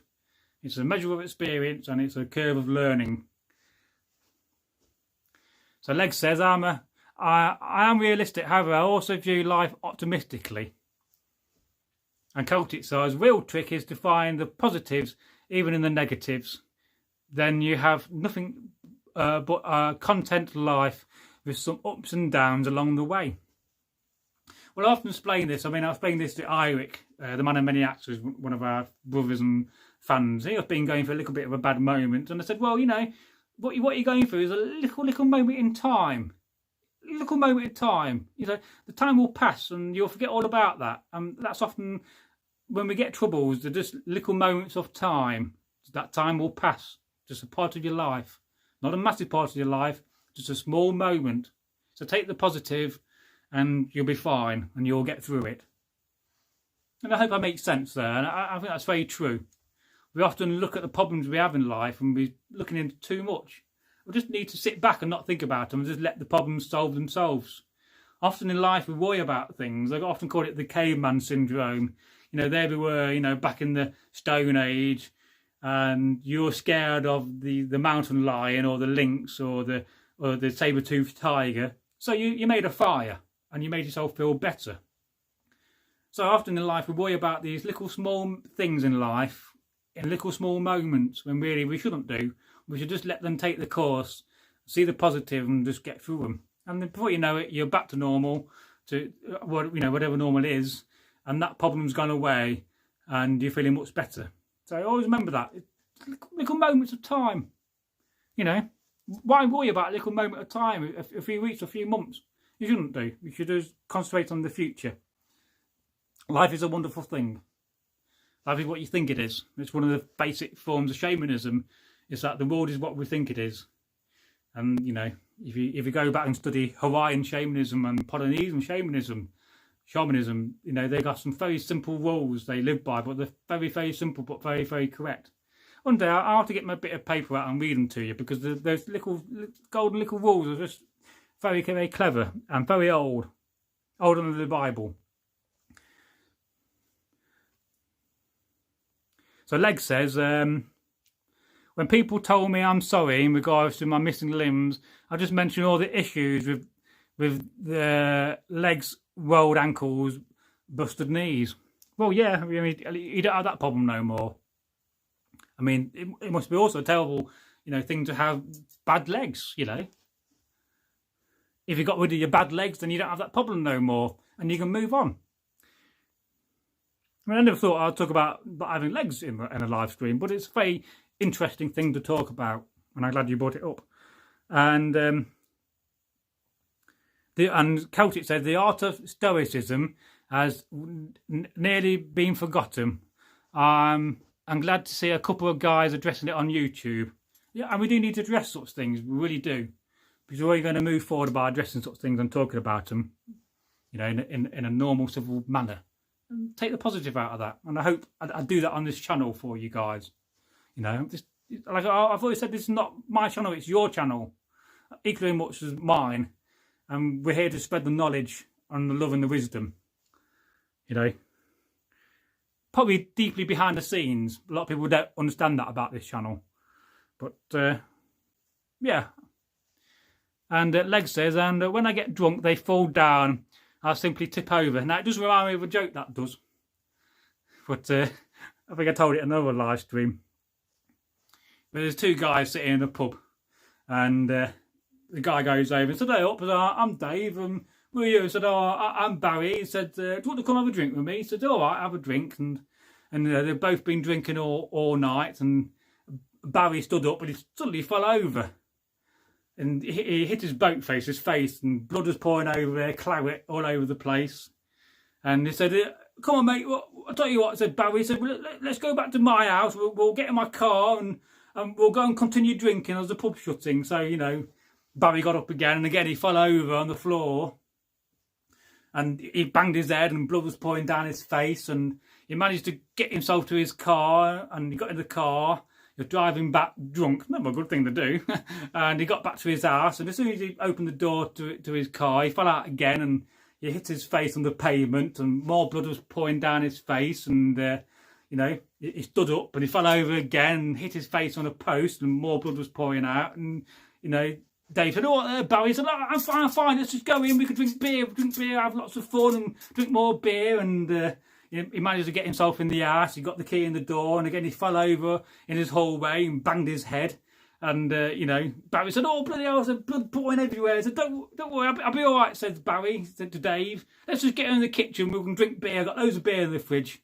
And his wife came in and said, "Barry, what are you doing?" He said, "You've forgotten your wheelchair." Sorry, it just reminded me. I had to tell it. I hope you find it funny. It's an old joke, that.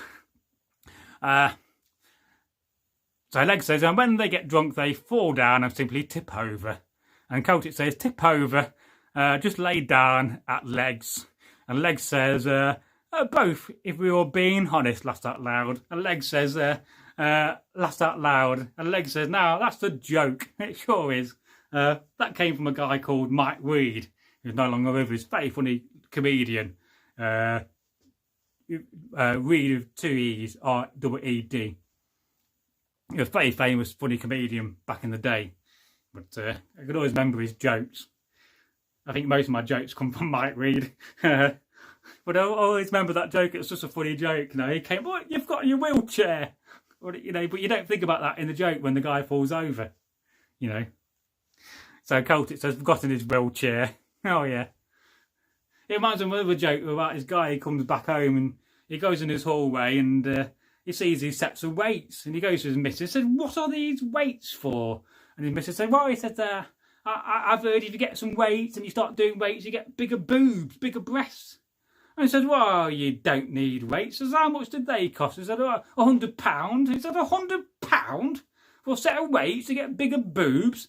I said, "You don't need that." I said, "All you need is toilet paper." I said, "What do you mean toilet paper?" said his wife. I said, "Well, you get some toilet paper, you roll it up and you rub it between your breasts. Look at it done to your arse."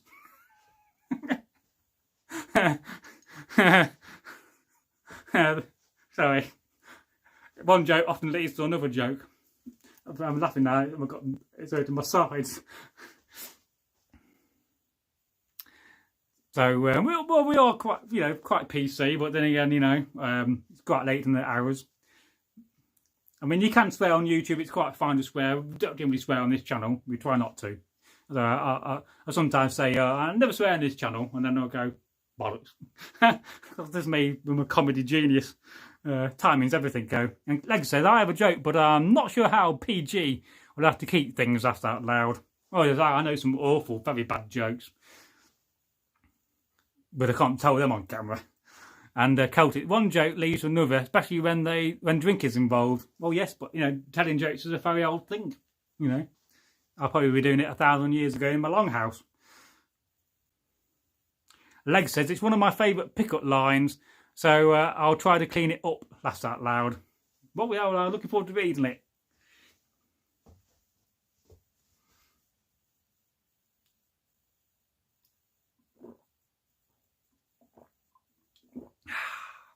Cider.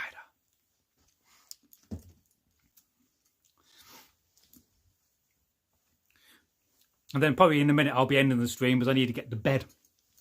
Just realised I think I need to wash this under tunic. But jokes are very funny. I mean, how many times have we sat in the pub and just told jokes to people and been laughing in stitches? I mean, I've been laughing on the floor in stitches. You can't do anything. I'm getting a pain in my side now. Ooh. So Celtic says, drinks, jokes, stories and bawdy songs all go together if you're doing things right. That sounds like a reenactment weekend to me. So, you don't have to get hot in this gear. It's quite warm in this house as well. So Leg says, one thing I told people, me and my creator are equal. I can tell women my sword drags the ground and mean it.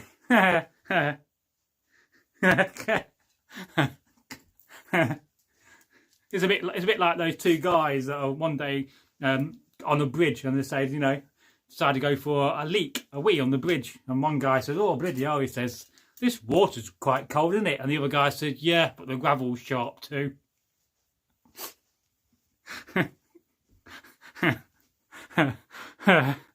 So Celtic says, Legs, that is hilarious. Yeah, that is quite funny. It's just funny how things remind me of other jokes when somebody says something. I've got one of those brains that just kicks in them. And Leg says, thank you, laughs out loud. I think that's what TY means. So, and you're more than welcome. It's great to see you here on the channel, and I'd love to see Celtic here as well. And Celtic says, my current favourite songs are Roll Me Over and She's Only Like Me for My Willy. I've not heard that song. Well, some women are fade vain like that, aren't they? You know,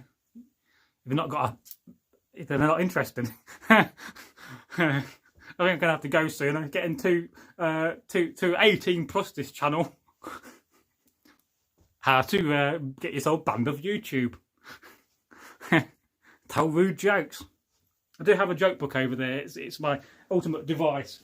If I fail to do live stream, I could always get the joke book out. There's not many dirty jokes in that. Dirty jokes are the best, aren't they? I mean, we've all been in pubs laughing our guts out at dirty jokes. Leg says, yes, sir. Mana Barana is an African word for yes, sir. Or good day, sir.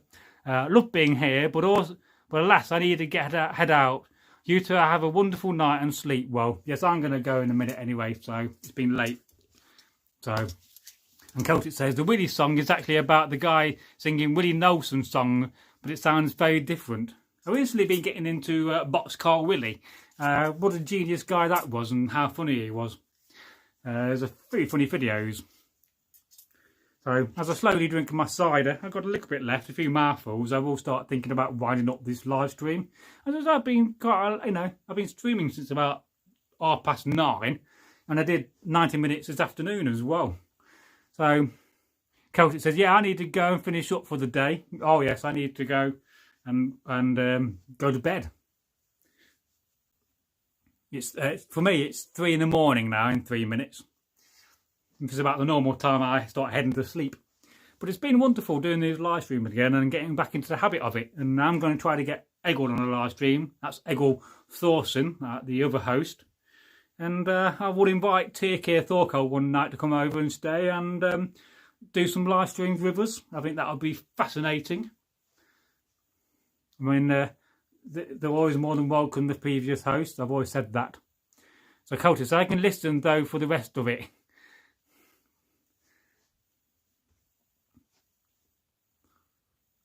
Oh, yes.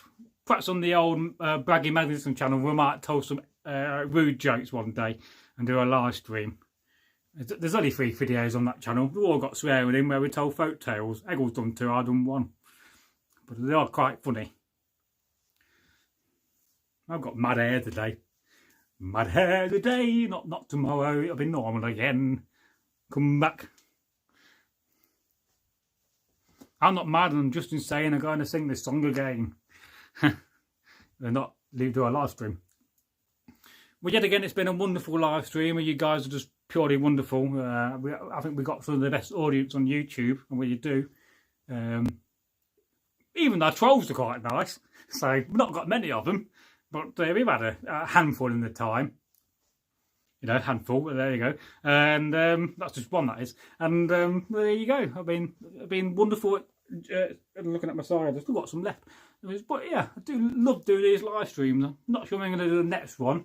If I can get Egil over on Friday, which I'm very doubtful at the moment, but if not, we'll be doing, I may do one Friday evening. If not, I'll do one on next week. I'll try to get Egil on a live stream in the afternoon for 3 or 4 hours, which will be a very interesting experience, which I may need to sit a metre away as well, which is quite a distance on camera. But we have to figure that out as we go along.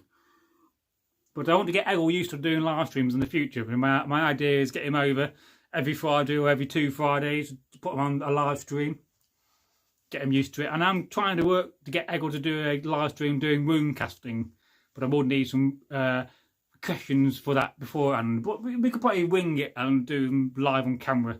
So, but yet again, it's been wonderful being here, always is. And don't forget to share the content and tell people about this channel. And we'll always tell people about your channel, Celtic, as well, and share that. You're always going to be a fan of the channel, and you know, you'll grow when we grow, so we'll grow together, and we'll get you to 1,000 subs in time, and spread the word about paganism and what it's like to be a pagan. I mean, it's a fantastic faith to have, and I think, you know, any religion that likes beer is good by me. So, and we'll honour the gods, which is partly about what this channel's about as well. I mean, I'm pretty sure, you know, Odin's looking down and saying, "Well, you're doing a good job there, Bragi." He often sends out 2 ravens and the guard would look at me when I'm doing the gardening.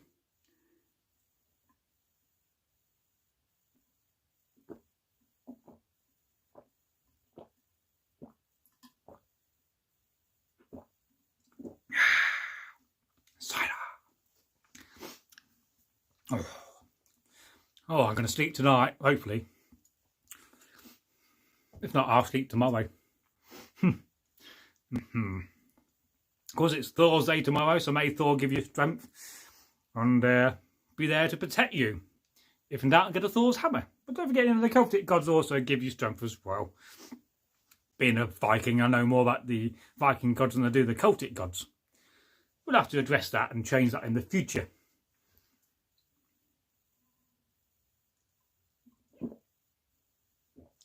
Officially gone now. Want it all.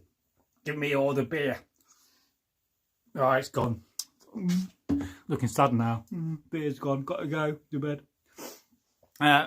Moses 6755F. Nice. Oh, welcome to the channel. I'm not seeing your name before. Just when I'm about to go, somebody new pops up. I used to know Moses. We called him Moses because he used to preach at us a lot on camp. Cheers, mate. I'll hit the bong for you. All right. I'll have a good one. You know, get high as a kite. Well, you know, if anybody says, you know, about weed, don't forget, you know, the Bible says you should use all plants that provide seed. So that's what I often tell Christians. And, you know, people demonise people that smoke cannabis, and it's not the worst thing in the world. You know, alcohol is far worse. So, yes, sir. So, I take it you're not the Moses I know from Birmingham. Oh yes, please, you're not the like. But don't always forget that whenever, you know, somebody criticises you for your you know, your lifestyle, always mentioned in the Bible. The Bible says that you should use all plants that seed, and we all know that cannabis provides seeds. Well, the female do, don't they? It's a very old thing. I mean, you make really good clothes out of flax and cannabis, string and oil. So, and it's about time the world changed its ideas on it, which I think is happening. So, 420 friendly. That's all I'm saying. Before I go and get myself in more trouble. So no, I'm the one with the burning bush. Oh yes, oh yes, you've got to burn the old bush. Is it talking to you though, the burning bush? It always makes me laugh that about the Bible and the talking burning bush. And then I always think of Monty Python. So, but of course, I'd imagine Monty Python is quite hilarious when you're stoned out of your mind. I've been to Amsterdam once. I went for 7 days. I don't recommend it. It was a good time. Most people go to Amsterdam for a weekend. No, I went for a whole week. They've got some very good museums.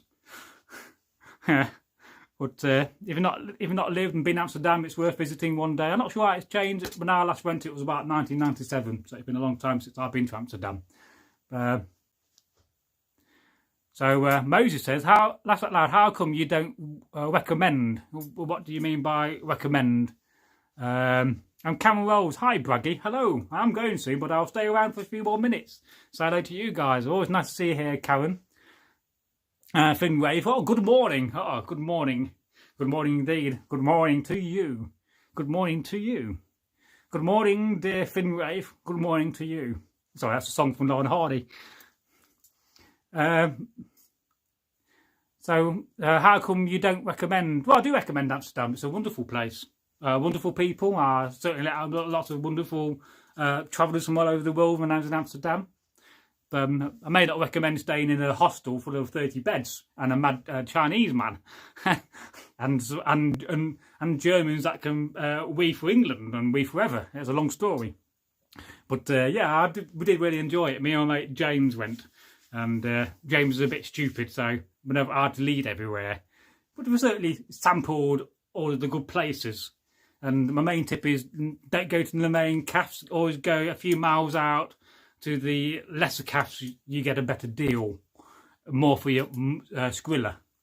So, yeah, it's a lovely place. But of course, you know, not just Amsterdam now. I mean, it's spreading across Europe. Quite a few cities in Germany have that laid-back approach. So, certainly in Derby, where I lived, there used to be a cannabis cafe in the 90s that got shut down by the police. But I can remember going to it after going night clubbing when you've been drinking too much and, you know, you're feeling rather marvellous for various reasons. And, yeah, those were the days. I mean, the thing about, you know, drugs is that, you know, it's generic. You know, people don't understand this about people wanting to get high. It's a very old thing. We have been getting high in culture for thousands of years, and genetically you're never going to get away from that. You know, it's going to take an awful long time to genetically get away from the fact that people like to get high. This is why so many people drink alcohol. But imagine a world where we didn't have alcohol so much and we had a world where people could go and smoke what they want to smoke within, you know, a sensible approach. That would be a better world. You know, they always say the old story, you know, would a policeman like to walk through a field or a park full of drunks or a park full of people stoned? Well, they always say the latter because they're not going to have no problems. So there's that. You know, and it's a very old thing, you know, like I said, it's generic. It's in our system. It's as old as lighting a fire, making fire. So that is why they're never going to win the drug wars, because it's a generic thing.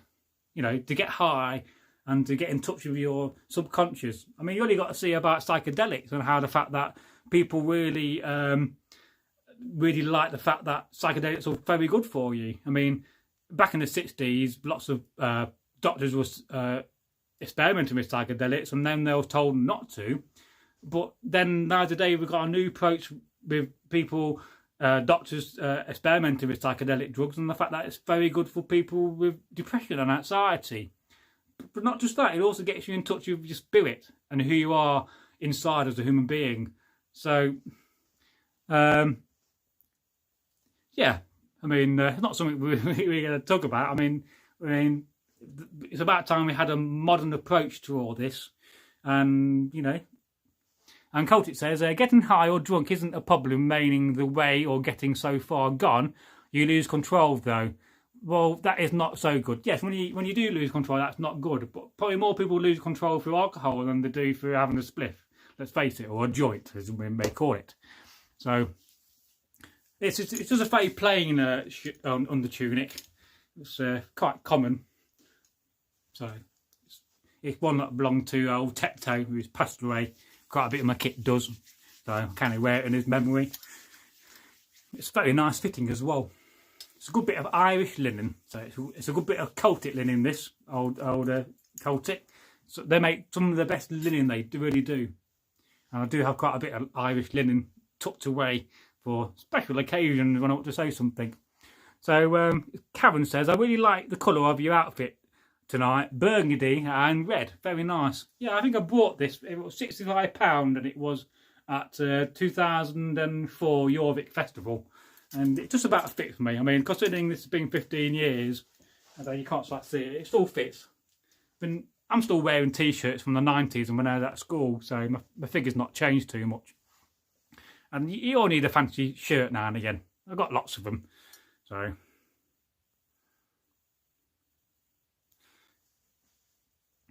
So, yeah, oh yes, so there you go. Makes me want another beer now. I mean, at least we're not having to drink reindeer piss laced with magic mushrooms like they do in the Lapland. This is a strange concept, but my God, they must have got high that day. But then you read about accounts in the medieval times when people had strange experiences because there was indirectly eating ergot of rye, which is a fungi on wheat and barley, and trust me, don't go looking for it, you never find it in a field, but that's what happened when people went slightly mad because they were taking a hallucinogenic drug in their bread without knowing.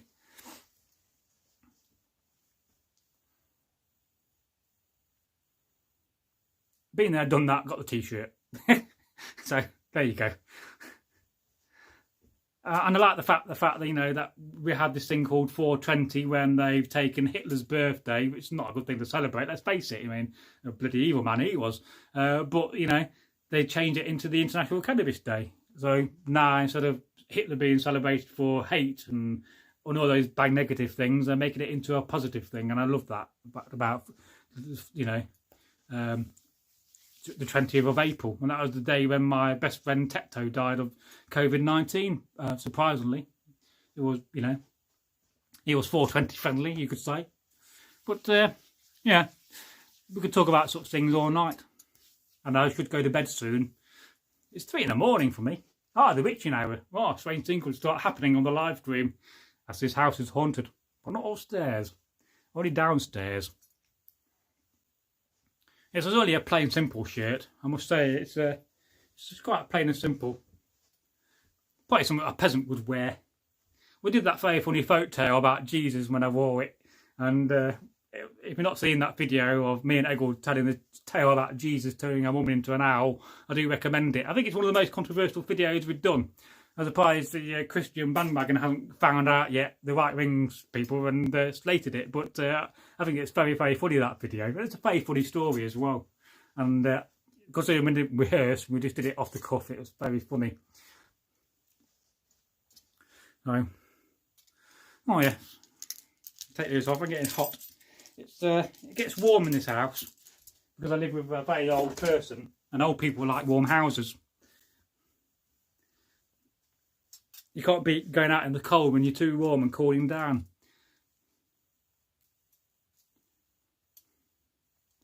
So Karen Roll says, whose house are you filming in right now, Bragi? Well, it's my father's house, technically. It's quite a big house. It was built in 1925. There you go. It's got a bit of nice tablet weave. I think this was made by an Eastern European lady. I got it off the market at Jorvik Festival. So it's a very nice burgundy. And it makes a change from the other one I wear. So, and it's also been hand sewn. It's got a very nice lining of linen. I do like it. Yeah, I don't think the house has ever been shown on camera.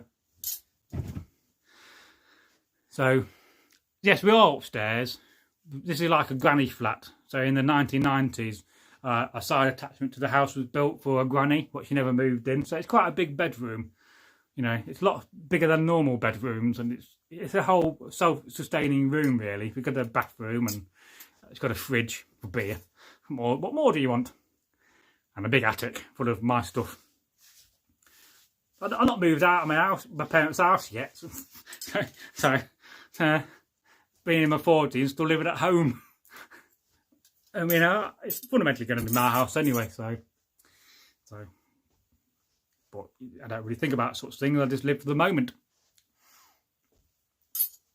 And we started filming upstairs because it was a little bit quieter than doing it in my bedroom, which we started out filming indoors in, but there's not a lot of room in there. And as my dad moved out of this bedroom, it used to be his bedroom, but he lives and sleeps downstairs now for various reasons up with his health. So I kind of took over it and made it into a filming studio, which kind of made sense.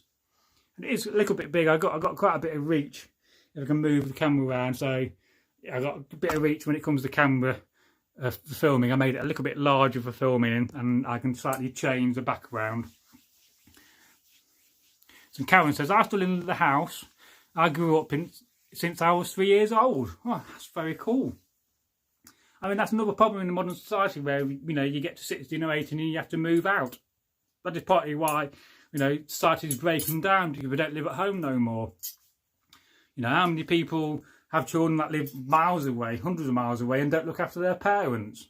You know, if your parents get ill, you should look after them, not just abandon them to look after themselves, especially if they get dementia or something like that.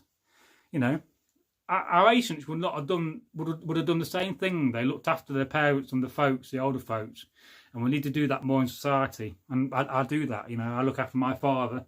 I spend over 100 hours a week in attendance to my dad. And, you know, my dad did the decent thing to bring me up. Surely the decent thing to do is to look after your parents when they get old and they get to the stage when they can't look after themselves and they can't feed themselves. So, that's it.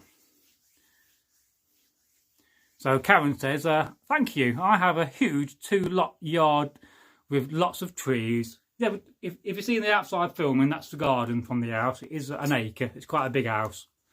And we are in quite a vastly overpopulated area. So I hope one day it's not going to be built on. I don't think it will do.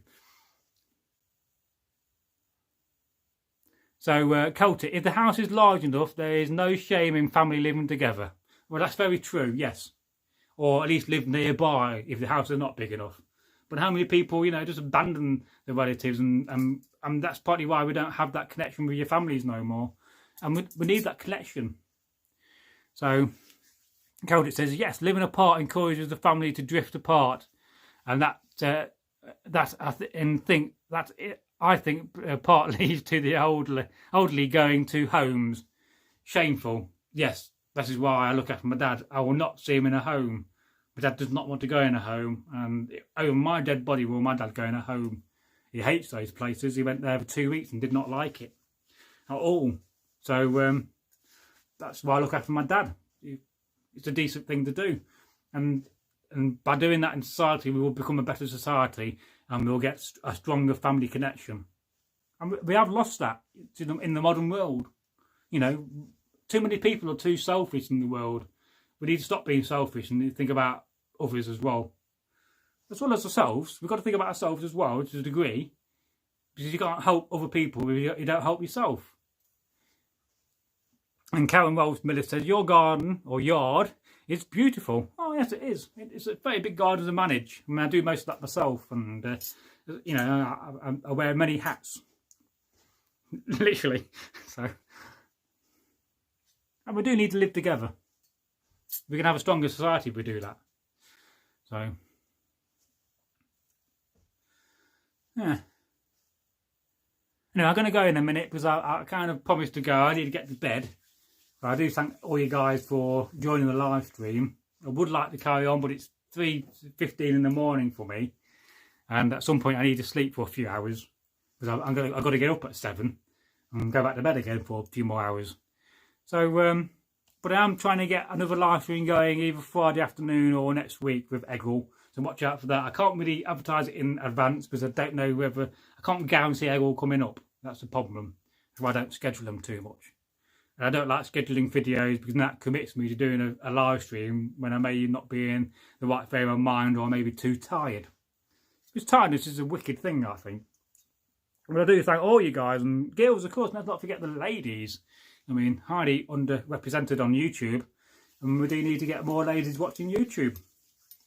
We always appreciate any ladies that join the live streams and watch our content. So thank you, Karen. You know, where would we be without them? And of course, the old request is missing the valid API key. So I'm going to say goodbye in a minute.